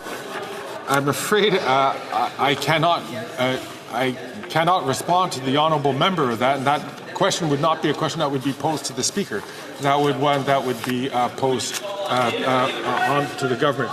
L'honorable député de Berthier-Mascouche. The honourable member for Berthier-Mascouche, rising on a point of order. Mr. Speaker, on the same point of order, Mr. Speaker, I would like to say for the record, for the Hansard, that it shows a real lack of respect and it's unacceptable. It's a lack of respect towards all Quebecers and towards all MPs. I'm not speaking of you, but I'm speaking of what's coming from the government here. Yeah, this is insane. It's total chaos. And it proves, Mr. Speaker, that this government is completely dysfunctional. And that sooner rather than later, we should have an election. Mm-hmm. This proves that. Before I recognize honourable members who are rising on a point of order. Drop some W's in the chat, folks. Cesar. It being 4 p.m. pursuant. Let's go. Put some W's in the chat. Let's look alive. I am required to interrupt the proceedings to permit the Minister of Finance to make a statement. Given the information provided by the government House Leader to the House, indicating that the government does not intend to proceed with the statement at this time, the remaining provisions of this motion cannot take effect. That is, the period reserved for questions and comments and the replies. She's not tabling. Which are dependent on the statement being made. She's not tabling the statement. In the absence of a statement, the House will resume the business that would normally be before it at this time. Orders of the day, ordre du jour, but I will go to points of order raised by the honourable member for New Westminster. She's not tabling the statement. Mr. Speaker, this has been a chaotic day, but the reality is this is an order of the House that can't be countermanded by the government. Our expectation is that the finance minister will be in this House to present the full economic statement. That is what New Democrats are prepared for. That is what we want to comment and criticize, and that is why we are here. This can't be countermanded by the government itself. Parliament must be respected, and Mr. Speaker, you must uphold the motion that was adopted. Oh my God. This has never been done before. For Spanish Gulf Islands is rising on her feet. Thank you, Mr. Speaker. And this is not to make the same point as my honourable colleague for New Westminster Burnaby, but given that it was a moment where the Speaker had to stop at 4 o'clock and seek the presentation, I suggest to Mr. Speaker, we're in a really difficult quandary here as opposition party members. Yeah. We were given access on a confidential, embargoed lockup basis to read the document which we now are not to hear. I'm in a quandary, Mr. Speaker, and I think the honourable table officers have... She wants to talk about it, but she can't. They have a volume of Lewis Carroll. I don't know if they can answer my question. Am I allowed to talk about the document that isn't happening? Wow. Throw some W's down for May. She's bringing up a good point. Andrew Scheer just stood up. Andrew Scheer's going to raise a point of order. The party leaders have seen, for those that don't know what's going on, the party leaders have seen the economic update, but they're not allowed to talk about it. I come back to members. So the honourable member for Regina Capella is on his feet on a point of order. Thank you very much, Mr. Speaker. And I just want to go over the facts of this case. Last week, a few days ago, the government House leader negotiated in good faith with all the opposition parties a process by which the fall economic update could be tabled in the House. We all agreed on that. That was not something that was going to happen automatically. It took the participation of all parliamentary parties to allow that to happen. We agreed in good faith. We expected it to happen. Everything that has happened today has been entirely of the government's own making. And parliamentarians should not be deprived of the information as to what is the fiscal situation here in Canada. Canadians are facing an unprecedented crisis on housing, on inflation, on debt and deficits. And this government has a statutory obligation to table these documents by the end of the year. This is the second last sitting day. And you have just denied a request for an emergency debate on this very same issue. There is no other opportunity for parliamentarians to find out just how bad the books are. But I go back to the point. This is insane. To the fact that the government themselves initiated this agreement. The government committed to opposition parties that it would happen today. Mr. Speaker, the fact that they are in chaos is not the problem of parliamentarians. It is a problem for Canadians, but it is not a problem caused by Canadians, and they have a right to know exactly what's happening with their tax dollars. And now for the government to come in at literally the last minute and pull the carpet out of an economic update is unbelievable. It is not the actions of a serious G7 NATO partner country. So at the very least, Mr. Speaker, I ask that you find the government in contempt of the House order that was passed by all members of... There you go. This is insane. This has never been done before. Nobody on the Liberal side wants to do their job. This is total chaos. A member from Calgary Nose Hill is also rising on a point of order. There are people who, there are businesses who are trying to think about making decisions based on what was supposed to be in there today. We have senior economists who have been waiting for this information. Literally the entire nation's business has been waiting for this. All of us who are in this place have the right to see these finances. This is why we're here. It's almost to the point of a violation of our privilege to not be able to see this, frankly. We're being asked to vote on things without a finance minister on the day that a budget was being tabled. This is not what a serious government does. So we need to have this information today. It's borderline privilege. And again, as the as the House Leader said, this is a contempt of Parliament of the utmost magnitude. They're trying to do two things at once. They're trying to swear in Dominic LeBlanc as finance minister right now. For intervention, I'm going to recognize... But they're also trying to table this. ...of other points of order. The honourable member... They're going to end up skipping. The honourable member for Berthier-Masquinongé. this update? Well, on this point of order, the motion adopted on December 11th states that the Speaker will interrupt deliberations, not the Speaker may interrupt. So we feel that it is an obligation to interrupt orders of the day. They seem to have nothing to say, but the lockup is over. Currently, outside the House of Commons, journalists are revealing the content of the fall economic statement. And yet, are we seriously to be told that we don't deserve to know what's in it? And that we won't be able to respond? And we won't be able to question it for our constituents? This is crazy. Seriously, Mr. Speaker, very unparliamentary language is coming to my mind. I won't use that language, but this doesn't make any darn sense. This is a serious matter of an attack on parliamentary privilege. The members of this House deserve to hear the content. And if the government doesn't have the courage to present this statement, they should at least table it. I have colleagues who are at the lockup who will be able to respond to the content. But we demand an opportunity to respond and to speak on behalf of the rights of our constituents.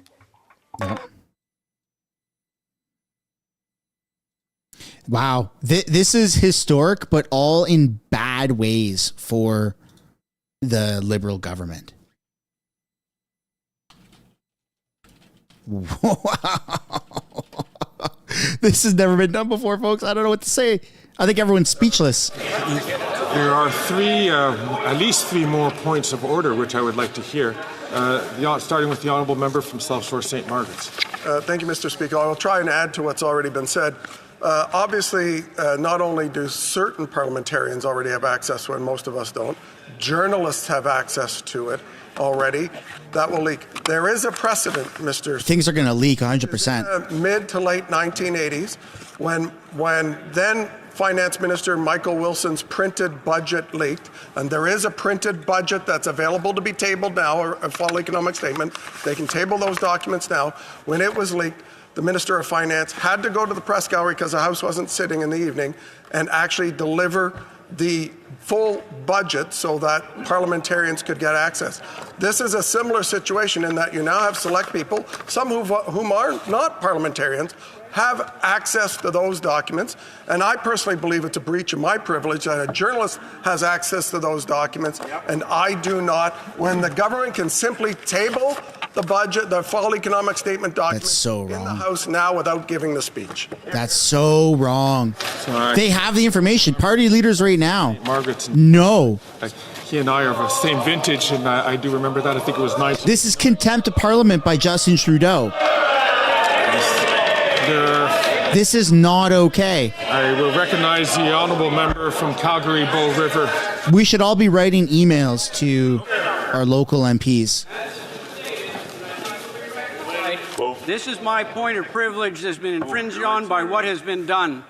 And I feel yes, sir, Colonel Sanders. Very grave injustice for people to have had this information, to come in with minutes before it announced, when those people had the document, were able to go out and use it and have had read it.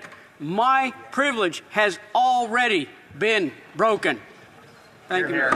I stand with Colonel Sanders. Thank you, Honourable from Calgary, Bow River. I see that the Honourable Leader of the Government in the House of Commons is rising on her feet. Merci, Monsieur le Président. Thank you, Mr. Speaker. Pursuant to Standing Order 32, I have the honour to table in both official languages the Fall Economic Statement 2024. Okay. I see that the honourable member from Burlington is are you doing it or not doing it? Rising on his feet.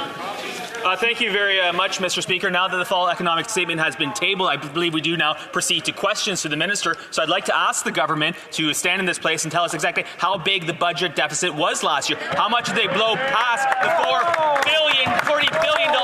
Is it a big deficit? Bro, she's not going to read it, though. Deficit. She only did the formality of saying, I'm tabling it. She's not going to read it. No one wants to read it because it's such a big deficit. They're all embarrassed. No one wants to take accountability.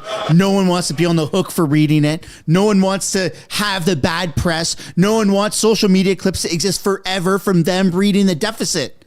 Oh my goodness. Oh mon Dieu, c'est tout fini. The Liberal government is toppling. See that there are a couple of other members who are rising on a point of order. The honourable member from Kitchener Centre was first on his feet. Thank you, Mr. Speaker. Now that the full economic statement has been tabled, I wonder if there might be unanimous consent for all parties to have a 20-minute round of speeches and 10 minutes of questions and answers, as was already planned to be the case.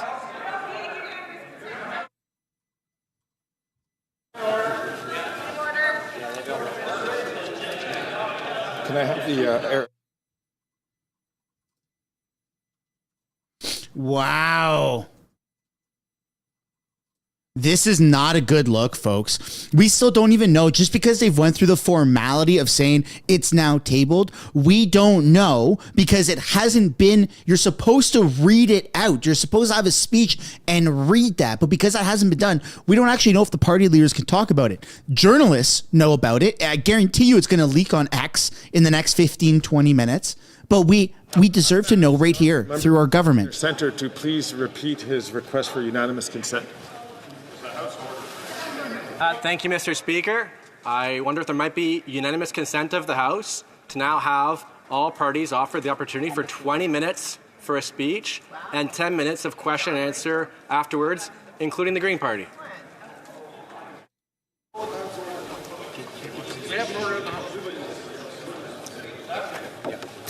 All those opposed to the honourable member moving the motion will please say nay.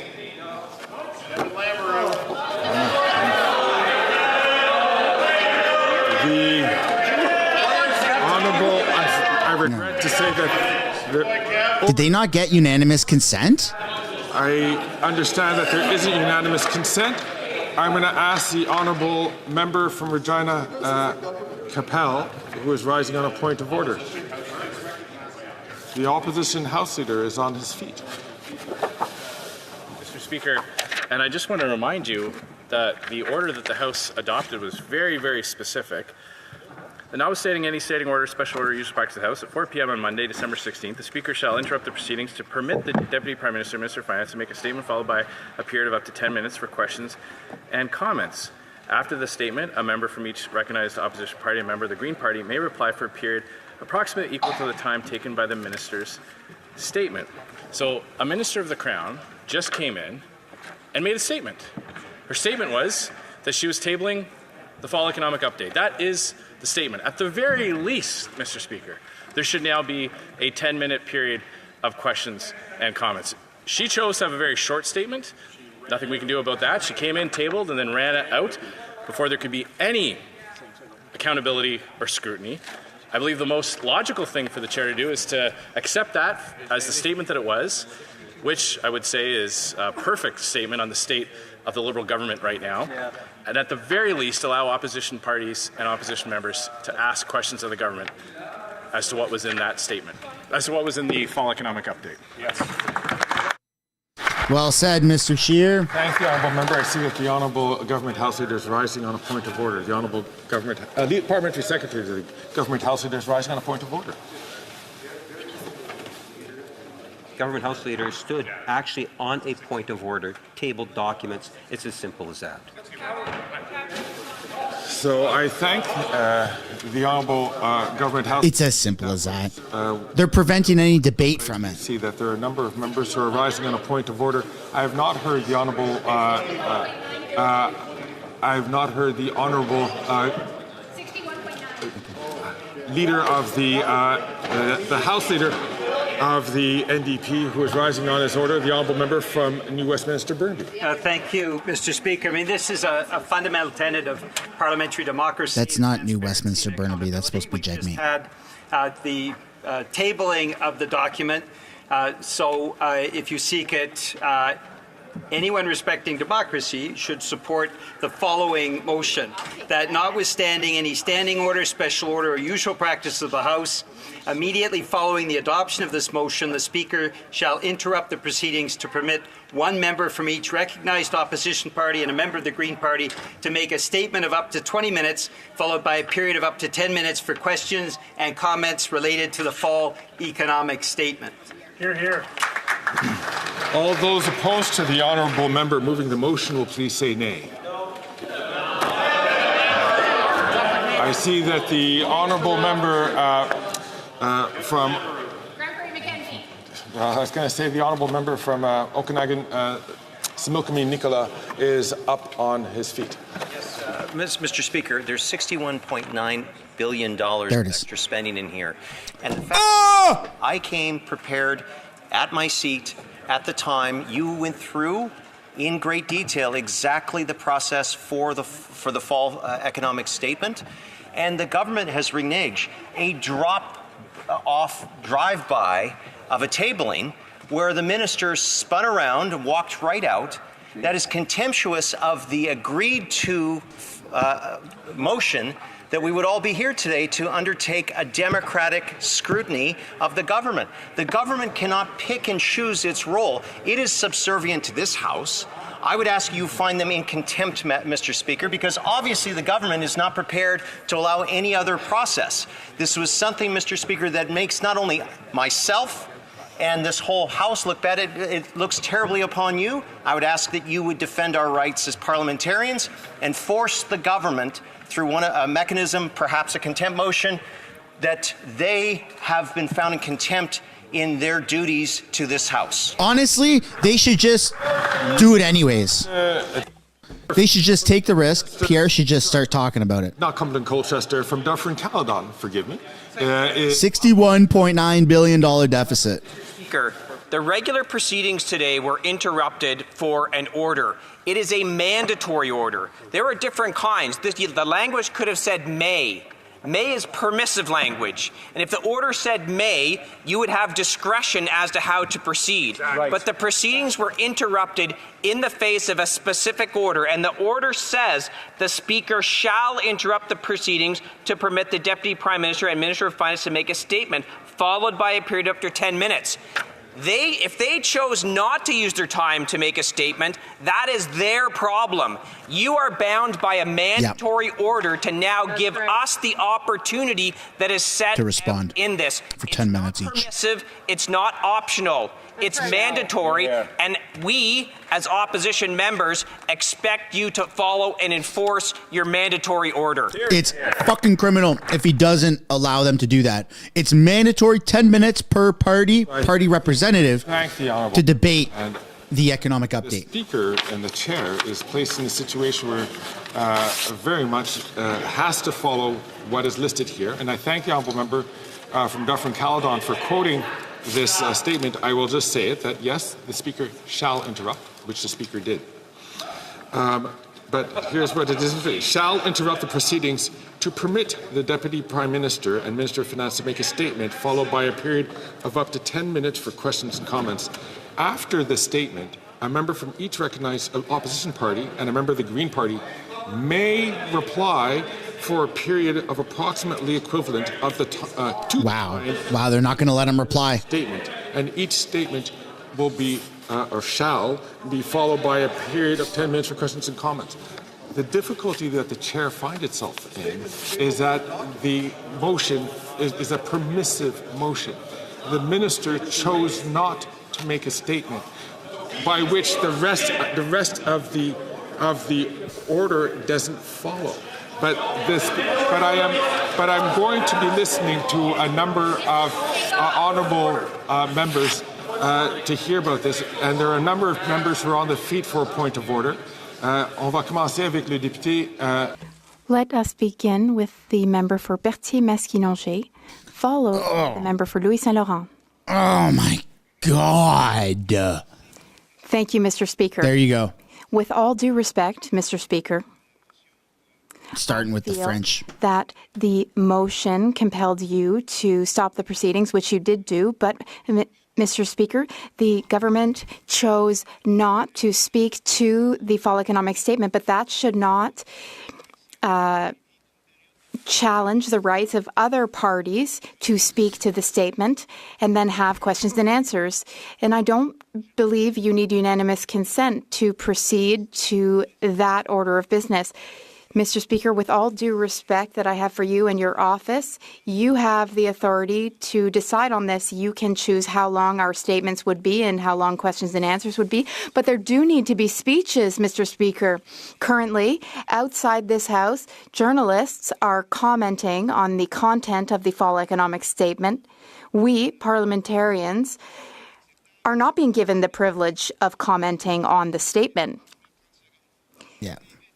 So, Mr. Speaker, they're breaking down I seriously everything on CBC right now. Consider the but our politicians have no idea. authority and they the can't right debate it. to permit such a debate. You could even, if you like, Mr. Speaker, suspend the House for a few moments to consult with House employees and clerks to know exactly what procedure to follow. But, Mr. Speaker, you have the duty to preserve some semblance of democracy in a G7 country, need I remind this House. I have many colleagues who have opinions and who are more than willing to comment on the fall economic statement. If the government does not wish to comment on the economic statement, then that's fine. But you, Mr. Speaker, have the right to give us the right to speak. I see that the honourable member for Joliette is rising on the same. This is the most criminal thing I've pretty much seen in Parliament. Order. I've spent the past few hours in a budget lockup to study the budget documents and to prepare to speak in this House because there was an agreement where I would be able to speak on behalf of my party. I sat down with colleagues and with a team so that we could sit down, study the documents, prepare our stance and position, and prepare to present said position to the House. I think all parties should be allowed to share their position with regard to the economic statement. Now, too bad, so sad for the government if they don't want to or if they can't speak to the statement, but we are ready and willing to speak to the statement, Mr. Speaker. Member from Hamilton. Okay, I'm going to pause it right now because there's 14,000 people here. For those that don't know what's going on, just give me 60 seconds to explain. The fall economic update was supposed to be tabled like 2 months ago, and it's supposed to show how big of a deficit Canada has been running. There was speculation that it was 30, 40, 50, $60 billion. Today was supposed to be the day that they were going to do it because tomorrow every politician takes off for the Christmas holidays. Today, the finance minister, Freeland, resigned, says, screw you, Trudeau. I don't want to be a part of the Liberal or your cabinet. I don't want to be the insider. I'm not finance minister. That got passed down to François Champagne. Champagne said, I don't want to be the finance minister either. That was technically supposed to then go to Randy, but he's not part of Trudeau's internal cabinet. So then it's supposed to go to Dominic LeBlanc. But at 4 p.m. Eastern Standard Time, which is when they were supposed to table the fall economic update, at that same time, Dominic, somewhere in Ottawa, is being sworn in as finance minister. So we're left with this limbo of who is going to provide the fall economic update, who's going to update it. So now there was like 10 minutes of back and forth going, we're not going to update it, we're not going to give it, which is criminal. You're not allowed to do that. And then finally, Karina Gould took a piece of paper and says, I am tabling the fall economic update, but they're not allowed to debate about it. That's what the House Speaker right now is blocking, is any debates around it. We know that they're doing a $61.9 billion deficit. Outside of Parliament right here, outside of the House, politicians or reporters, journalists have the full information. They're actually talking about it on CBC right now. You can switch over to CBC and you can see that they are talking about the deficit. They've already been breaking it down, but we're not going to look because our politicians are the ones that deserve the right to be able to talk about it. Okay, so that's what's going on right now. So they're trying to get to an opportunity where they can actually debate it, but the speaker keeps kind of blocking that. It's criminal. A senator is rising on a point of order. Thank you very much, Mr. Speaker. And I know it's not often I get a chance to do this, but I did feel it important to rise and actually concur with the opposition MPs who have stood in this House on multiple occasions to call on you to bring this government to order, to present to this country what their vision of the future is so that we can have an adequate debate. I find it rather gormless that they came into this House, dropped the report, and then left without an opportunity for us to debate here today. Mr. Speaker, I am prepared to listen to to the member from Vancouver Kingsway present our party's vision for the future of this country. And I know that the other opposition parties will also have their vision. That is what a Westminster system is designed for. So for them to pretend like they can come here, Mr. Speaker, and there has been disorder in this House, but certainly nothing more chaotic than what we've witnessed over the last hour here. So I call on you, in concordance with members of the Bloc, the Conservative Party, and indeed the Green Party, to bring this government to order and allow us to have a full debate on the fall economic statement. Thank you. This is something that all parties are wanting to be able to do. The NDP, the Green, the Bloc, the Conservatives, everyone is unanimously going, give us the opportunity to fucking debate it. Is bound by the decision that was passed by the House. And after much debate and consultation, I have to follow the as things are set out in the House, in the order that was made by the House. I interrupted the proceedings. The minister chose not to make a statement, and therefore the rest of the motion doesn't apply. But I see, je vois.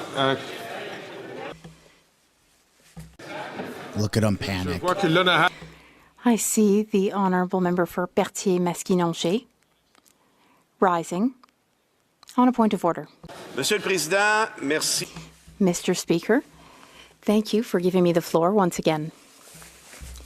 Mr. Speaker, with all due respect, we disagree with your current decision and your current interpretation of the situation. Here is what I propose, Mr. Speaker. There is a majority of the House here in agreement. This is unbelievable. I'm not allowed to say who is or is not in the House, but I can say in a roundabout way that there aren't many representatives of the government caucus in this place at this moment. This is shocking. It's unacceptable, Mr. Speaker. We cannot ignore this. Mr. Speaker, this would be a good opportunity for the chair to earn the trust and confidence of a majority of this House by showing us how seriously you take this.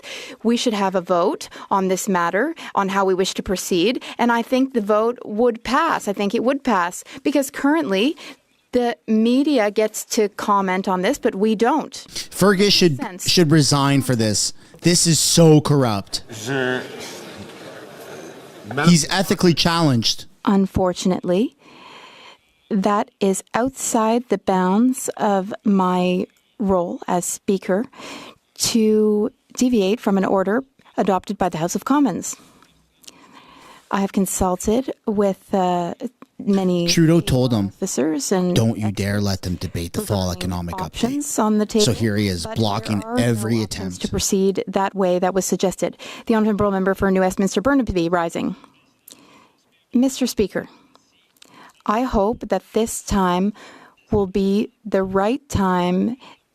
I hope that we will be able to speak to this document because its contents are incredibly important and we owe Canadians transparency. That is why we must debate this statement tabled in the House. Notwithstanding any standing order, special order, or usual practice of the House, immediately following the adoption of this motion, the Speaker shall interrupt the proceedings to permit one member from each recognized opposition party and a member of the Green Party to make a statement of up to 20 minutes, followed by a period of up to 10 minutes for questions and comments related to the fall economic statement. I thank the honourable member. All those opposed to the honourable member moving the motion will please say nay. Blocked. The honourable member from Hamilton Centre is rising on a point of order. Mr. Speaker, surely the honourable member from Winnipeg North would at least give the country the courtesy to rise in his space right now and to tell the rest of the country why he continues to shut down this debate. Blocked. They keep blocking the debate. What the hell is going on? Yes, Phil is on his feet on a point of order, followed by the honourable member for Vancouver Kingsway. Thank you, Mr. Speaker, and I would like you to consider this as a matter of contempt of Parliament. The Finance Minister resigned this morning at 8 a.m. The economic statement was to be delivered at 4 p.m. this afternoon. The Prime Minister had ample opportunity to appoint another finance minister and a deputy minister and have them sworn in to issue the fall economic statement. So that, to me, Mr. Speaker, and I hope you agree, is a point of contempt. They knew that this motion was in place, that it was agreed to by all parties. They failed this Parliament and therefore failed Canadians, and I believe that they were in contempt, Mr. Speaker. Thank you. The honourable member, I thank the honourable member. The honourable member from Vancouver Kingsway. Thank you, Mr. Speaker. Mr. Speaker, as the NDP finance critic, I have attended the lockup. I've read the fall economic statement, and I have gone to considerable length, along with my colleagues, to prepare the New Democrats' response to this. What I find patently unfair is that the government has chosen to release that document to the public at 4 o'clock. So that document, a very, very thick book of policies, is now circulating, but there's no opportunity for any other opposition person to have a comment on that, whether Conservative, Bloc, or New Democrat, or Green. And that is patently unfair. In fact, I would say that it's undemocratic.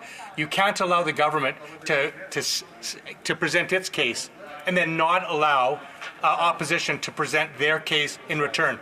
That may be how autocracies work. That is not how democracies work, Mr. Speaker. And I would ask that you allow a specified member from each party to have up to 20 minutes so that we can have our comment on this document, as the Liberals have. And I find it, frankly, a little bit infuriating that the government has allowed its voice to be heard in this document, but stands in this House and says no to allowing any other party to have their say.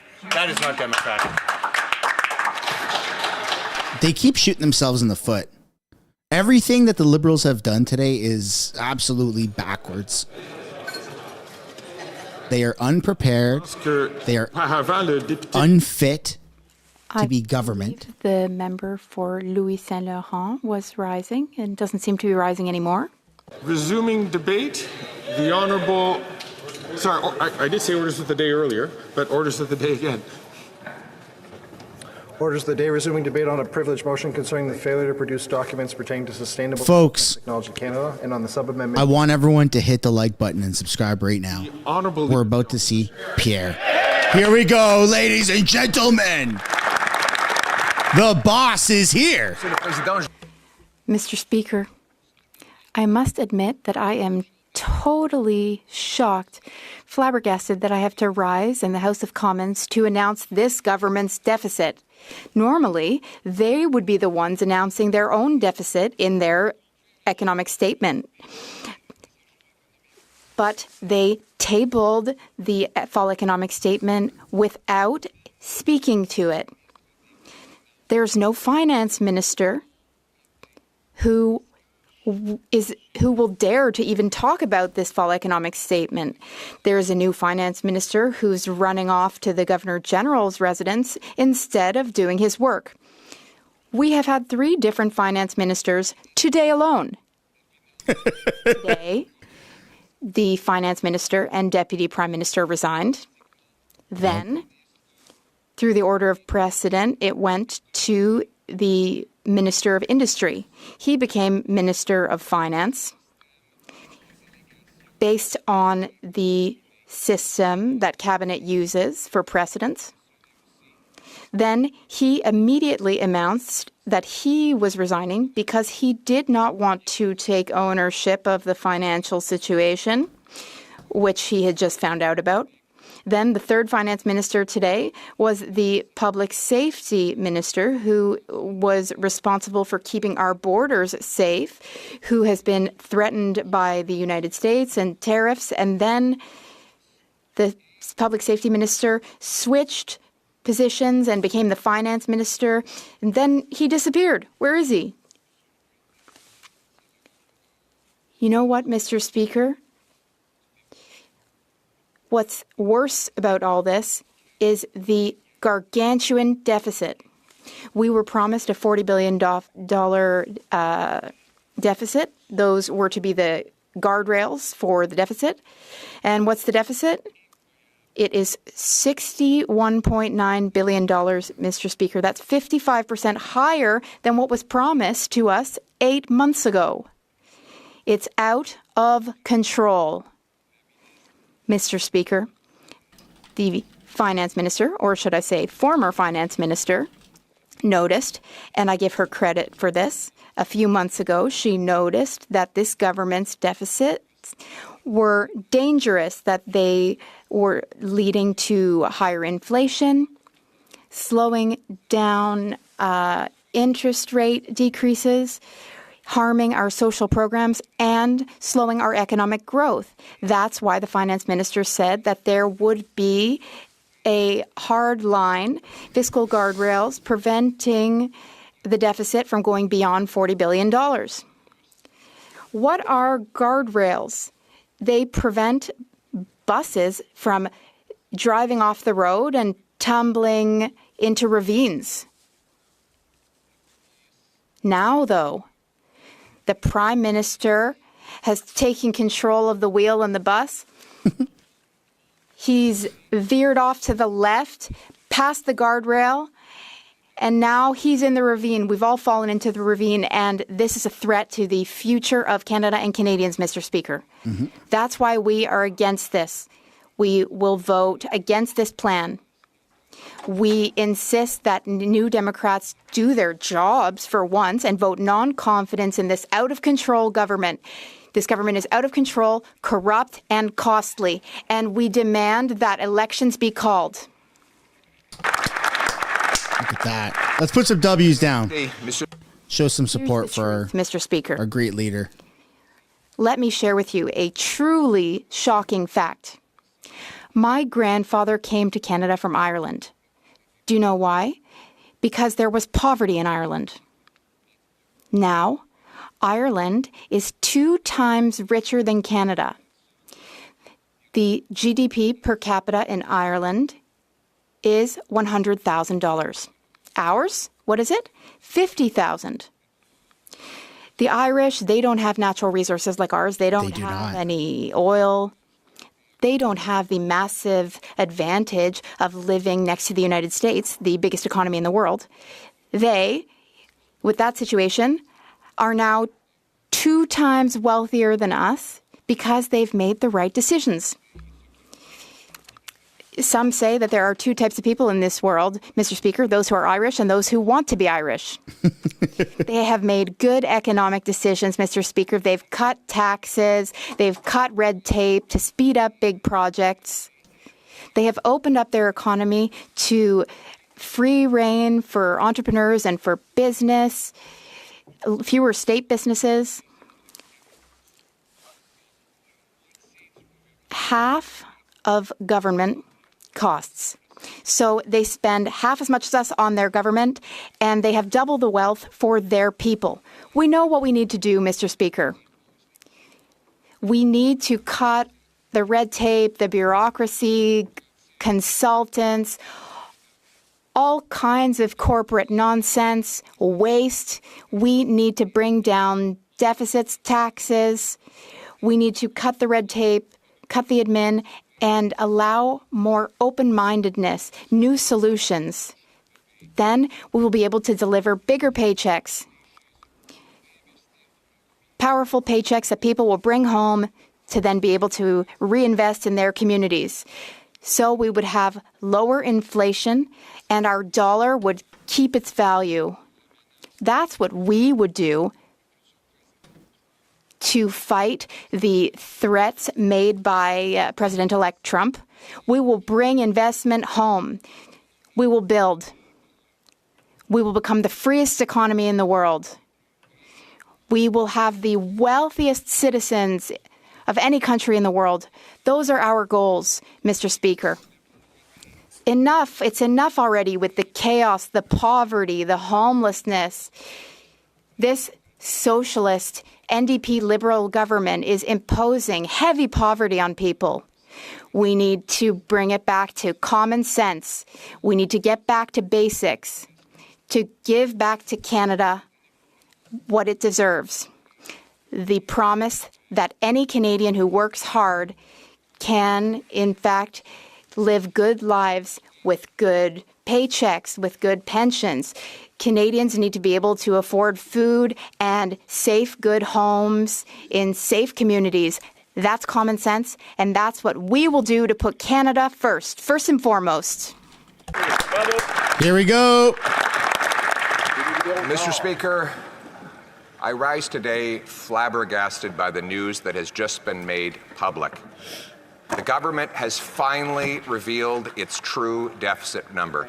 Remember, this finance minister, this outgoing and now former finance minister, told the world that she was putting in place guardrails to limit the damage that her deficits could do.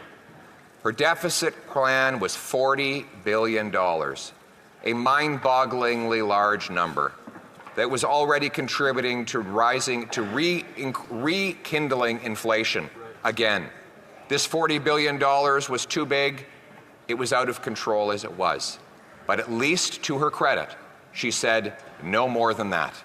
And she decided she would have a guardrail. We know a guardrail is meant to stop vehicles from flying off cliffs.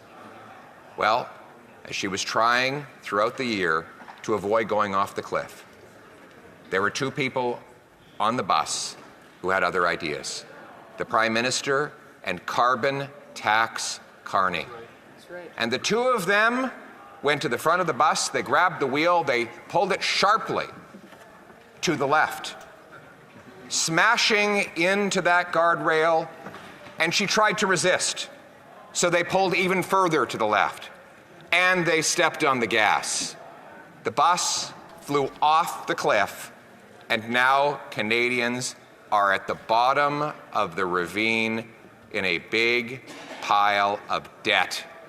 But instead of taking responsibility, the Prime Minister told her that she should take all the blame. That when the ambulances and the police cruisers arrived, and the fire department, that she take the blame for running the bus off the cliff, and that carbon tax Carney and the Prime Minister could innocently sit back, and that the Prime Minister could then put carbon tax Carney in charge of driving the next bus. The good old boys in the back room would protect themselves and make the finance minister, the then finance minister, take all the blame. Reminds you of the way they treated the former Attorney General, a brilliant and brave First Nations woman who refused to kowtow to corruption. It reminds us of the way they treated Jane Philpott and so many other brave women who have dared question this self-described feminist Prime Minister, some feminist indeed, throwing the bus off the cliff and throwing women under the bus. That's his real record. Yep. And his real record on finance, Mr. Speaker, is yet another $62 billion deficit. For context, outside of this government, there is no government in the history of Canada that has ever run a $62 billion deficit. Not even in the 90s when the Wall Street Journal said that we were a third world basket case. Not even during the massive global economic crisis did the deficit come anywhere close to that. And here we are, with the global economy growing, with the American economy booming in stable times. This deficit is 100% at the feet of this irresponsible Prime Minister and his personal economic advisor, carbon tax Carney. That's right. Now, Carney says he doesn't even want the job of finance minister. He doesn't even want to try and drive the crashed out bus after he helped run it off the cliff. And they couldn't find anyone all day. In fact, no one will appear today even to defend this incredible disaster of a budget. Look at the consequences in human terms, Mr. Speaker. We have 1,400 homeless camps in Ontario, 35 homeless encampments in Halifax alone. We have 2 million people lined up at food banks. Scurvy is making a comeback. The government admits that 1 in 4 children are going to school hungry every single day. Unemployment is rising, and according to this budget, expected to exceed 7% by the end of next calendar year. The gap between per capita GDP in Canada and the US is now 30,000 in Canadian dollars, 30,000 it was equal 10 years ago. This is the worst gap since at least the Second World War, and some say the worst gap in a century. Canadian workers are only getting 55 cents of investment for every dollar an American worker gets. $500 billion Canadian investment dollars, which works out to almost a quarter of our economy, has left net to go to the United States, where it builds pipelines, factories, warehouses, pipelines, business centers, Canadian investment dollars paying American wages, while our workers go starving for investment and for salaries to pay their bills. When I travel across this country, I consistently meet two types of people. One, those who are a little better off and tell me that, and I'll be very blunt about this, that if I don't win, they will leave the country. And they are very numerous. Yes. But you know, I don't worry about them as much. You know who I worry about? The ones that want to stay here. The ones who can't leave. The ones who don't know, and if I can just use very blunt language, who tell me, I don't know what the hell I'm going to do. I have no idea how I'm going to pay my way. That's right. Wow. I met a waitress at a restaurant not long ago, and she came up to me and she grabbed me by the hand and she said, "You have to win." And I said, "Oh, thank you, I appreciate your support." She said, No, it wasn't a compliment. You have to win. And then she told me her story.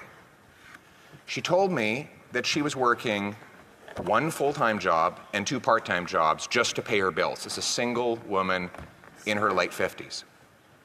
And she was tired of working all the time. So she cut everything out of her budget, every creature comfort, everything she enjoyed about her life, she cut it out so that she could drop one of those part-time jobs.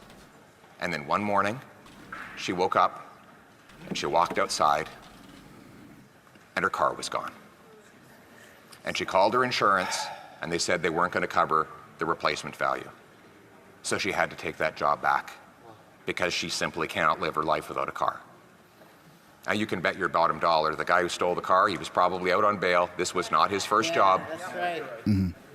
Her taxes have gone up. Her heating bill has gone up. Her wages have not gone up. She's scared to go out in the streets in places where they didn't even lock the door not long ago. These are the people we're fighting for. These silly games over here, they're very entertaining. The soap opera that everyone's seized with today, that's all fine. But there are real people whose lives are on the line here, and we have a duty to work for them. And quite frankly,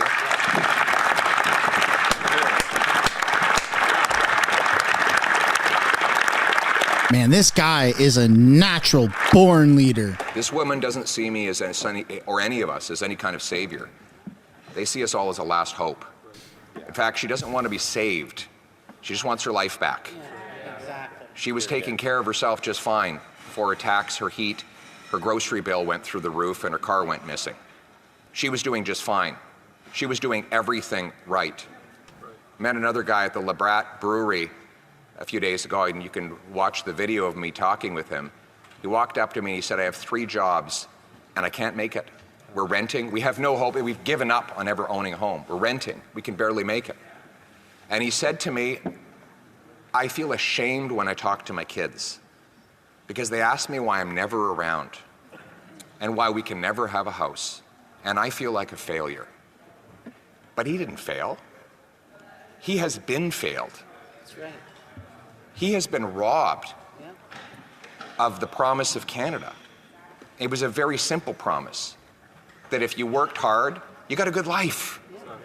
Now, it wasn't fancy or extravagant, but you got a house with a yard where you could have kids playing safely. And you could have a nice dog that you could afford to feed along with the kids. And your kids could play safely in the streets. That was the promise. Now, politicians break promises all the time. But you know what was bad about this promise? This promise didn't belong to this Prime Minister. It wasn't his promise to break. It belonged to all of us.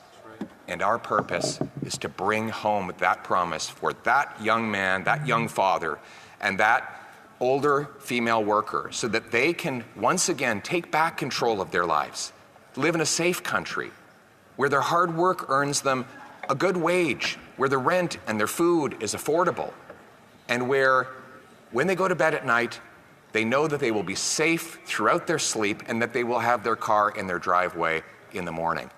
A country where people are proud again to fly the flag, where they know the government is a servant and not a master, where they understand that every day the Commons, this place, works for the common people, not for the ego of one man desperate to cling on to his job.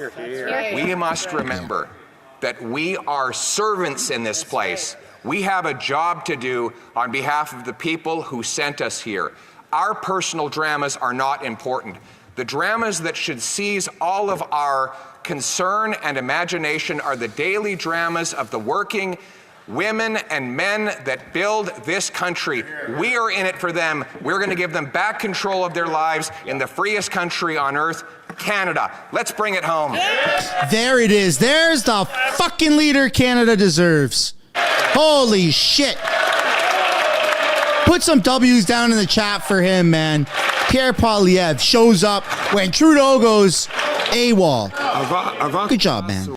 Before we move to question and comments, pursuant to Standing Order 38. Damn, that's got me pumped. Duty to inform the House of the I'm going to go hit a punching bag or go for a run. Follows 1.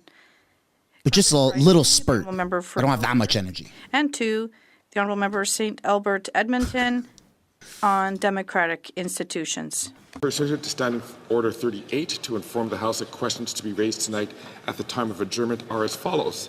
The Honourable Member for Bow River on carbon pricing, and the Honourable Member for St. Albert Edmonton on democratic institutions. I thank all members for their attention. Here we go. Parliamentary Secretary to the Leader of the Government in the House of Commons. Yes, thank you. Mr. Speaker, you know, there is no one more so than the Leader of the Conservative Party that both inside the House and outside the House tries to portray a false impression that Canada is broken, Mr. Speaker. It is broken, dickwad. Canada is the best country in the world to call home.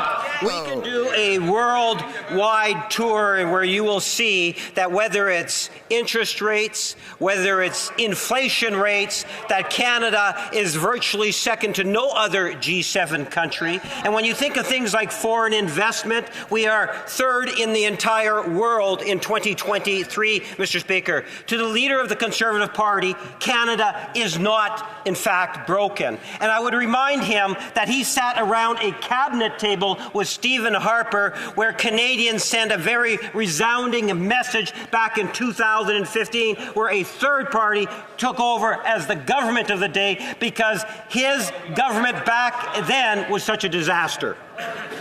The Honourable Leader of the Opposition. Mr. Speaker, everything is broken today. Absolutely everything. And 70% plus Canadians agree with me on that. The borders are broken. We have 500,000 people here illegally, according to the government's own documents. The immigration system is broken. We now have refugee camps, something we only used to see in third world countries that are being set up across our country in formerly tranquil and peaceful suburbs.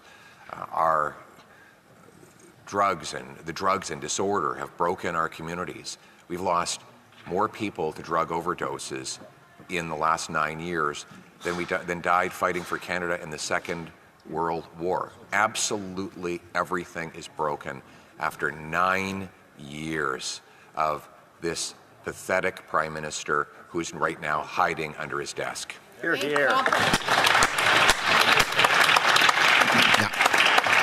The Honourable Member from Vancouver, Kingsway.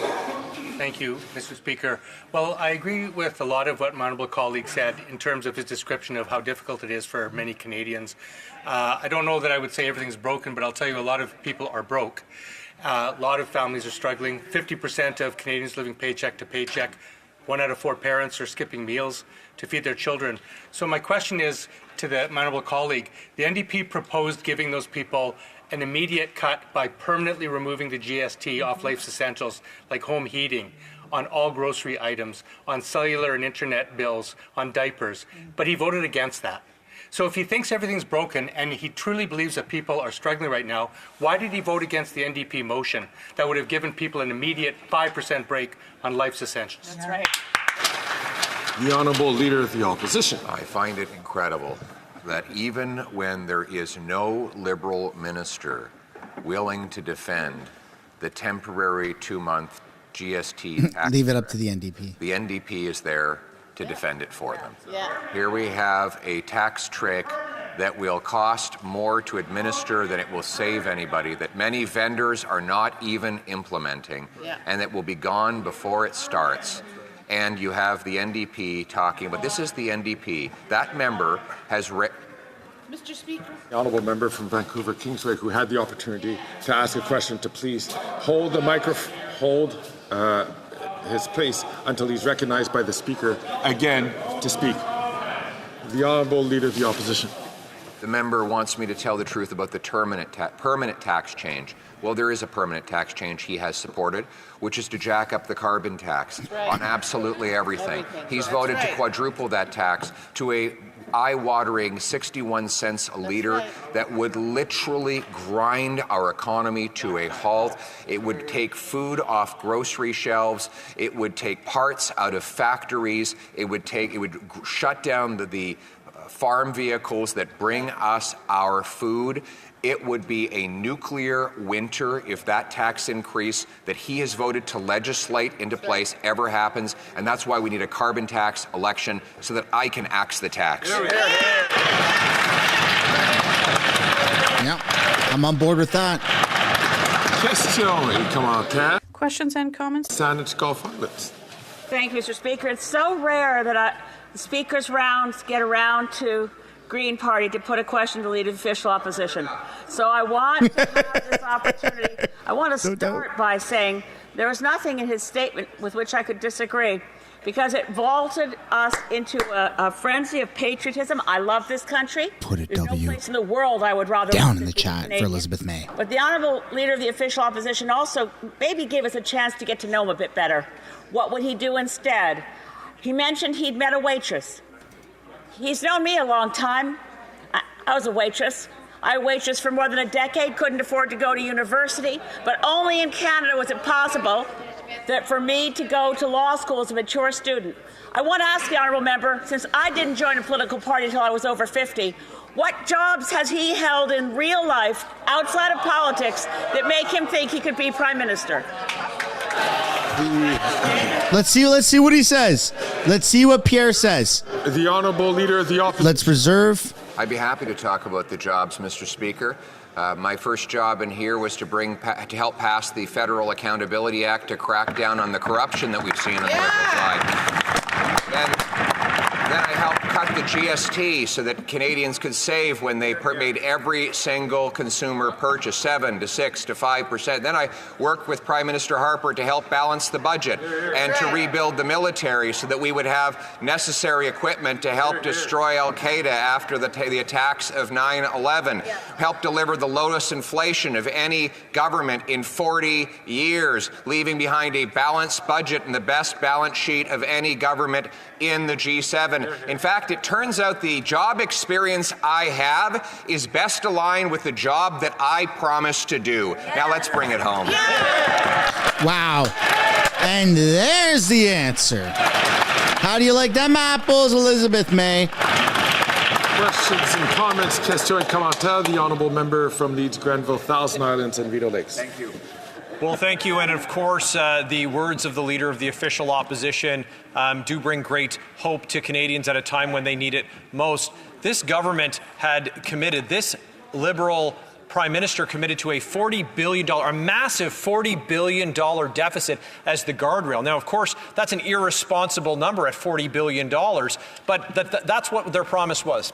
And they smashed through it. And who are the they? It's that NDP Liberal Prime Minister and Carbon Tax Kearney, his real economic advisor. And they tried to pin this massive failure on their finance minister. Now, she declared that she didn't have confidence in the Prime Minister and that she wouldn't support him.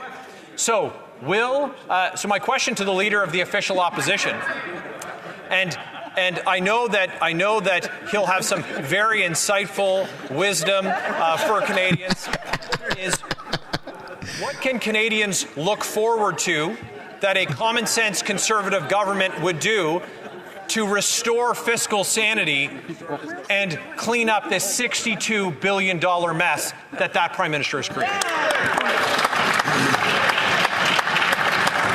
The Honourable Leader of the Opposition. $62 billion mess. That is such a tough question. I almost didn't want to stand up and answer it for a second there. But it is a big mess. It is an incredible mess that this Prime Minister will leave behind when he takes run, and I understand that might happen any minute. As carbon tax Carney is lining up, you almost wonder if carbon tax Carney planned it all this way. You know, that's possible. The top economic advisor. He pushed all of these extra spending measures on the finance minister, and then she objected to the crazy $62 billion deficit. She's out now. The Prime Minister might soon be out. And who will walk up? Well, carbon tax Carney, taking the wheel of the bus after he helped crash it, Mr. Speaker. But he's not the only one. There's also the getaway car. Who's been driving the getaway car? The NDP. The NDP leader. Today he said that the Prime Minister should resign. And yet, just days ago, he voted to keep the Prime Minister exactly where he is.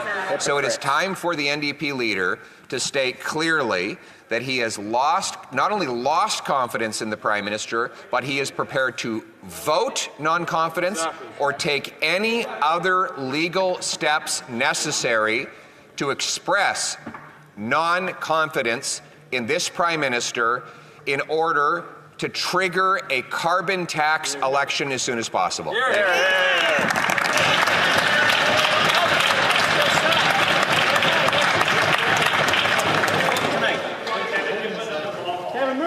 Resuming debate. The Honourable Member from New Westminster Burnaby is rising on a point of order. Thank you very much, Mr. Speaker. There have been consultations amongst the parties, and if you seek it, I believe you'll find unanimous consent for the following motion, that notwithstanding any standing order, special order, or usual practice of the House, the member for Vancouver Kingsway be permitted to speak a second time to this sub-amendment. All those opposed to the Honourable Member moving the motion will please say nay. Agreed. The House has heard the terms of the motion. All those opposed to the motion will please say nay. Carried. Resuming, reprise de débat, l'honorable député. Resuming debate. Je devrais commencer par vous dire que je vais partager. All right, so now they're going to debate it. I will be sharing my time with the member for Joliette. Whew. Well, this is a very unusual situation. No doubt. 10 years of experience in this House, I've never seen anything like this in Parliament. It's total chaos. Coming back to the fall economic statement, it's basically a horror story. We've been asking for an economic statement for some time. It's traditional that the government update Canadians as to its economic record. We've been talking about this since November.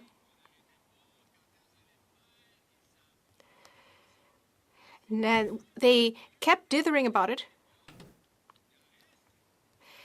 But then, finally, they made a decision. They decided to do it right before the end of the parliamentary session. Yeah, don't go anywhere, folks. We're going to want to see this They through. waited until the last minute A lot of stuff to going present on. the fall economic statement. And yet, the craziest thing of all is that the Minister of Finance, the Deputy Prime Minister, stepped down. And she said, no, I refuse to table this. And she decided, no, I'm leaving. And she left, and I think that showed a great deal of nobility, in fact. So now, we don't even know if there's going to be an economic update. We don't have a Minister of Finance. Then we learn that there will be a new Minister of Finance.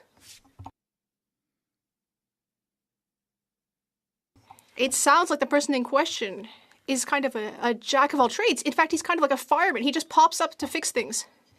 Wait, I'm so sorry to interrupt the member, but there are members in this House who seem to be chatting away. And yet, when their leader was speaking, none of them said anything. So I would ask them to leave and to show respect to the honourable member for La Prairie.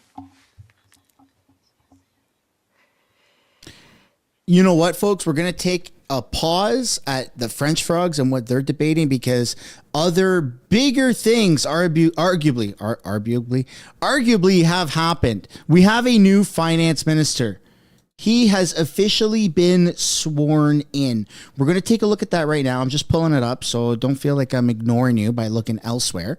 All right, because I am looking elsewhere. I'm not ignoring you. Let's take a look here at what the heck happened, because Justin Trudeau, for the first time in his first appearance today, since Sean Fraser resigned yesterday and he resigned this morning, we haven't seen of Justin Trudeau, but he appeared at the swearing-in ceremony of Dominic LeBlanc, which is insane. Like, is he a sociopath? Is Justin Trudeau a psychopath? This is crazy. He appears at this right here, at the swearing-in ceremony by Dominic LeBlanc, as if nothing has happened, and he's standing there smiling. You're going to see Trudeau in frame here in a few moments. Permission of the Governor General to proceed. The ceremony. There's Trudeau on the right. Money. We're going to skip forward a little bit. Governmental affairs. Of Finance and Intergovernmental Affairs. I, Dominique Leblanc, do solemnly and truly and faithfully the trust reposed in me as Minister of Finance and Intergovernmental Affairs.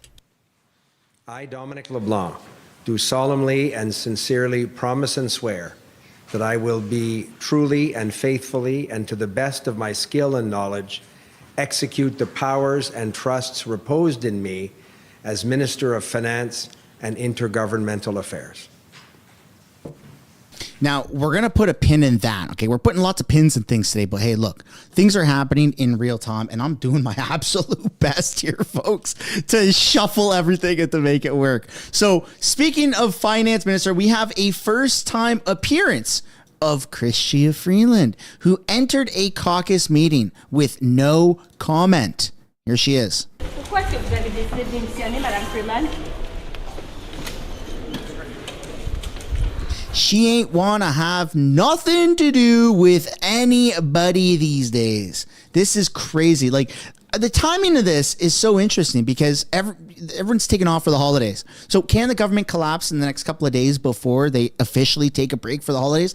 Yes, absolutely it can. Can it get worse than it already has? Yes, absolutely it can. Will it? I hope so. But let's get back to the swearing in ceremony here, because Trudeau is in the background, and I want to look at him because he's a bit of a sociopath, and I'm really confused as to what the heck he's doing here at the swearing in ceremony. I get it. He has to be there, but bro, everyone, the whole country, the whole world is watching, waiting for you to answer to what the heck has happened, and you show up here as if nothing is going on? Congratulations, Minister. There's Trudeau. Okay, a very strange scene, frankly. Clapping and hugs for a job that Dominic LeBlanc is tasked with doing because is forced to do a crisis, a political crisis, after the resignation of Chrystia Freeland. In a dramatic fashion this morning. Dominic LeBlanc, longtime friend, close friend of the Prime Minister's, close personal friend, and a man who has shown his competency in many areas, but also his political skills, which are, of course, will be tested here in this role and over the next 24 hours. But it was clear that this job needed to be filled and needed to be filled urgently. given the situation that this country is facing with Donald Trump, and the importance, of course, of the role of finance minister. So Dominic LeBlanc now becoming finance minister, minister of intergovernmental affairs, and there he is, public safety. Pretending as if everything's fine. Multiple ministers have multiple files. You broke Canada. And the answer to what's going on. Look at him smiling. Was supposed to fix some of that. No longer clear whether there will be any. I'm not a therapist. I don't know about psychology other than what I know. But what the fuck is wrong with Justin Trudeau? Like, this has got to be some sociopathic behavior. The entire country has just witnessed something unprecedented, something that has never happened before. The country is broken beyond belief. Politically speaking, this is DEFCON a bajillion. This is insane. This is a nuclear event, politically speaking. And Trudeau just shows up to a swearing-in ceremony nonchalant. Any cabinet shuffle of any kind beyond what we're seeing here today. But these are our first pictures of the Prime Minister since early this morning as this news was breaking. Again, can't describe to you how odd this moment is to see people smiling, given the gravity of what has happened today, given the consequences of what is happening today, given what Justin Trudeau is facing. Later today at a National Caucus meeting where we've heard from a number of MPs, they will ask him to leave. I know people are good at putting on public faces. I have to do that myself sometimes, but that is a pretty extraordinary display at an extraordinary moment for Justin Trudeau. We are expecting to hear from someone, I believe Dominic LeBlanc, in a couple and minutes. And we do. Time. We have. Power and Politics will start in 15 minutes. We're going to skip forward here. Go to Dominic LeBlanc again. I'm just going to mute it so that you guys don't listen to it. Look, this is crazy. This has never happened before.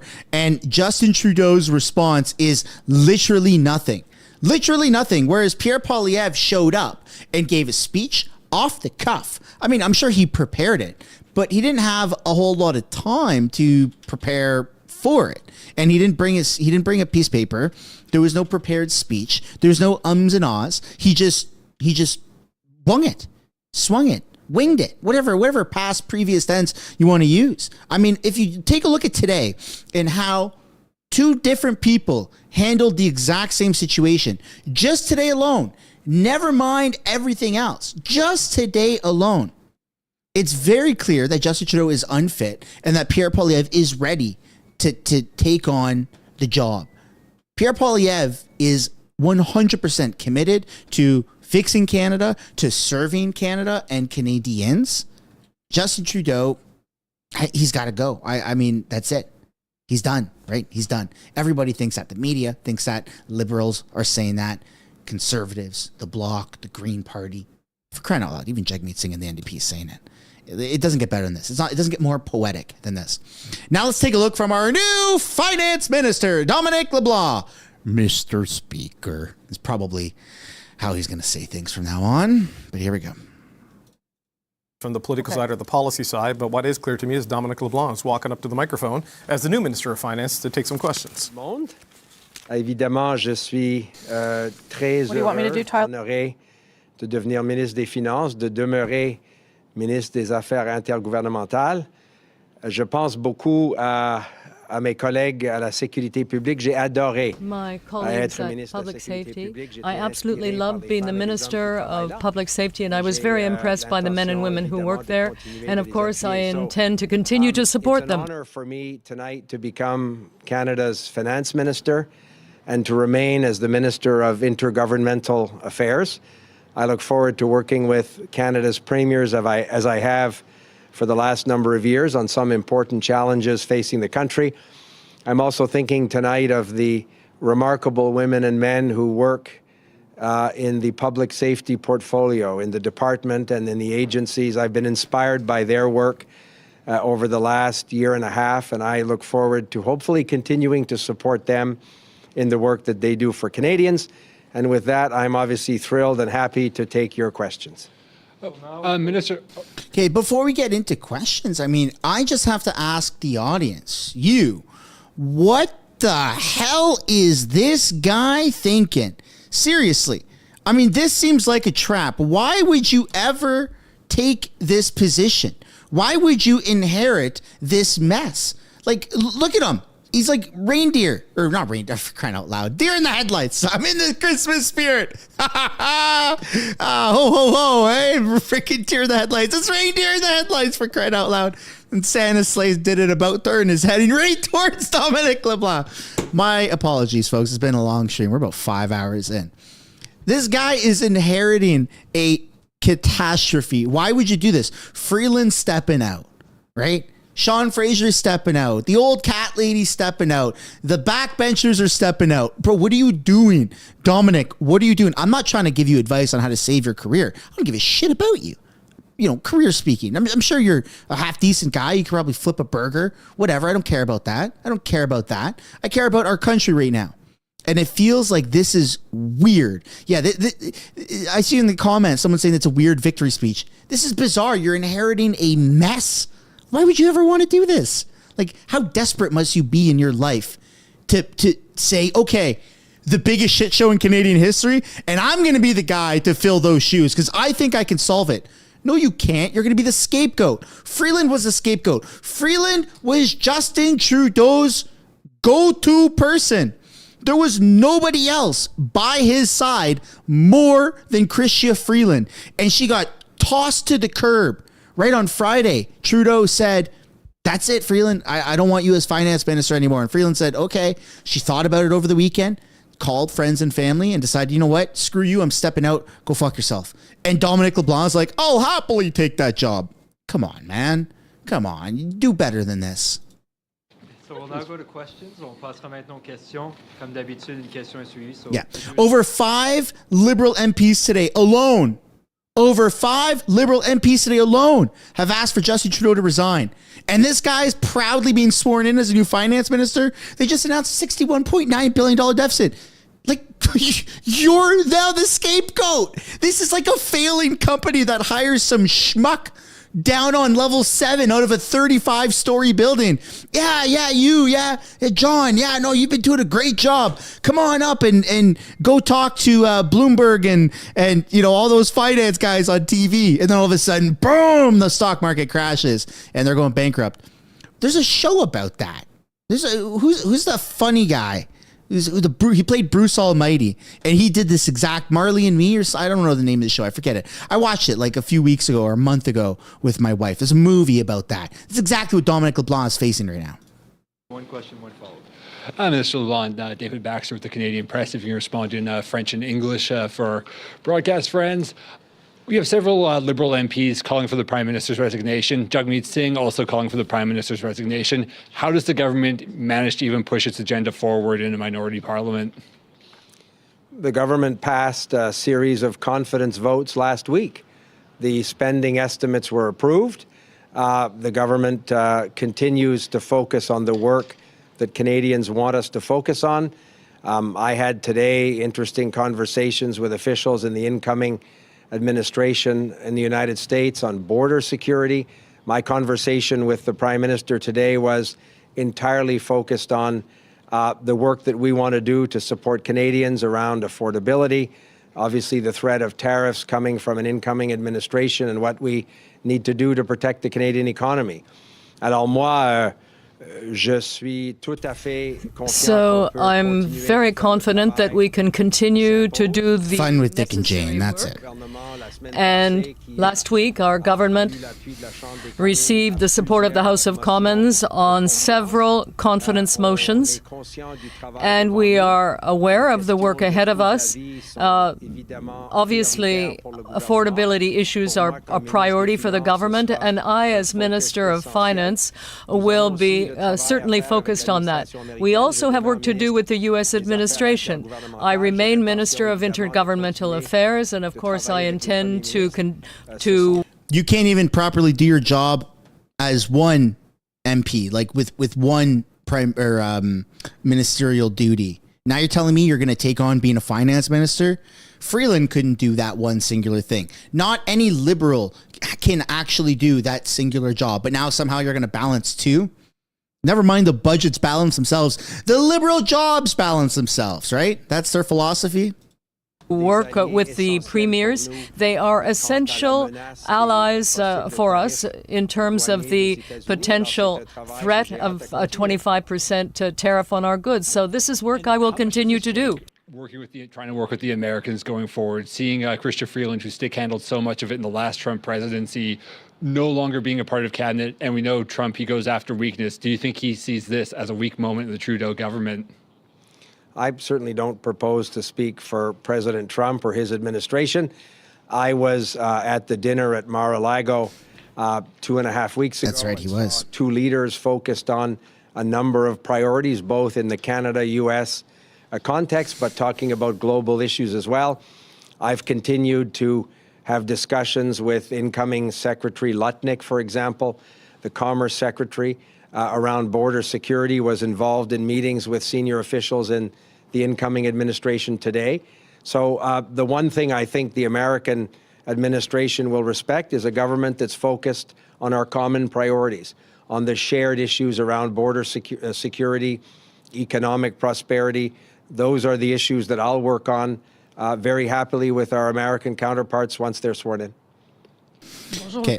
We're going to put a pin in this right now, and we're going to hop over to some CPAC footage because you got some members of Parliament that are, actually there's a couple different streams, some Liberal MPs that are having an emergency caucus meeting right now, or they're going into the emergency caucus meeting, and they're being stopped and questioned by reporters. So we're hearing right from the horse's mouth, horse's mouth, see what I did there, on what the actual F is going on. So here we go, folks. Here we go. Change of pace. By the way, you know, before I click play, come on, your boy's been streaming for 5 hours minus 3 minutes. In 3 minutes, it'll be 5 hours. You know what I'd like for Christmas? You know what I'd love for my birthday, because they're the same day, is for you guys to like this stream and hit the like button. Hit the like button and subscribe to the channel. We're almost at like 127,000 subscribers. We almost gained 1,000 subscribers on this stream alone, and we've had continuously over 10,000 viewers. So we're doing pretty good, Anyways, let's get into this here. It's going to be sporadic, but bear with me.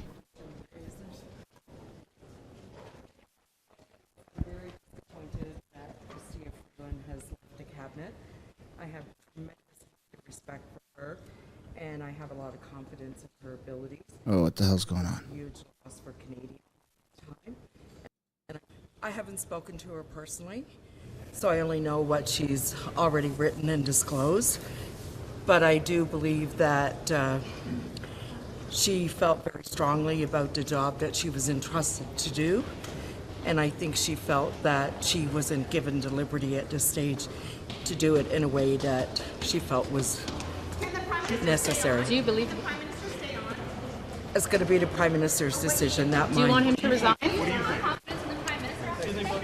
me, folks. Ms. Can you just Jones, make some way? do you want him to resign? Excuse me, folks. Can you just make some way? Excuse me, folks. Can you just move back? Do you still have confidence? We just need to make some space, please. Should the Prime Minister make some space? Excuse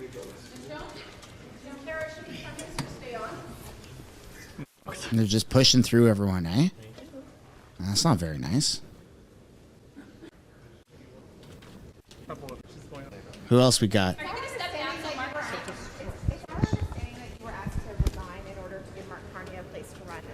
That's absolutely false. And will you? That's absolutely false. I'm looking forward to representing my constituents. Do you have? Were you asked? For the last 21 Were years. you asked to resign? Absolutely not. Were you asked to take a different job? Absolutely not. Okay, and I'm looking forward to. You know, there's a lot of hearsay, a lot of speculation, a lot of gossip going on. You'll forgive me. I think this is going to my 40-hour week this week in a skiff, looking at some pretty important security and intelligence issues. That's what I'm focused on. Plus my constituents. Do you think the Prime Minister should resign? I think the Prime Minister should look at what he's doing, look at the caucus, meet with us, have a discussion, and we'll see where we get to. What are you going to raise in there? But it's an open question then. It's for you, it's an open question then. I'm going to listen to what the Prime Minister, what my colleagues have to say. I'm sure my colleague, Minister Freeland made a very difficult decision. I respect her for it. That's not an easy thing to do. But what I really keep focused on, folks, is 41 million people. That's who we are here for. That's what I got elected to serve. That's what I'm doing here for 21 years. Can the Prime Minister serve Canadians right now? That's what I'm doing here for 21 years. What is the Prime Minister's path to staying on, though, right now? The Prime Minister can continue to work hard to earn the trust of the caucus, of his colleagues, of the Canadian people. There's lots of progress. But if he can't govern the party, how can he govern the country? You have to ask him that. It's this way. It's this way. Appreciate it. Freeland said that the government is mismanaging the economy. So something that they've never done before is switch buildings for an emergency meeting. That's what they're doing right now. Internally, all of these people to their personal email, not the government one, their personal email, right? So you got like Freeland at, Freeland the snake at gmail.com or whatever the fuck her personal email is. All of these people are getting a private location at a building that they don't ever go to. You notice how this building is very, very different? That's because they don't ever go here. All right. So this meeting is the Liberals, they changed to a secret location. It seems to be the John A. Macdonald building. Caucus meetings usually never happen in this building. They happen in the West Block. So they're trying their best to hide from reporters. It's obviously not working very well. Economy, is that fair? Is it fair when Freeland says your government's mismanaging the economy and that the GSC is just... I'm actually going to talk to her and see what you meant by that. Do you think the Prime Minister should stay on, though? Your personal opinion, is he the best to lead the party? I think the Prime Minister is the leader of the party right now. Yeah, but is he the best person? Until further notice, he's the chair. He's the speaker. He's the leader of the party. Écoute, je pense que M. Trudeau doit évidemment parler au caucus, parler à ses collègues au cabinet, revoir ce qui se passe. C'est triste de voir ce qui s'est passé aujourd'hui. C'est pas positif. Écoute, il faut être honnête. J'ai beaucoup de respect pour Mme Freeland. Évidemment, c'était une situation difficile, avec des relations difficiles. Ça arrive de temps en temps entre un premier ministre et un ministre des Finances. Mais donc, est-ce qu'il peut encore rester, M. Trudeau? Est-ce qu'il peut garder son poste? Il faut demander à M. Trudeau. Okay. Yeah, let's move on from him here. Let's move on to somebody else. Let's see what's going on. Woo-wee. What do you make of the fact that we need as many good people as possible in elected public service today. It's very difficult to recruit good people. What do you make of the fact that he hasn't done that? I don't. You have to ask him. I've met Mr. Carney once in my life for 30 seconds at our caucus retreat in BC. I've never had a discussion with him. Vous allez parler de discussions acharnées en caucus pour rester unis. Donc, est-ce que c'est dire? I know people speak French. I know people understand French, but we're just going to skip past the French part here. And we're going to see who else gets stopped in the John A. Macdonald building, which is very unusual. Normally, they're always in West Block, but it seems like we're fully caught up now. And so there you go. It's not looking good, folks. It's not looking good for Trudeau or the Liberals at all. They're doing their secret meeting right now. And I assume, one can only assume that later on, after the secret meeting has been fully conducted, then and only then will they actually, will Trudeau personally address the nation on what the heck has happened. Next up, we do have, weirdly enough, Elizabeth May, who addresses reporters in Parliament, I guess in the hallway. Let's take a look at that because she kind of did something interesting today. She agreed with Pierre Poilievre when he delivered that jaw-dropping speech. And she did clap back a little bit and say, I want to get to know the leader of the opposition better, and I want to know what kind of job he's had outside of politics, because he did mention that he's met with a waitress, and there's a video about that, and blah, blah, blah. And he talked all about that during his speech, right? It was a phenomenal speech. And so after the speech, Elizabeth May pressed a little bit. She agreed with him on pretty much everything.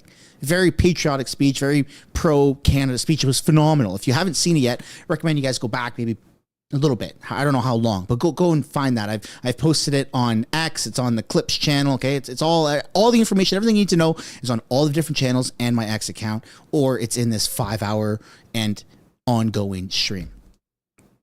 But Elizabeth May, she seems to not have much confidence in Justin Trudeau anymore. All party leaders are kind of agreeing with that exact same sentiment, which makes today so interesting. So let's take a look now at what she has to say with her Uno MP.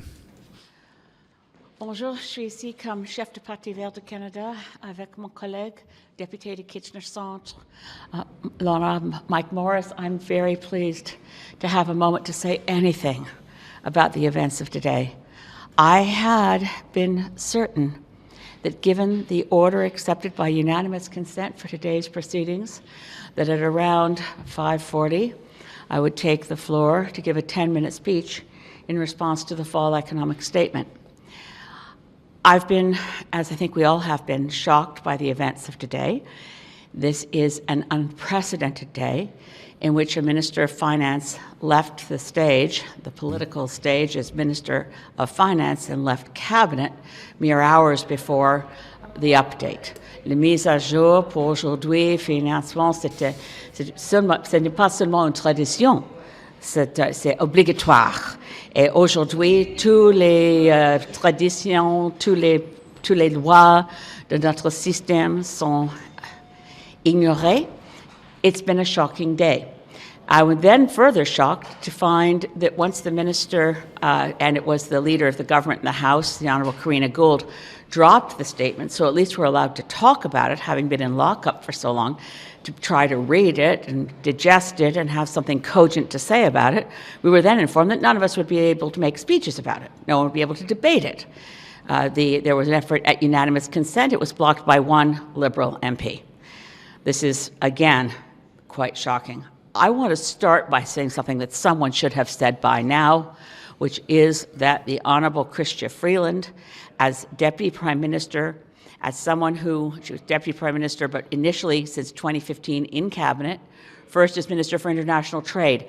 Tough gig when you suddenly find in 2016 you're up against Donald Trump, you're renegotiating NAFTA.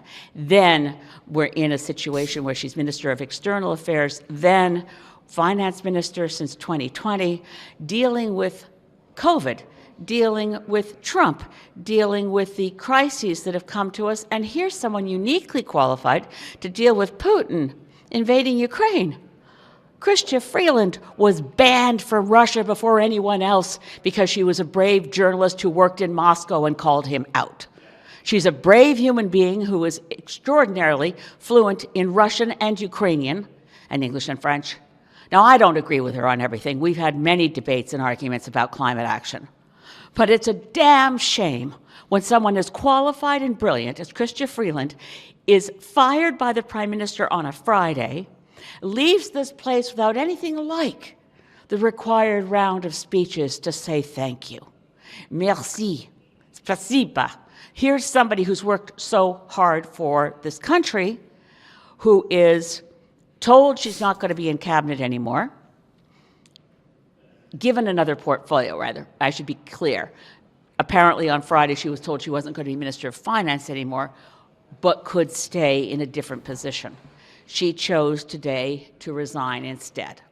Yeah, I got to interrupt Elizabeth May. So far, what she's saying is half decent. I don't agree that Chrystia Freeland has done good things for Canada, at least not in recent time. Maybe when she started, maybe her intentions have been okay, but her actions prove otherwise. And the only real patriotic thing that I've seen of Chrystia Freeland is her resigning from finance minister, which very much has hurt Justin Trudeau and hurt the Liberal government. That's like the only thing that I say, good job, Freeland. And I've said this before about Jagmeet Singh, that if Jagmeet wants to save any shred of his reputation, he should call an election and say, you know what, that's it. We don't have confidence in Justin Trudeau. And to be honest, Freeland may have saved a little bit of her reputation by doing this.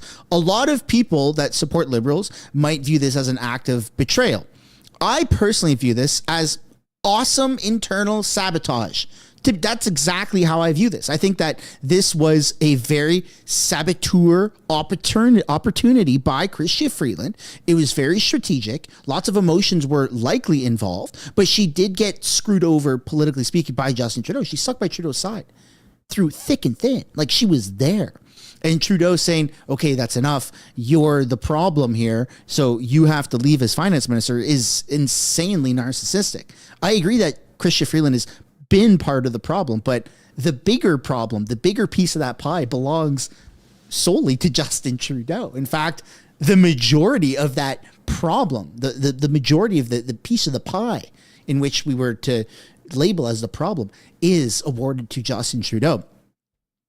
But I think that this is incredibly noble by Freeland. And I'm not saying I'm pro Freeland, for crying out loud. Look at this wonderful sticker on my microphone. It's Freeland dressed as a witch riding a broom because she's the Wicked Witch of the North. And now these are vintage. These are nostalgic. Oh my God, they're limited. They're limited. So if you want to get one, I highly recommend you guys click the link down below in the description and use code SUNSHINE on any of these sticker packs. Get yourself 15% off. But back to the matter at hand here.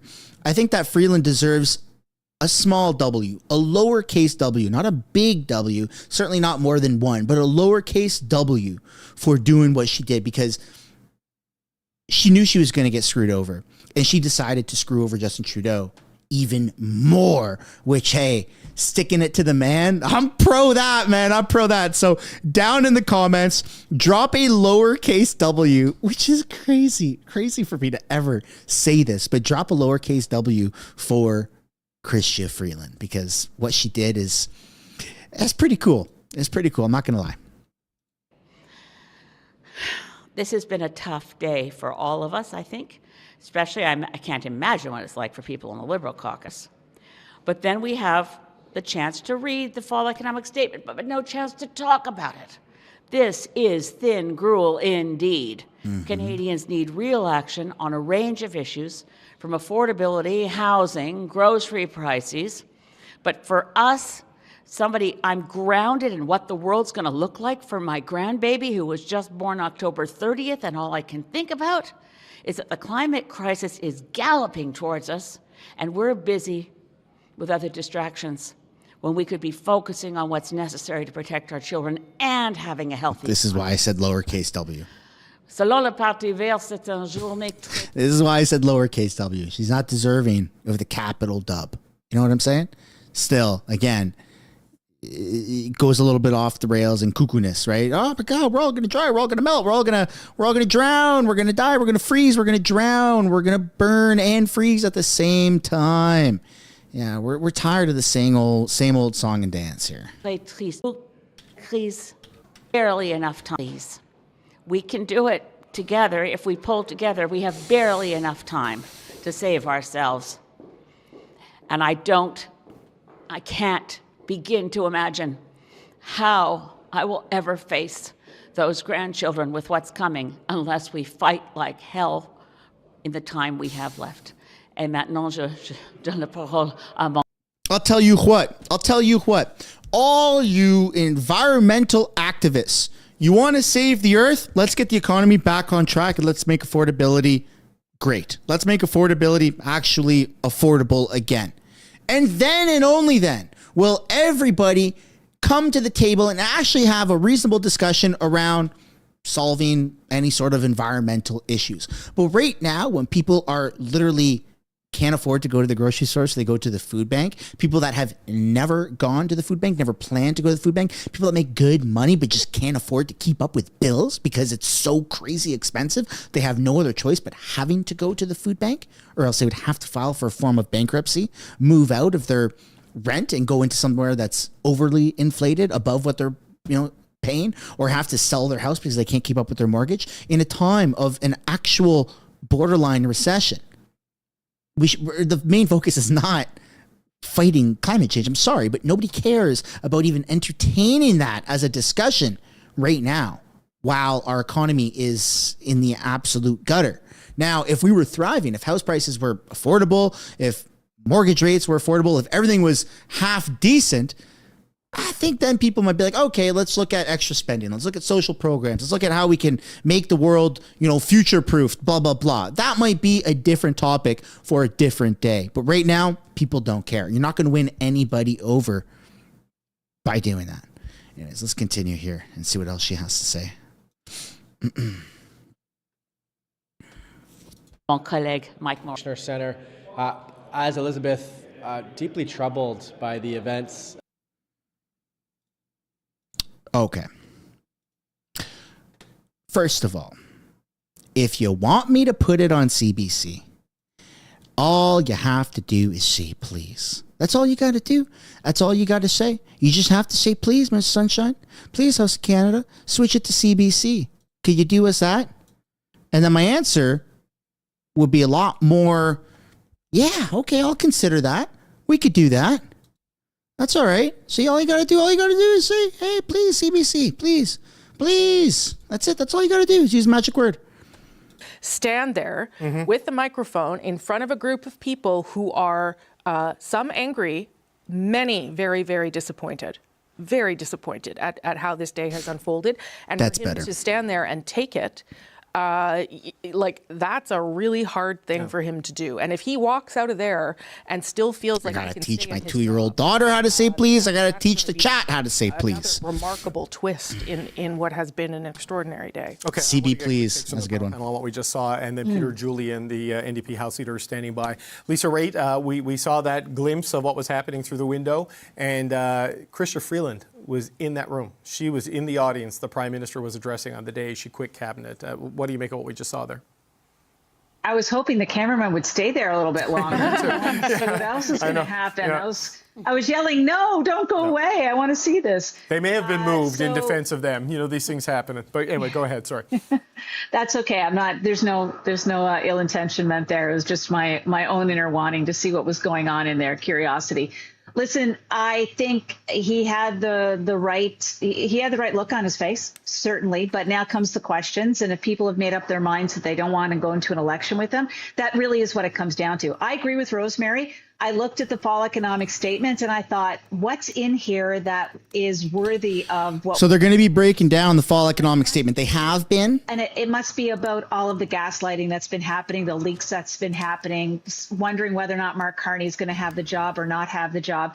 I mean, it does boil to a point. Oh, shit. Where some. What she's done is we're going to go back a few minutes. And I was with her, 5 weeks in about leading the all year, and then the need for a discipline. Your attention on all this time. We extremely long state of the fall to be Here it is. They're in the emergency cabinet meeting. Disappointment because of the nature of the document itself, but also because it's been eclipsed. We were supposed to be doing an exercise from 9 a.m. onwards to actually analyze what's going to be a fall economic statement, what's going to be an important document. And it was all eclipsed because of course, the resignation of Madame Freeland and also, the way she resigned as well, right? The day of the fall economic statement. And the document itself, well, there are no surprises except for the extremely large deficit for last year. So all this time, and it's something that I really want to bring your attention on, all this time, we've been told deficit's not going to be more than 40 billion. Freeland gave a speech and she received a standing ovation. Deficit,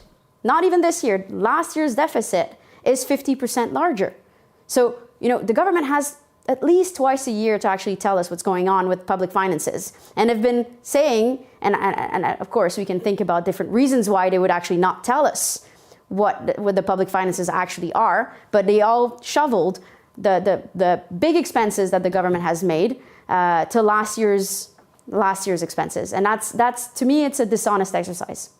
Nathalie Sinclair Desgagnés with the Bloc Québécois, the public accounts critic. We appreciate your time today. Thank you for being with us on an unexpected and busy fall economic statement day. Thank you so much. Thank you. Okay, you can see there in that picture, I don't know if we can take that full screen, gang. I'm not trying to direct from the chair, but I think that is a fascinating picture because that is a shot into the caucus meeting that is happening. Wow. And there is the Prime Minister standing at a podium with a mic in his hand and the blinds open. Wow. As this room... He went through the back door, by the way. He didn't go through the front. He didn't want to be seen by reporters or questioned. It's not too traumatic to cast your mind back to the COVID years. This is where Dr. Theresa Tam and Dr. Howard New would hold their regular briefings and their press conferences to update Canadians on the public health measures and the response to the COVID-19 emergency. The Prime Minister is there in the middle of a political emergency, having lost his Deputy Prime Minister and Minister of Finance in a stunning resignation today, quitting on the day that Chrystia Freeland was supposed to deliver a fall economic statement, one that shows they had blown past the fiscal guardrail of a $40 billion deficit for the 2023-2024 fiscal year, driving in a deficit of $61.9 billion, a 50% increase in the size of the deficit due to one-time expenses, not dismissing the size and the magnitude of it, but it's not as if regular structural program spending increased by that amount to drive the country that much deeper into the red. This was the settling of lawsuits and other contingent liabilities, mostly to do with claims made by Indigenous groups. We just saw Sean Fraser, who also announced that he would be leaving politics, not running again, and leaving cabinet when the next shuffle comes. The Prime Minister has seemed to have maybe just finished, put down his microphone. There will be an intense question and answer session, I believe, in this caucus meeting, as someone has taken the microphone and appears to be calling on people in the room. There is going to be also, we hear, a demand that Justin Trudeau step down as leader, one being resurrected by that group of dissidents who presented the letter earlier this fall calling for the Prime Minister to step down. The numbers, we're told, have swelled today, and a more specific demand is going to be made to them there. Rosie, just bring you in. You heard Goldie Hyder saying that there are problems with the financial plan laid out today. The size of the deficit is larger, and yes, it may be one-time spending, but you know they put the country in that situation to begin with, and here they are. And the Bloc Québécois also saying this is coming very last minute, and probably this is why. Yes, I mean, listen, I think that the document that I have not read in full for obvious reasons does address some of the concerns that economists had been raising over the past number of months around productivity, around growth, around trying to find ways to strengthen the economy in a broader way. It did not add, for instance, new social measures or social programs, which is where the government has spent a lot of its time and capital and money up to now. I don't think we can criticize a court ruling that they had to pay out to correct historical wrongs against Indigenous children. So those things are all explicable. I think the problem comes back to if this is the document that Chrystia Freeland worked on for months, as we're told, and was proud of and happy with, the thing that has caused this resignation today remains the checks, which she clearly didn't like and are not in this document, and we don't think that they are necessarily going forward because there's certainly no support for them. And then the demotion and the way that was handled. That is really where we end up at the end of this day. I will just say, to see the Prime Minister through that open blind, and I don't know if that was done intentionally. That's crazy. I'm cynical enough to think it might have been, but we don't see inside that room very often. I don't think today was planned very well. No, that's fine. Just so you know. That's fine, but you never know. But to see him stand there with the microphone in front of a group of people who are some angry, many very, very disappointed at how this day has unfolded. And for him to stand there and take it, that's a really hard thing for him to do. And if he walks out of there and still feels like he can stay in his job, that's going to be another remarkable twist in what has been an extraordinary day. Okay, I want to get quick takes from the power panel on what we just saw, and then Peter Julian, the NDP House Leader, is standing by. Lisa Raitt, we saw that glimpse of what was happening through the window, and okay, so I'm going to pause it there, and I'm going to provide an update. Okay. For those that are just tuning in, because we've been streaming for 5.5 hours and there's a whole whack of different things that have happened today. So I'm going to do my best to lay it all out in the next couple of minutes, and then we're going to get back to, what we were doing. Justin Trudeau, his government is fully collapsing, okay? Yesterday, on Sunday late evening, Sean Fraser, the housing minister, he used to be the immigration minister, tall, lanky guy. He said that it was leaked that he was going to basically throw in the towel and leave politics. This morning, he made that announcement, okay? I'm sure you've all seen it by now. He did a press conference. I want to spend more time with my family, my kids, be more present. Okay, so he's not just stepping down as part of Trudeau's cabinet, he's leaving politics. Now, we saw him in the House of Commons today in question period because you can't just give like same day notice, right? So he's waiting until there's a cabinet shuffle. Now that's scheduled to happen as early as Wednesday, so in a couple of days from now. So that's why he was still there. And in fact, he gave his last kind of speech or his last answer to a question in the House, and the House Speaker cut him off because he ran out of time. So that's forever how he's going to be remembered. The guy who got cut off, which is hilariously poetic, at least it is to me, because I don't like the Liberals. I don't like these people. While he was giving his original speech early this morning, okay, Freeland released a statement on X, which has probably tens of millions of views by now, that she's stepping down from Trudeau's cabinet. She's still going to be an MP. She still plans on running in the next election, but she doesn't want to be a part of Trudeau's inner circle. She doesn't want to be finance minister. She said, adios, buddy, I'm done. So that's like two big things that are happening simultaneously.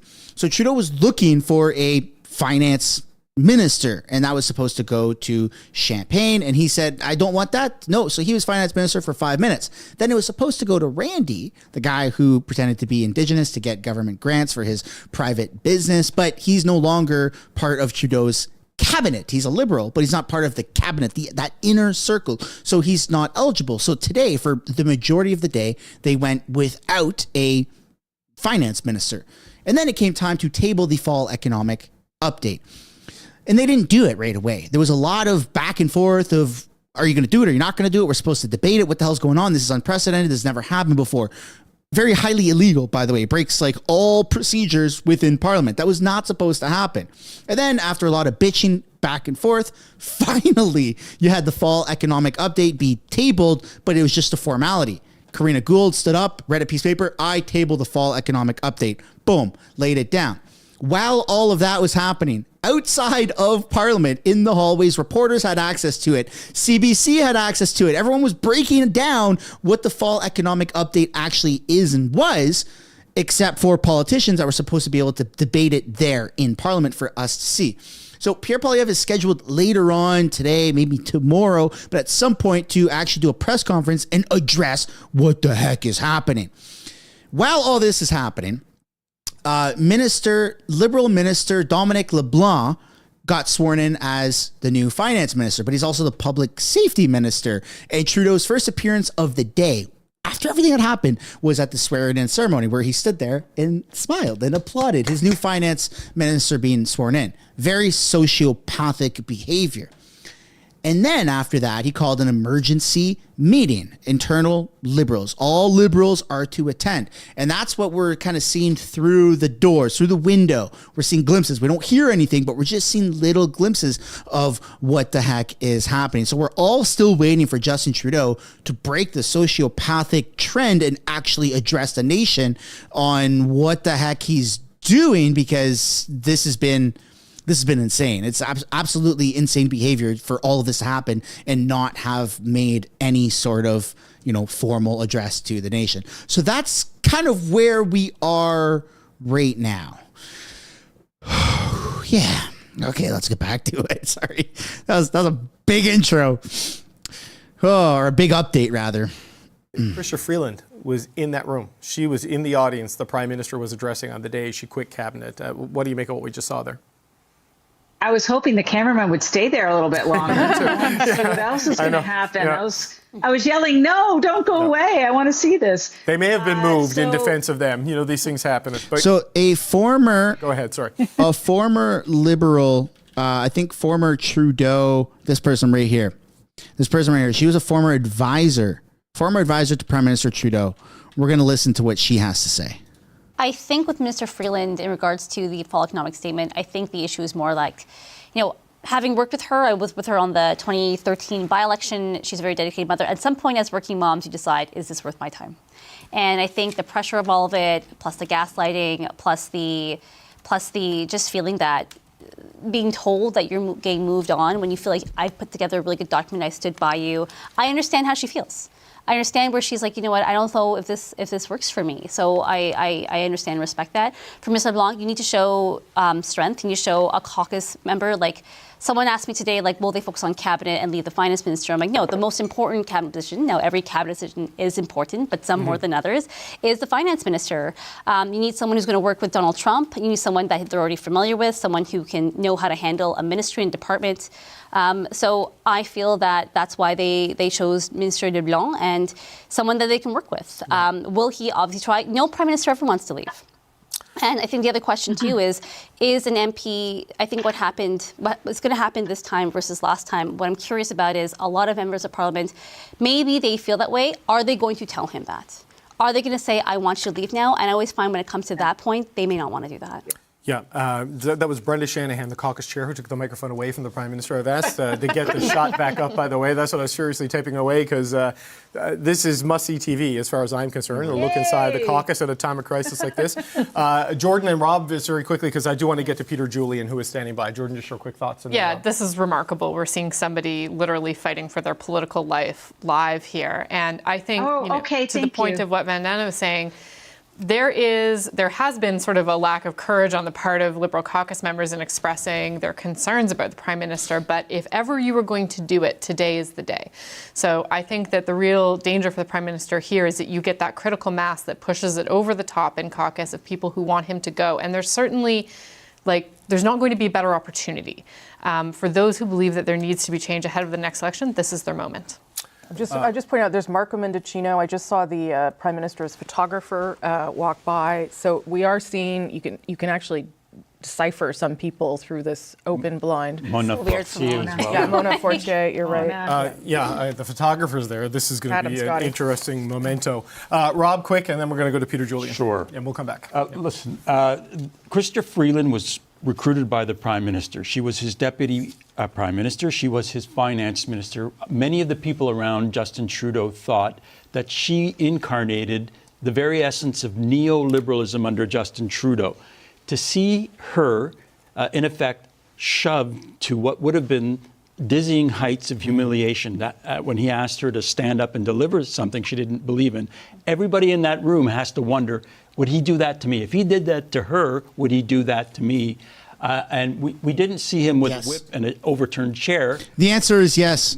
But that's what people aren't prepared for, is Justin Trudeau will bring you in, he'll schmooze you up, make you feel like you're wanted, right? Might even do that for years. Could be 10, 15 years, right?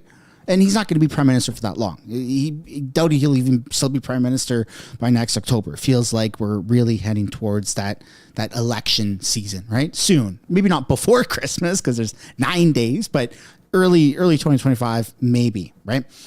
Like, he's not a good guy. He's not a feminist. He's not a nice guy. He throws all of his friends to the curb. He doesn't realize that he's the actual issue here.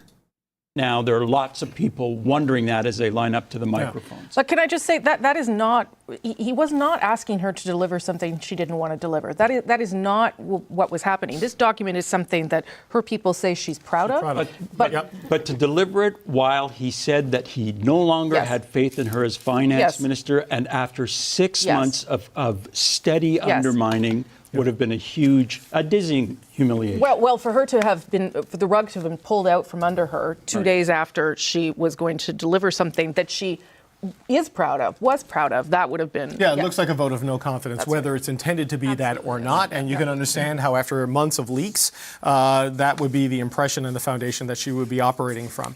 We're going to speak with Peter Julian. He is the NDP House Leader. He is standing by where I was supposed to be tonight in normal course of coverage of a fall economic statement from the basement of the House of Commons. Peter Julian, your leader said today that Justin Trudeau needs to go and that all options are on the table when it comes to voting in the House of Commons. Does that mean the NDP is finally ready to vote non-confidence in the Liberals? Where are you?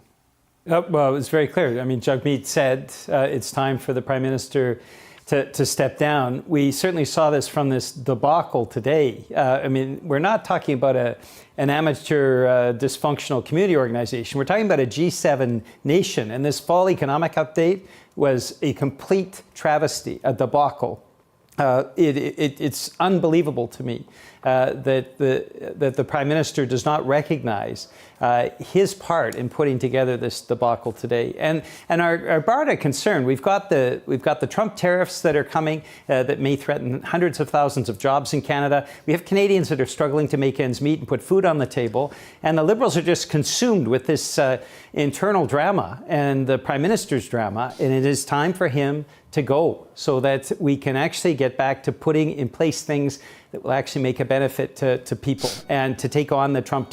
So you want to see something funny right now? I'm gonna show you something funny. I guarantee you, if you don't laugh, okay, I lose. You know those laugh, you lose challenges? Well, this is working in reverse. If you don't laugh, I lose. While all of this is happening, while all of the controversy of everything is going on, okay, of people resigning, of Trudeau basically having two options to resign or prorogue, while all of this is happening, Justin Trudeau's Labour Minister, Steve McKinnon, is not worried about the finance minister departing, not worried about Sean Fraser departing, not worried about an emergency caucus meeting, not worried about him losing his own job.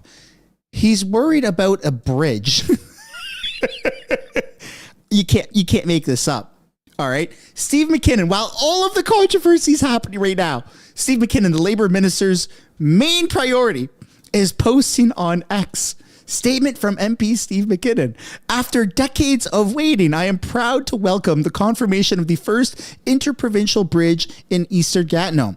The Pont de Lait embodies a forward-looking vision for regional mobility, economic development, reducing traffic congestion, and strengthening socio-economic ties among Francophones in the National Capital Region. Furthermore, to address public transit needs in Western Gatineau, our government is investing $31.6 million in studies on proposed tramway route on the Ontario side of the river. $31.6 million in studies, not $31.6 million in actual things, in $31.6 million in studying said things. We just announced, we just got confirmation, $61.9 billion deficit today. Everybody's quitting their fucking job. And he's like, yeah, by the way, we're building the first ever interprovincial bridge. Nobody fucking cares today. And we're investing $31.6 million in studying things. That's the Liberal government. These people are mental. It's a disease. Like, it's not even funny at this point. They've lost their damn mind. Are you kidding me? $60 billion deficit, and they're putting money into research. Oh my God, you can't make this up. Tariffs that are coming within a matter of weeks. I told you, if you don't laugh, I lose. I think everyone laughed at that one. On the screen of inside the Liberal caucus room, which is happening on the meeting, which is happening on the second floor of the Sir John A. Macdonald building, which is right across from the West Block on Wellington Street in downtown Ottawa. If they can't convince him to go, I'm not sure Jagmeet Singh's scrum today will convince the Prime Minister to go, but you have the parliamentary might to force him to go. I mean, what if he doesn't leave willingly? What are you going to do then? There will be confidence motions when we come back in February, March, and that will be the time when the NDP will follow up on what Jagmeet Singh said today. I don't know whether the Prime Minister is going to survive this evening. I know of many Liberal MPs that are deeply upset. Obviously, the former Finance Minister, Ms. Freeland, sent a very clear message about her feelings about the Prime Minister. And I think the public has also said what their feelings are about the Prime Minister. He needs to heed that message from so many different sources, including his own caucus and his own cabinet. And I think he has to do the right thing and resign. Okay, but you said there's going to be confidence votes in February and in March. Does that mean if Justin Trudeau is still the Prime Minister and leader of the Liberal Party in February and March, does all options on the table mean the NDP will vote no, vote non-confidence in the government in those 2 months on that timeline? If we're talking the end of February and the beginning of March and Mr. Trudeau has not stepped down, hasn't heeded that call from his own caucus, from his own cabinet, from all the opposition parties, then yes. So of course that would mean if we're coming up to a straight up non-confidence motion the end of February, early March, that's one of the tools that we have. And so there's no doubt about that. I mean, Jagmeet Singh was very, very clear. My concern really, David, isn't just Labour late February, early March. It's right now. People need the supports. We need a government that actually is functional and is putting those supports into place. And we need all hands on deck in terms of the Trump tariffs, which threaten hundreds of thousands of jobs. So this idea that the Liberals can play out a drama over the course of the next few months, simply not on. And the NDP, and I think Jagmeet Singh was very clear about that. Okay, well, with respect, Mr. Julian, he kind of wasn't. He just kept saying all options are on the table, right? And, you know, there's lots of options on lots of tables. It doesn't mean they get exercised. And you say that voting no is one of the tools you have available to them. But am I understanding you correctly that if Justin Trudeau's Prime Minister in February or March, 100% the NDP votes non-confidence in the government when it comes to the floor of the House of Commons? When it's a straight up confidence motion, if at the end of February, early March, if we have the continued debacle that we're seeing here and the Prime Minister has not stepped down, though I doubt that. I mean, I think the odds are that he will heed the message tonight from his own caucus and his own cabinet. We simply cannot continue like this. So yes, the NDP, as the adults in the room, would step up on that. We believe that we need to be taking action now to help people and to stand up against the Trump administration. Okay, very quickly, if I can, sir, the fall economic statement. Back to the main event of the day, he said ironically.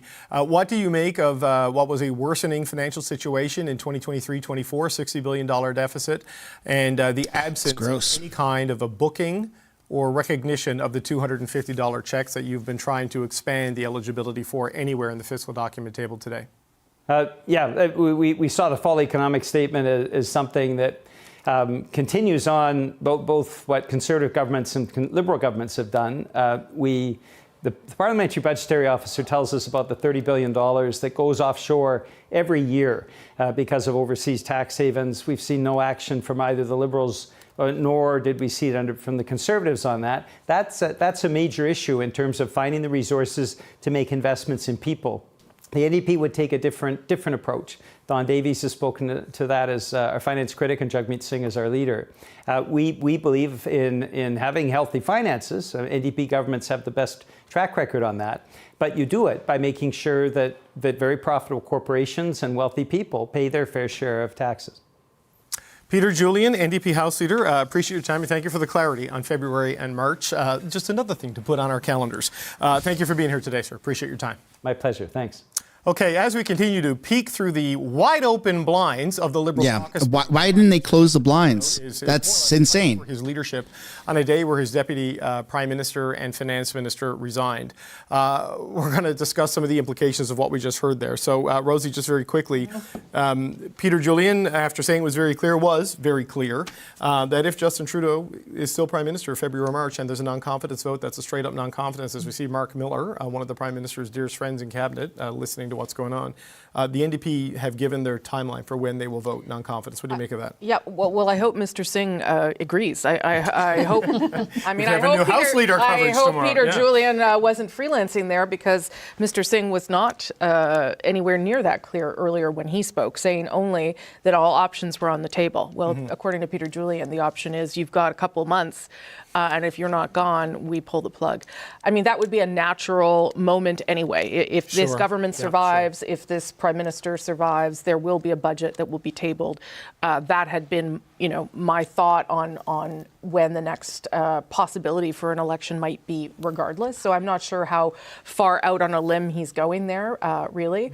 But yeah. I think our cameras may have been spotted, Rosie. I see activity. There's Dan Vandel, Mona Forte, Marco. Yeah, there's Marco. Moving and away. Security. Hi, Marco. What a bunch of party poopers. It took a while. Well, there you go. Wow. Did we get the lip reader in there? Well, we're just spending our money on a body language expert. CBC's in the bushes. I just got a text from a Liberal saying, I can't believe they've left the blinds open. I was like, well, I'm so glad they did, because we now have B-roll to do for these things. You go into hiding. You go to a secret building so that reporters don't see you. Oh, my God. Oh, my goodness. And then finally they closed the blinds. How embarrassing. Marco Mendicino looked at it and he looked dead in the camera. Hey, Marco is like, oh, shit, I don't want to be here. Oh, my goodness. That's so funny. We're gonna keep watching, but wow. Lisa, the timeline the NDP just gave, February and March. The Conservatives will cynically... Buckle up, folks. I'm just going to mute their audio for a second. You're going to want to buckle up. It's going to be a long night.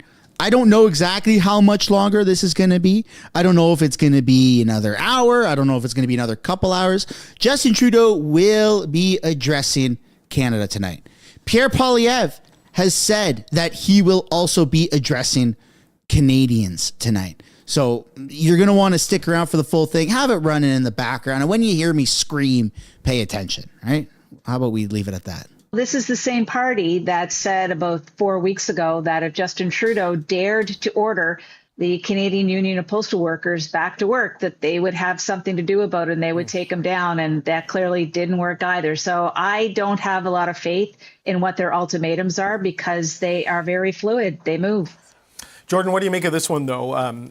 That whole Blinds episode is given this a season finale of Veep vibe. Yes. But we do have some clarity there from Peter Julian on how all options on the table will be deployed. Yeah, and I think I also heard him say that he thinks it's just very unlikely that scenario is even going to come to pass. They have no thought that Trudeau is going to be able to survive that long. So I think that was also an important factor in their consideration. And what they're saying is that this whole drama here has distracted the government from a focus on helping Canadians through a moment of just huge economic national crisis. And it's hard to find fault with that argument.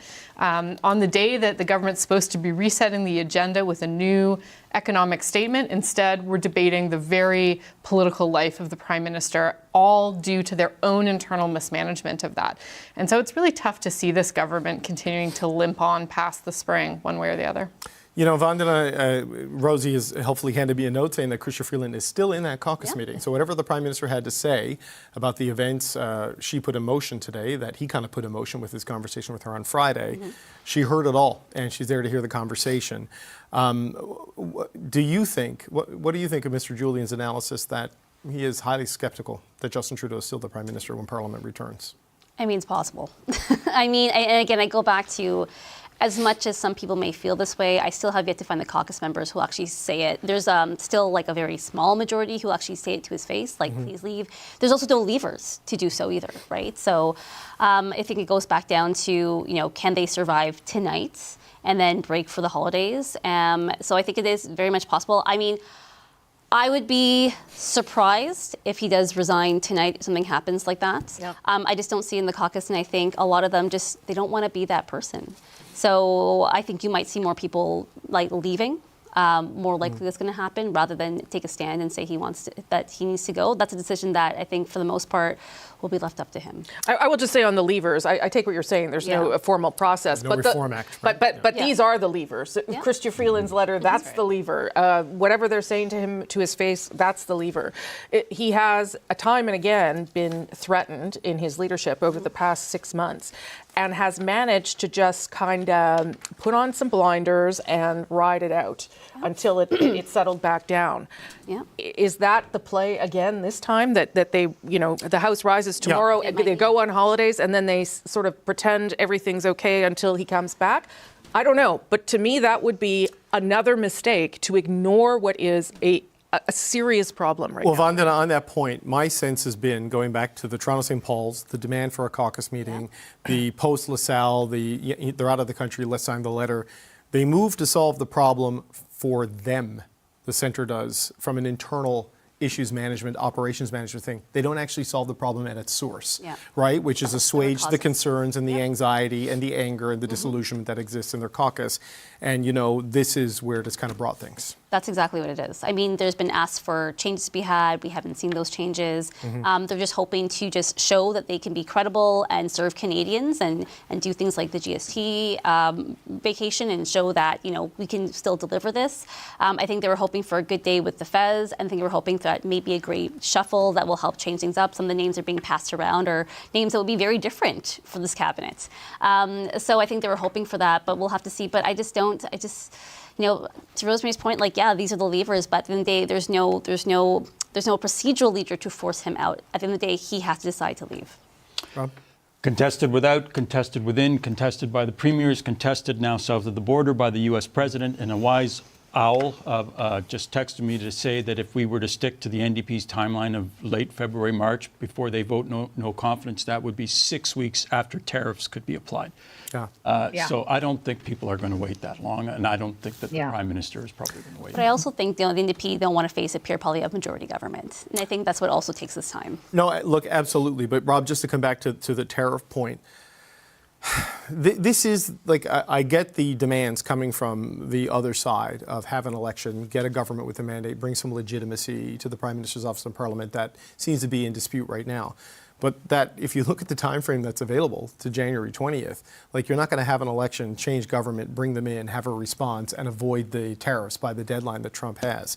So, I mean, they've got to use the time they have to do something to satisfy the president-elect. Because if they don't, the economic consequences for the country are just absolutely catastrophic, beyond whatever internal political drama they're dealing with as a party. Are the interests of the country being served by the Prime Minister remaining in office? I think if he looked hard in the mirror, the answer to that would be no. We have nobody who's really speaking authoritatively for Canada right now in a discussion that does lead to not a staggering, but a withering blow to our economy. I think we do need somebody who speaks for the country, and right now the Prime Minister seems to have abdicated that at a minimum to the premiers who speak for their regions and not for the country. And somehow, I don't know how, he might have to convince us that he has that authority, but as it stands now, contested inside of his caucus, contested in cabinet, contested by the premiers. Where does he prove that he has that authority? Okay, so Lisa, just a thought exercise here. The Prime Minister announces he's leaving. The Prime Minister opens it up to a leadership race.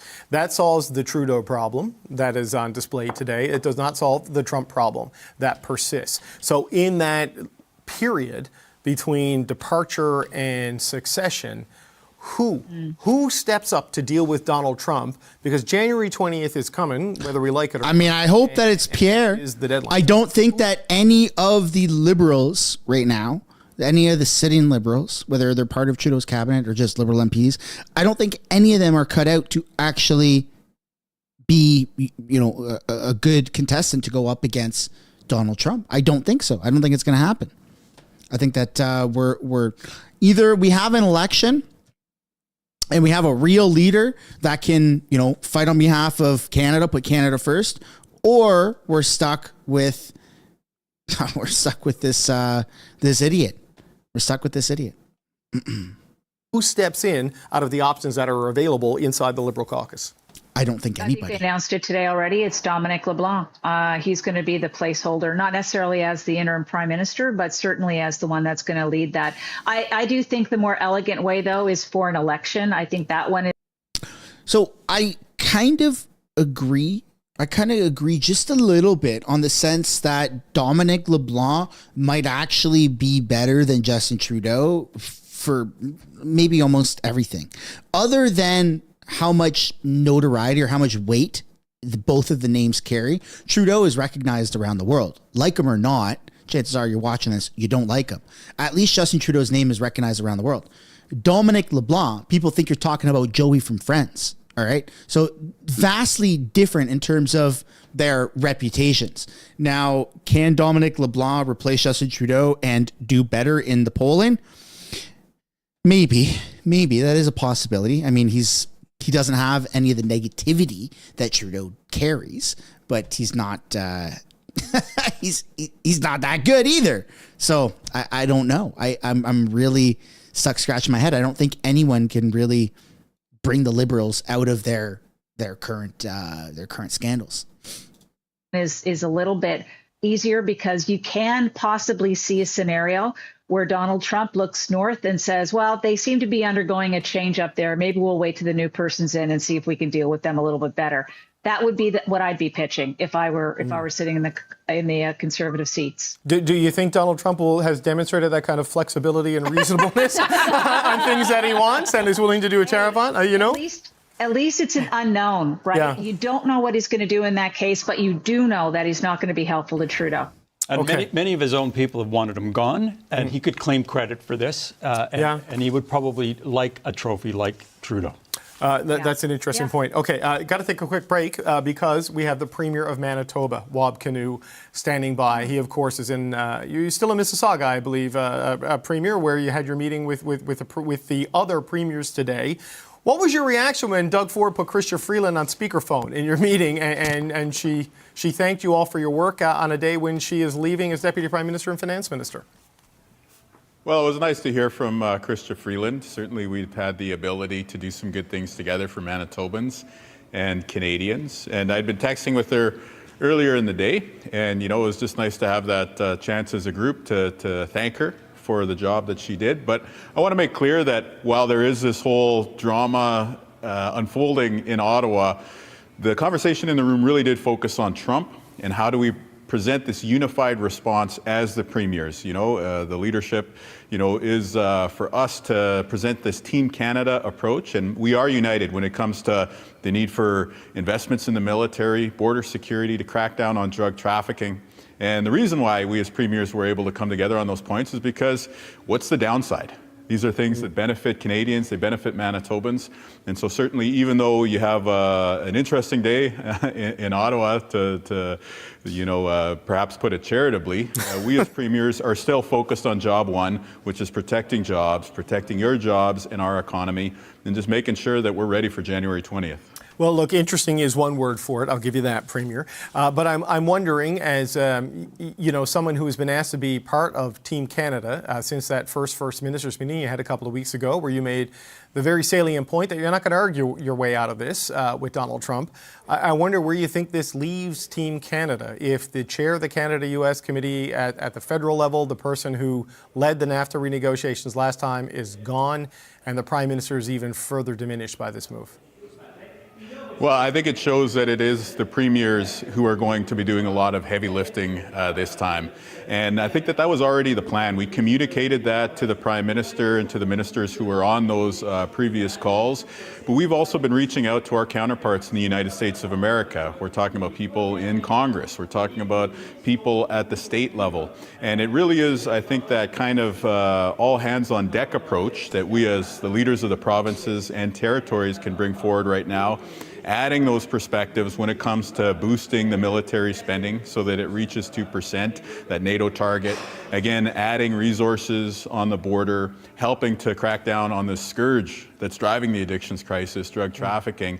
When we put that all together, I do think that we're building a comprehensive approach. And, at this moment where the federal government is going through this turmoil, I think it is hopefully reassuring to Canadians that you do have a consensus among premiers, even on topics where on other days perhaps there's a little bit of disagreement, if you will. Today, 100% unity. Unity that we need to present a common Team Canada approach that, as we still look ahead to January 20th, the opening moves, if you will, in terms of our response with the U.S. should focus on the border, should focus on military spending, should focus on cracking down on illegal drugs in this country.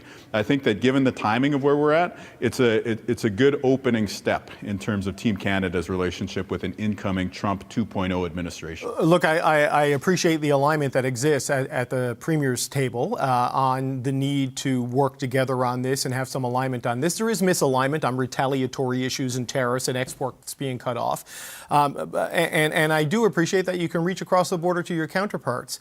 The problem, Premier, is that you're premiers and you have no constitutional authority. Okay, folks, we have some more breaking news. While all of this is happening, you have insiders that are saying that Justin Trudeau is not actually thinking of resigning. In fact, Justin Trudeau is doubling down. So here's the breaking news. Trudeau's world is collapsing. Freeland, finance minister, poof, no longer just wants to be a liberal, right? Other liberals are leaving. Everyone's calling for Trudeau to step down. And let's take a look at the inside leak. Just happened moments ago. 2 senior sources tell me that the Prime Minister is not in a mindset to resign. He's planning to listen to caucus and then go to a Laurier event fundraiser tonight. So instead of taking into consideration all his entire cabinet, his entire caucus, what they have to say, the concerns, and facing the reality of the situation, Justin Trudeau is doubling down, and he's doing a Laurier event tonight to raise more money to do a larger campaign to push him further into the polls. What he thinks, it doesn't really matter because he said he doesn't care about the polls. Justin Trudeau is raising more money tonight at a Laurier event. It's being organized right now as we speak so that he can get more money from God knows who to go and do more campaigns. Yep, that's our prime minister, folks. A delusional dumbass. Holy crap. You can't make this up. You can't make this up. Authority to do international trade or to do foreign affairs, and that falls on the federal government. And right now, they got problems. So who speaks to Trump? Right? I know you can reach across the border and speak to governors and state senators and these things, but it is Donald Trump and the people in his orbit that need to be convinced. And is that something the premiers can do? Because that's the job of the federal government. Well, I think we have an important role as premiers to help in this period, definitely. Let's keep in mind, President-elect Trump is still the president-elect. He hasn't been sworn in yet. His trade representatives, his cabinet secretaries have not been sworn in yet. And I think one thing that we all know about negotiation is that the party that's in a rush to get to a conclusion through a negotiation tends to give away their leverage. And so we need to recognize that this is going to be a longer term situation that we're dealing with as Canada. And as a result, I think putting everything into the light of day in terms of some of the talk that's kind of been out there about potential retaliatory steps or other things like that, I don't know that this is the appropriate time for that. Instead, what I do think is an appropriate first step for this interim period is for leaders at the subnational level, the premiers of the provinces and territories, to come out and say, you know what, what's the downside of military investment? It benefits our communities, it benefits the Canadian Armed Forces, it helps to send a message that we're a trusted ally to the incoming administration. What's the downside of cracking down on drugs to make communities safer? What's the downside of ensuring that there are resources at the border, not only for security, but also for humanitarian purposes? So I do think that there's an important role that the premiers are playing, and the fact that we have this table, the Council of the Federation, where you have Conservatives, New Democrats, Liberals, nonpartisan premiers all working together, not just across party lines, but also across provincial and territorial lines. Hopefully that's a sign of hope for Canadians who are maybe following along with the day's news in Ottawa and wondering what's going on there. Premier, just as a final question, look, we have seen the opposition Conservatives say it's time for an election. Scott Moe has said much the same thing. I think even Daniel Smith has echoed that position. Jagmeet Singh called for Justin Trudeau to step down today. Members of his caucus are going to make that call. What do you think is in the best interests of Canada right now, from this point to January 20th, when Donald Trump's inauguration is slated for, and that is the presumptive deadline for the imposition of the tariffs? What needs to happen at the federal level to put Canada in the best position between now and then? What needs to happen at the federal level is we need to commit to the NATO 2% target immediately. We saw in the numbers that were released in the economic statement today that money is being spent. So let's spend it on the Canadian Armed Forces. And while we're at it, let's invest in law enforcement to crack down on drugs and send a clear message that we are hard on people who are trafficking, but we have compassion for people who are living with addictions. And then, of course, let's send that message on the border. If we do those three things, then a unified Team Canada, with the premiers playing the role that we're stepping up to do, I think we can have a good opening move in terms of positioning ourselves for the incoming Trump administration. But do you think there should be a federal election or a change in the Prime Minister's office, sir? I wouldn't want anyone to ever come to Manitoba and call for an election. So I think all comments about the Council of Federation. I can appreciate that answer. Why does it seem like Trudeau enjoys this? Like any other person who's in politics, if there were this many people who were like, screw you, buddy, we won an election, you're not fit for duty anymore, everyone else would crack under pressure. But for some reason, Justin Trudeau is like, no, I'm sticking with it. I'm going to be Canada's future prime minister ongoing. I mean, it's just bizarre. I get it. All right, that's Premier Wab Kinew of Manitoba. Always a pleasure, sir. Thank you for being here again today. Thanks for having me. Okay, Premier Wab Kinew declining to play the role of a political pundit, though giving his analysis as a First Minister of this country. Jordan, what are your thoughts on what Wab Kinew had to say today there about the role of sensible? Yeah, well, he's still fresh and doesn't have any sort of grudge scars, it seems, with this government like some other premiers. So yes, well, and is popular, unlike some. So yeah, I mean, I think a lot of what he's suggesting makes a great deal of sense. The premiers are in a difficult situation right now. They are aware of the potentially catastrophic implications of the tariffs and of the need for Canada to confront that quickly. But now we're at a moment where there's really not a cohesive federal leadership for that. That is in turmoil. And so they are needing to come up with their own plans, fill that vacuum. I think we saw Premier Ford do that quite effectively. He's had a pretty good week over the last week doing that. And I think we're going to see more of these types of proposals from the premiers in order to step up and occupy that space. Everybody needs to do what they have to in order to feel ready to try to confront those tariffs. I mean, I think they're going to be imposed at this point, and that's the reality that they're working with until there's some semblance of leadership that's back in place at the federal level.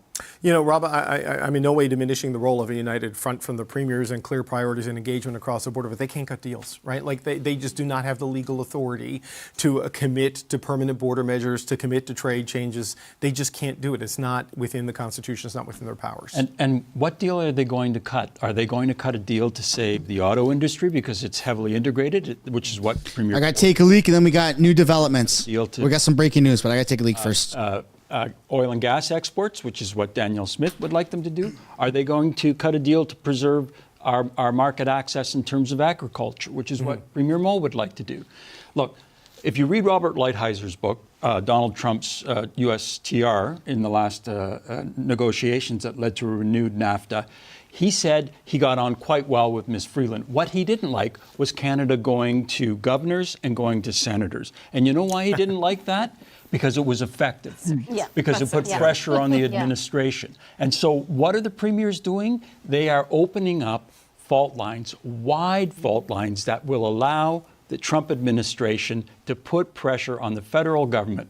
And that is a terrible thing if you're trying to represent Canada's interests at the national level. Vanda, what did you make of what we heard from Wab Kinew and his assessment of the situation? Yeah, I mean, I kind of agree with what has been said here. I think while the premiers are trying to act in their own interests, I think, Doug Ford is oddly carrying the Captain Canada hat right now. It's very strange, but, the premier is going to fight for what their provinces want, right? There's not a unified Canada approach, and you're right, they can't cut deals. They can help keep pressure on the right stakeholders to ensure that they are also lobbying the Trump administration, saying this is going to hurt my state, and we're a red state too, so please don't do that to us. That's going to hurt our economy, and that's not going to be helpful to you. But what I think will happen is, what Lisa said earlier, is Minister LeBlanc, as IGA Minister and Finance Minister, will be the one to kind of lead with this group. I mean, he said himself that he gets along really well with Doug Ford. He's able to get along with pretty much anyone.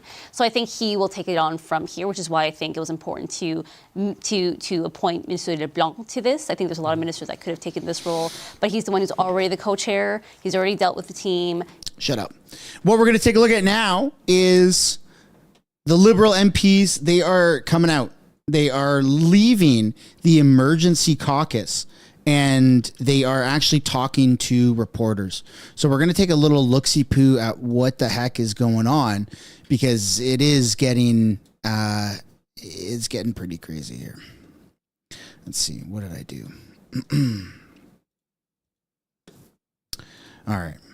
Let me just switch my screen. Okay. We're going to take a look now, folks. Holy smokes. Sorry. I've been sitting for 6 hours. 6 hours of this live stream. Here you go.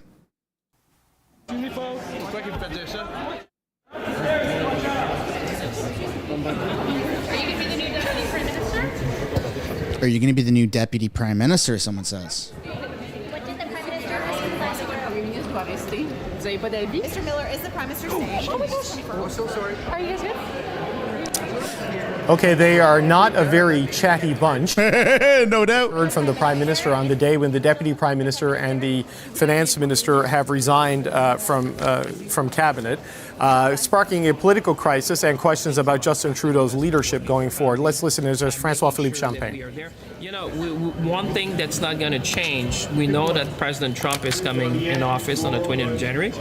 It is incumbent upon us. We owe it to Canadians. We owe it to our families and to our friends and everyone in Canada to be the best prepared to make sure that we have everything lined up to make sure that we can stand up for Canada. Monsieur Champagne, en français, s'il vous plaît. Peut-être dire ce qui arrive avec Monsieur Trudeau. Monsieur Trudeau peut rester, fait une apparition au caucus. Comment ça s'est passé? Est-ce qu'il peut rester? Comme à toutes les fois, on a une discussion sérieuse, comme on doit l'avoir.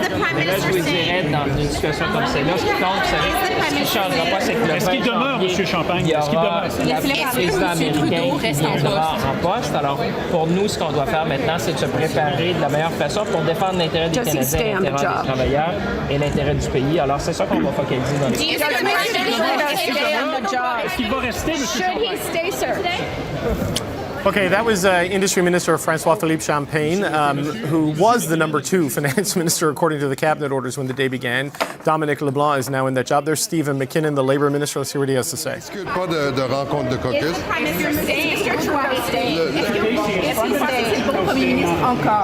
Je pense qu'on se doit de prendre du recul. Évidemment, on a eu une journée.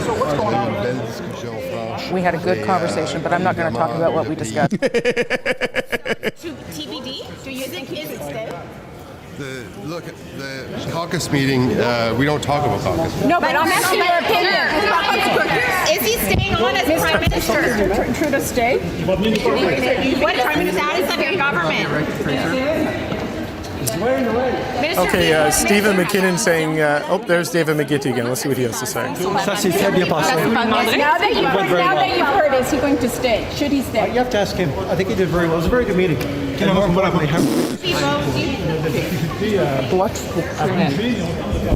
Sorry, excuse me. Is the Prime Minister staying on? What's your understanding in this? Is the Prime Minister staying on? Okay.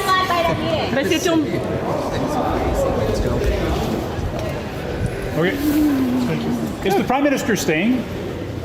Were you satisfied by that meeting? Were you satisfied by the meeting? Est-ce que le Premier ministre peut rester? Madame, elle a encore confiance en Justin Trudeau comme Premier ministre. Madame. Are you satisfied by that meeting? Do you have confidence in the Prime Minister? Is the Prime Minister staying on? What do you think? He's going to serve.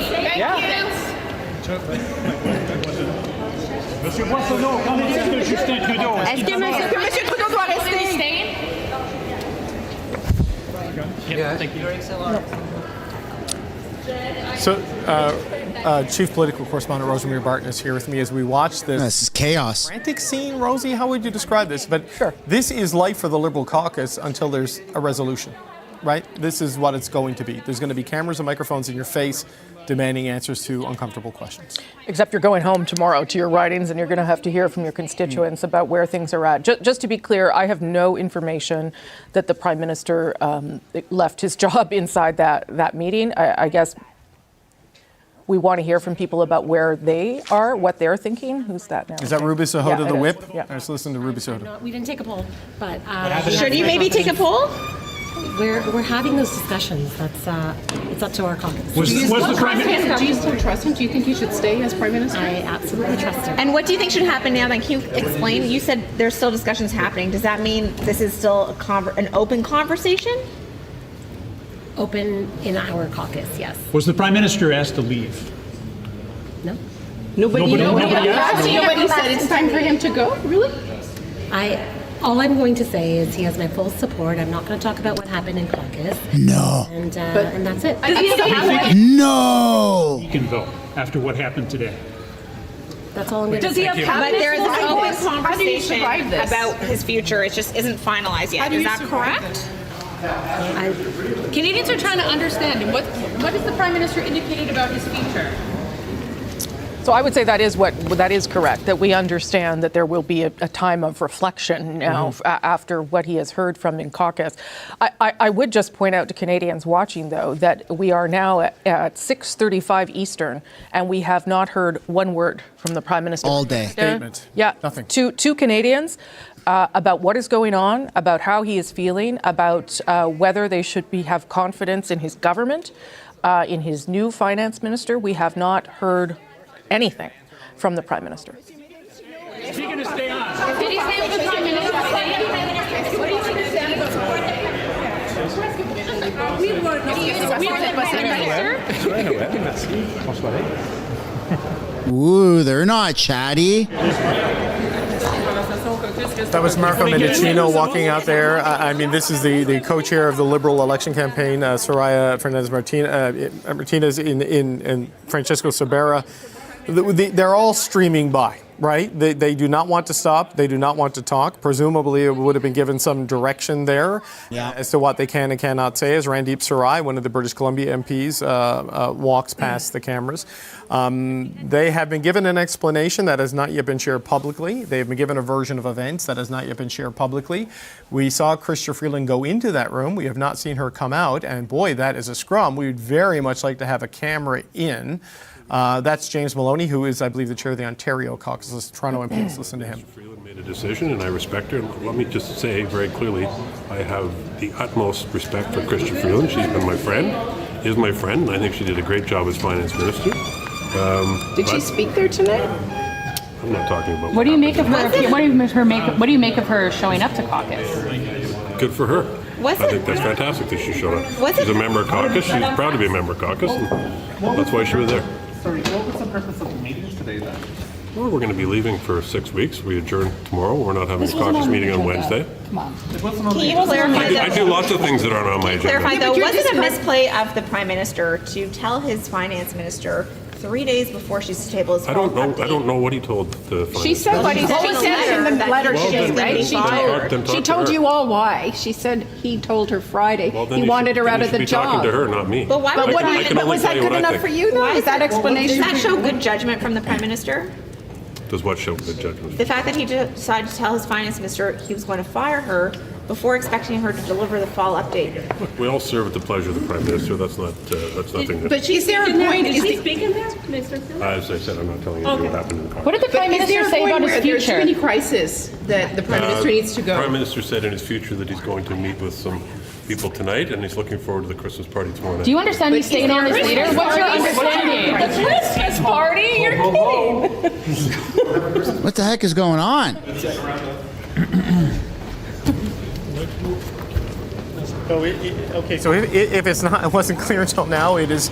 Well, it's still unclear. Let's face it. We know that the Prime Minister spoke to caucus. People are refusing to take definitive decisions or take sides on anything as they come out, except to say it was a productive meeting. Ruby Sahota did say that she still supports the Prime Minister, but we do not yet know what happens next.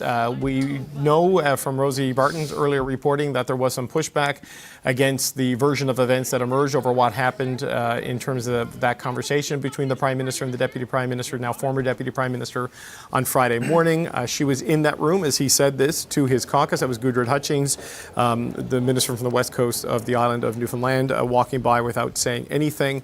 The Prime Minister is the impression people are left with is that he will take the holiday break, the parliamentary break, and sort of reflect on where things are.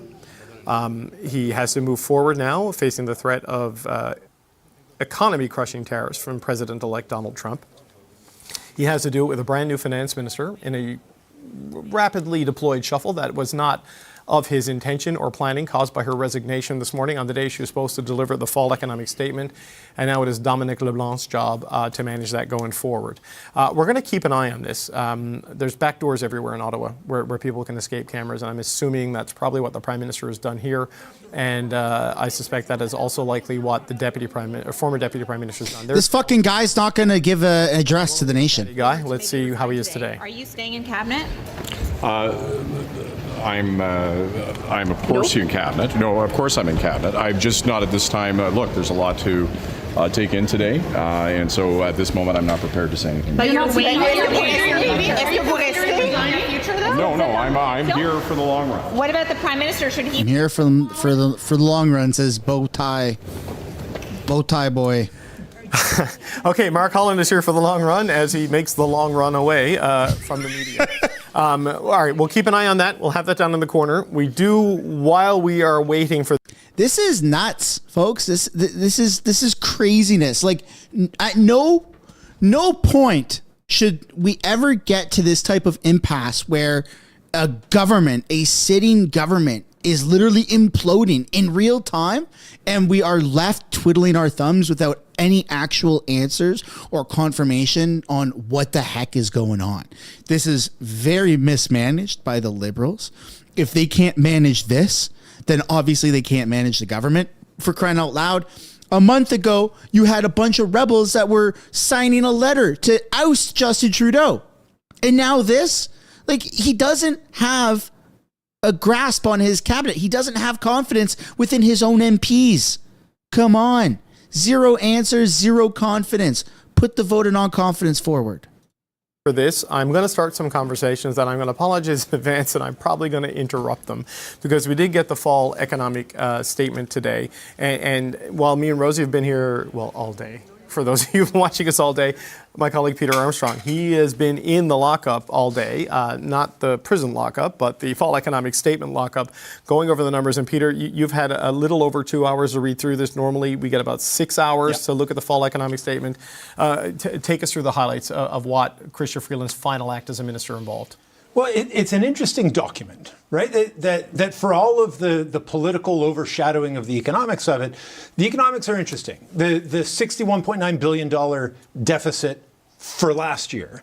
The way we ended up with that, I think, is really interesting. And on a normal day, we'd have spent a lot of time talking about it. Mm-hmm. The spending we have going forward, I think there's $23 billion in spending over the next 5 years. $17.5 billion of that is for tax incentives that will hopefully get Canadian businesses spending. You look at what's happening in the United States with the CHIPS Act, with the Inflation Reduction Act. They've spent trillions of dollars poured into the U.S. economy.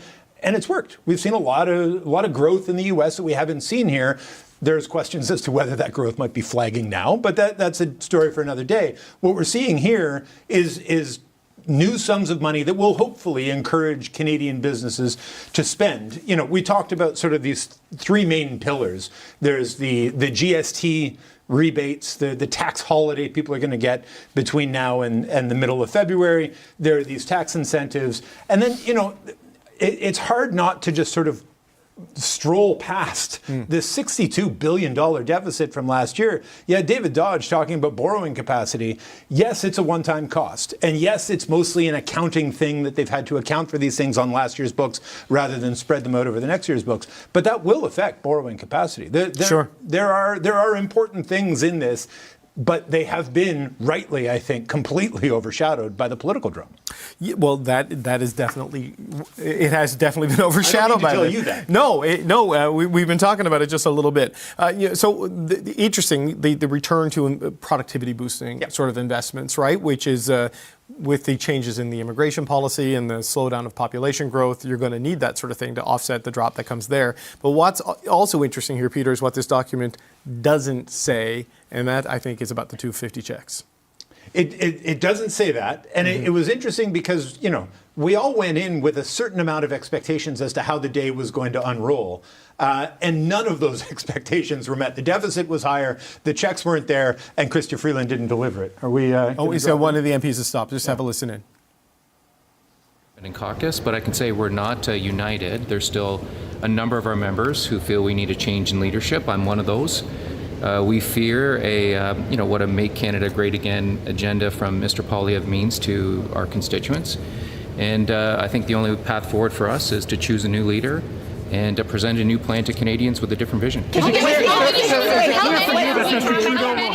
a scale? How many? You say some of your MPs, how many? What makes a difference in last... Okay, Peter, that was Chad Collins, the Liberal MP for Hamilton East Stony Creek. We wouldn't interrupt you if it wasn't for a Liberal MP saying the Prime Minister had to resign.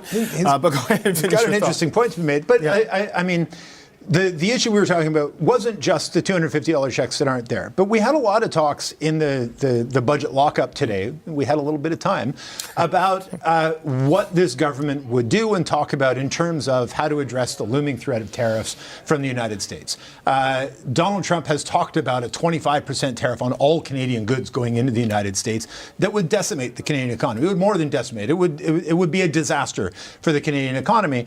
The forecast, the entire budget is built on a set of economic projections that are kind of mostly from the private sector, and it's a consensus from the private sector. And then the government has its, better than imagined scenario and its worse than imagined scenario. And in going through the negative scenario where things don't quite break the way they thought and things are worse, you could make a case that the worst case scenario is something really worth exploring here, with the tariffs coming in, with the threat from Trump, with an actual all-out trade war on several fronts, right? We're fighting with Mexico. The Americans are fighting with China. We're fighting with China. We have 100% tariff on Chinese goods. What does that actually look like? And what would that mean for these books? David Dodge was talking about that borrowing capacity. If borrowing capacity is harmed by a $62 billion deficit, it is also going to be harmed by a massive global trade war. And what does that mean? And I think it's fair to say that the negative scenario that is used in these books to try to game out what government revenues are going to look like does not fully explore what that would look like. I think one of the scenarios has a 10% tariff scenario. What would that look like? They didn't update any of those after Trump's 25% tariff. And I can't blame them. I can't imagine how you would even do that math, let alone try to pop it into a budget to try to make sense of it. Well, I think they tried, and every map of the country burst into flames, because that's essentially what it means. It's an economic catastrophe, and they can't even manage to do it, imagine to do it. All right, Peter, thank you so much. Sorry I missed our annual time in the lockup together. That's the CBC senior business correspondent, Peter Armstrong. We're going to talk more about the fall economic statement, though. I'm joined now by three economists to discuss these numbers and what's there. Excuse me. Sorry, I'm losing my voice after this day. Jimmy Jean is Vice President, Chief Economist. Yeah, it's been a long day. At Desjardins Group. And here with me in the studio, Armin Yalnizyan, the Atkinson Fellow on the Future of Work, and Mustafa Askari, the Chief Economist at the University of Ottawa Institute of Fiscal Studies and Democracy. Okay, I think I've recovered my voice. Mustafa, let's start with you. I mean, the Liberals broke.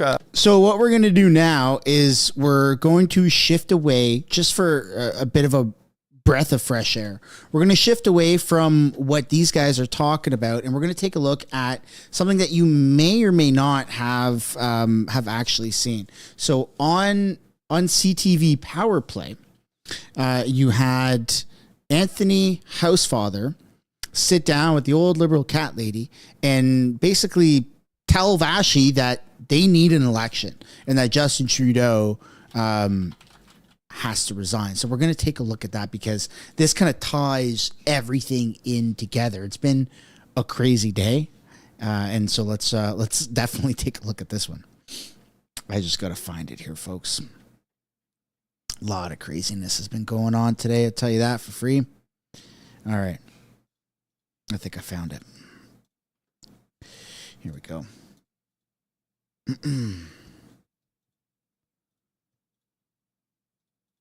So I saw you, Mr. Housefather, post on social media asking for a national caucus. And for everyone watching, basically that's a request for every Liberal MP to come together for a meeting. What's happening on that? Okay. Whoops. Sorry. Maybe I didn't do a good job of explaining what's going on. So while all the other crazy stuff has been going on, all these emergency meetings, you've got Pierre Poilievre basically speaking in the House of Commons. You got Trudeau going into hiding. You have a bunch of craziness today. You had a couple MPs, Liberal MPs, Anthony Housefather and the cat lady, crazy cat lady. That's what I call her. This chick right here. They both snuck out of Parliament, walked across the street, and did a one-on-one sit-down with Vashi. And we're going to take a look at what they said, because it's not looking good for Trudeau. This is more of an example of how little confidence Liberals actually have with Justin Trudeau. So here we go. So I saw you, Mr. Housefather, post on social media asking for a national caucus. And for everyone watching, basically that's a request for every Liberal MP to come together for a meeting. What's happening on that front? So my understanding is we will have one. Okay. And I think this is very clear. We've reached a precipice. We've reached a precipice with respect to the Prime Minister's leadership. We've reached a precipice with respect to the direction of the party. I think Chrystia sort of forced that through what she did today. And that overall decision of where we go when we're about to embark on the most important negotiations with the United States we've ever had, when we're months away from a federal election, has to be made by the entire caucus, not just by a small group of people around the leader. And I felt it was absolutely important that we all gather. We all saw what happened this summer when there was a by-election in St. Paul's and there was a request for a caucus meeting and it didn't happen for months. This needs to happen now, and people at least have to have their say. And I feel very strongly about that. Do you think the Prime Minister should resign? Yes. Why? I had asked him to do so a couple of months ago. I had written to him. I'd said it at caucus.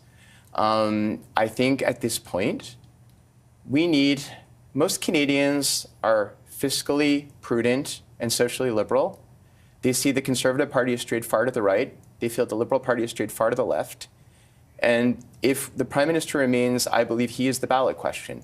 Every Canadian, before they ask anything else, will be saying, do I want Justin Trudeau to stay Prime Minister or not? And through, a lot of issues internationally, right? You all see governments are unpopular. Incumbents have a certain shelf life in social media age. I believe the Prime Minister has passed that shelf life. And I think that for Canadians to have a real choice on the table in terms of things that they will go beyond just saying, did they want him to be Prime Minister or not, we need to have a different leader with a different vision for the Liberal Party to be viable in the next election. Ms. Jacek, I'll ask the same question of you. Do you think the Prime Minister should resign? Yes, I do. Why? I have been observing what has been transpiring both in Parliament and within caucus over the last several months. And as you know, I was here on your show to say that I felt a secret ballot in terms of the leadership of the Prime Minister was important to clear the air, to have people express their feelings about his leadership and what was being achieved. I'm a loyal Liberal. I wouldn't be here as a member of Parliament if I weren't. And what I have been observing is that we are not able to bring Liberal policies forward in a constructive manner. I was hoping we would be working on a future platform for the next election, where we would be discussing how we want to help Canadians and move forward. And that simply has not been occurring. Parliament is all tied up, as you know. We haven't had the opportunity for that kind of good discussion within caucus about the way forward. Okay.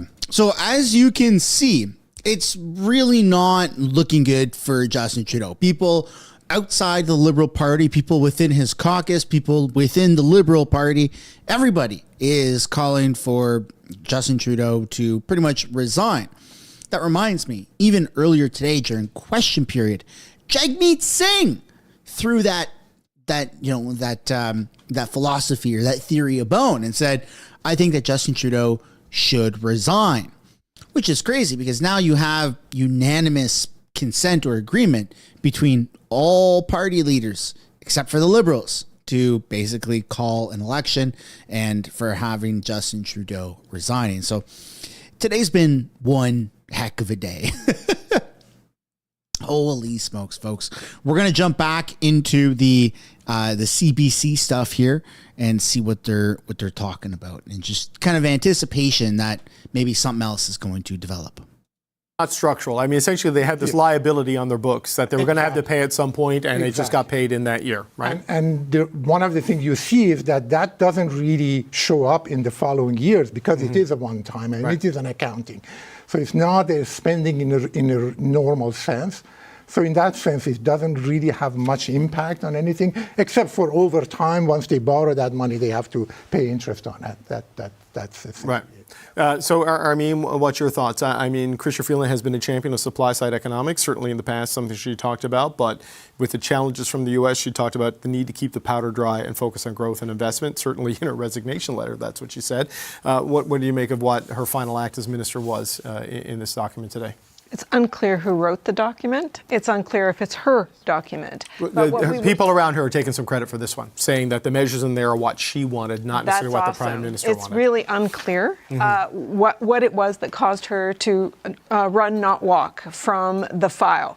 However, to the point that this has been a business budget, mimicking very weakly some of the stuff that happened in the United States. It was fascinating to me that the Canadian dollar did not budge today. It was like a nothing burger for the market in terms of what's the response to the chaos politically and the Christmas present to business. Right. And it's also a Christmas present to whoever becomes the next government because of the fact that they booked this $20 billion extra accounting problem in the past. It's gone for the future, and the trajectory going forward based on the current forecasts is that the debt to GDP will fall, the deficit to GDP will fall, those two fiscal anchors will fall, and so will that magic number of the deficit that everybody is so focused on, which is irrelevant because it's how do you pay for the deficit, how is the economy. Okay, breaking news. Justin Trudeau spotted outside of Parliament. Justin Trudeau heckled outside of Parliament. Holy smokes. And again, he still refuses. Justin Trudeau, at the end of the day, okay, it's 4 p.m. Pacific, 7 p.m. Eastern Standard. You have had multiple people resign. You have had an emergency cabinet meeting. You've had the fall economic statement be not really even tabled. It just was a formality that it was tabled by Karen Gould, whatever the hell her name is, getting up and saying in French, I table the economic statement and then F off. You had Pierre then reply to it. No debate of anything. Today has been probably the most chaotic day in Canadian politics history. And Justin Trudeau is nowhere to be seen. Reporters have not had any sort of contact with him, minus through a window or a massive amount of distance. Justin Trudeau has gone into hiding, except for right now. At the end of the day, so far, doesn't seem like we're going to get any statement other than what just took place. Are you ready for the end of everything today? This is how Justin Trudeau handles this entire situation. Buckle up, because it's not very good. For being here. We're going to show you some video we just got of Justin Trudeau leaving that caucus meeting moments ago. Have a look at this. Prime Minister, are you going to remain in office, sir? Good to see you guys. Hey, cheers, guys. No, what gives you the right to continue? What gives you the right to stay in office? Thank you. You failed Canada. You've ruined our country.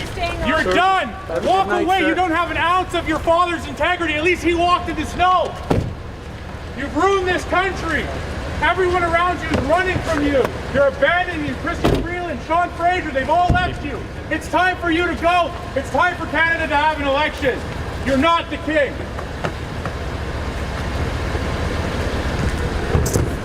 Okay, that's the Prime Minister getting into his motorcade. I do not know who was shouting those questions, but I'm going to go out on a limb and say it wasn't a member of the Parliamentary Press Gallery. Normally when you hear a voice like that, Rosemary, our chief political correspondent, is here. It's our Chris Rands, but he would never do that. You know, that was something. There is a permanent entrenchment of protesters in the area, in and around Parliament Hill, and they've been here essentially since the pandemic. One of the Wellington regulars. That's likely who was down there. If I can pinpoint who it was without even seeing who it was, might have been I'm gonna butcher Chris Dacey and the other individual that goes the right blend, I believe. Those two are usually always down there. I don't know if it was them, but just off the voice and being there, being present, and it was likely one of them or someone that's a Wellington regular. I could be completely mistaken, but for now, credit goes to them until further notice. That's how Justin Trudeau handles the worst day, the most chaotic day in Canadian political history. Multiple resignations, shit hitting the fan. And Trudeau's response? Hi, everybody. And waves to the camera, gets in his car, and fucks off. I gotta say, as somebody who, is so politically interested and so politically vested in our future, in what's going on, I can put my bias aside and say, at least if Trudeau were to have said anything to the cameras, we're going through a lot of changes right now. It's chaotic. I understand you want answers, but we're doing our best. As you can see, things are going kind of crazy. And if he laughed about it and then took off, at least he's acknowledging it. He didn't even do that. Didn't even give us the decency of, pretending that we're human, pretending that we're law-abiding, tax-paying citizens of Canada. He's got no respect for anybody. He has absolutely no respect for him. So why should we give respect to Justin Trudeau? That, ladies and gentlemen, is a great way to wrap up tonight's events. I mean, what else are we waiting for? Trudeau's gone. He's gone. He's not in Parliament anymore. He's taken off. He's going to go on vacation. He's going to go somewhere else, go have dinner. Nope, he's not doing that. You know what he's doing?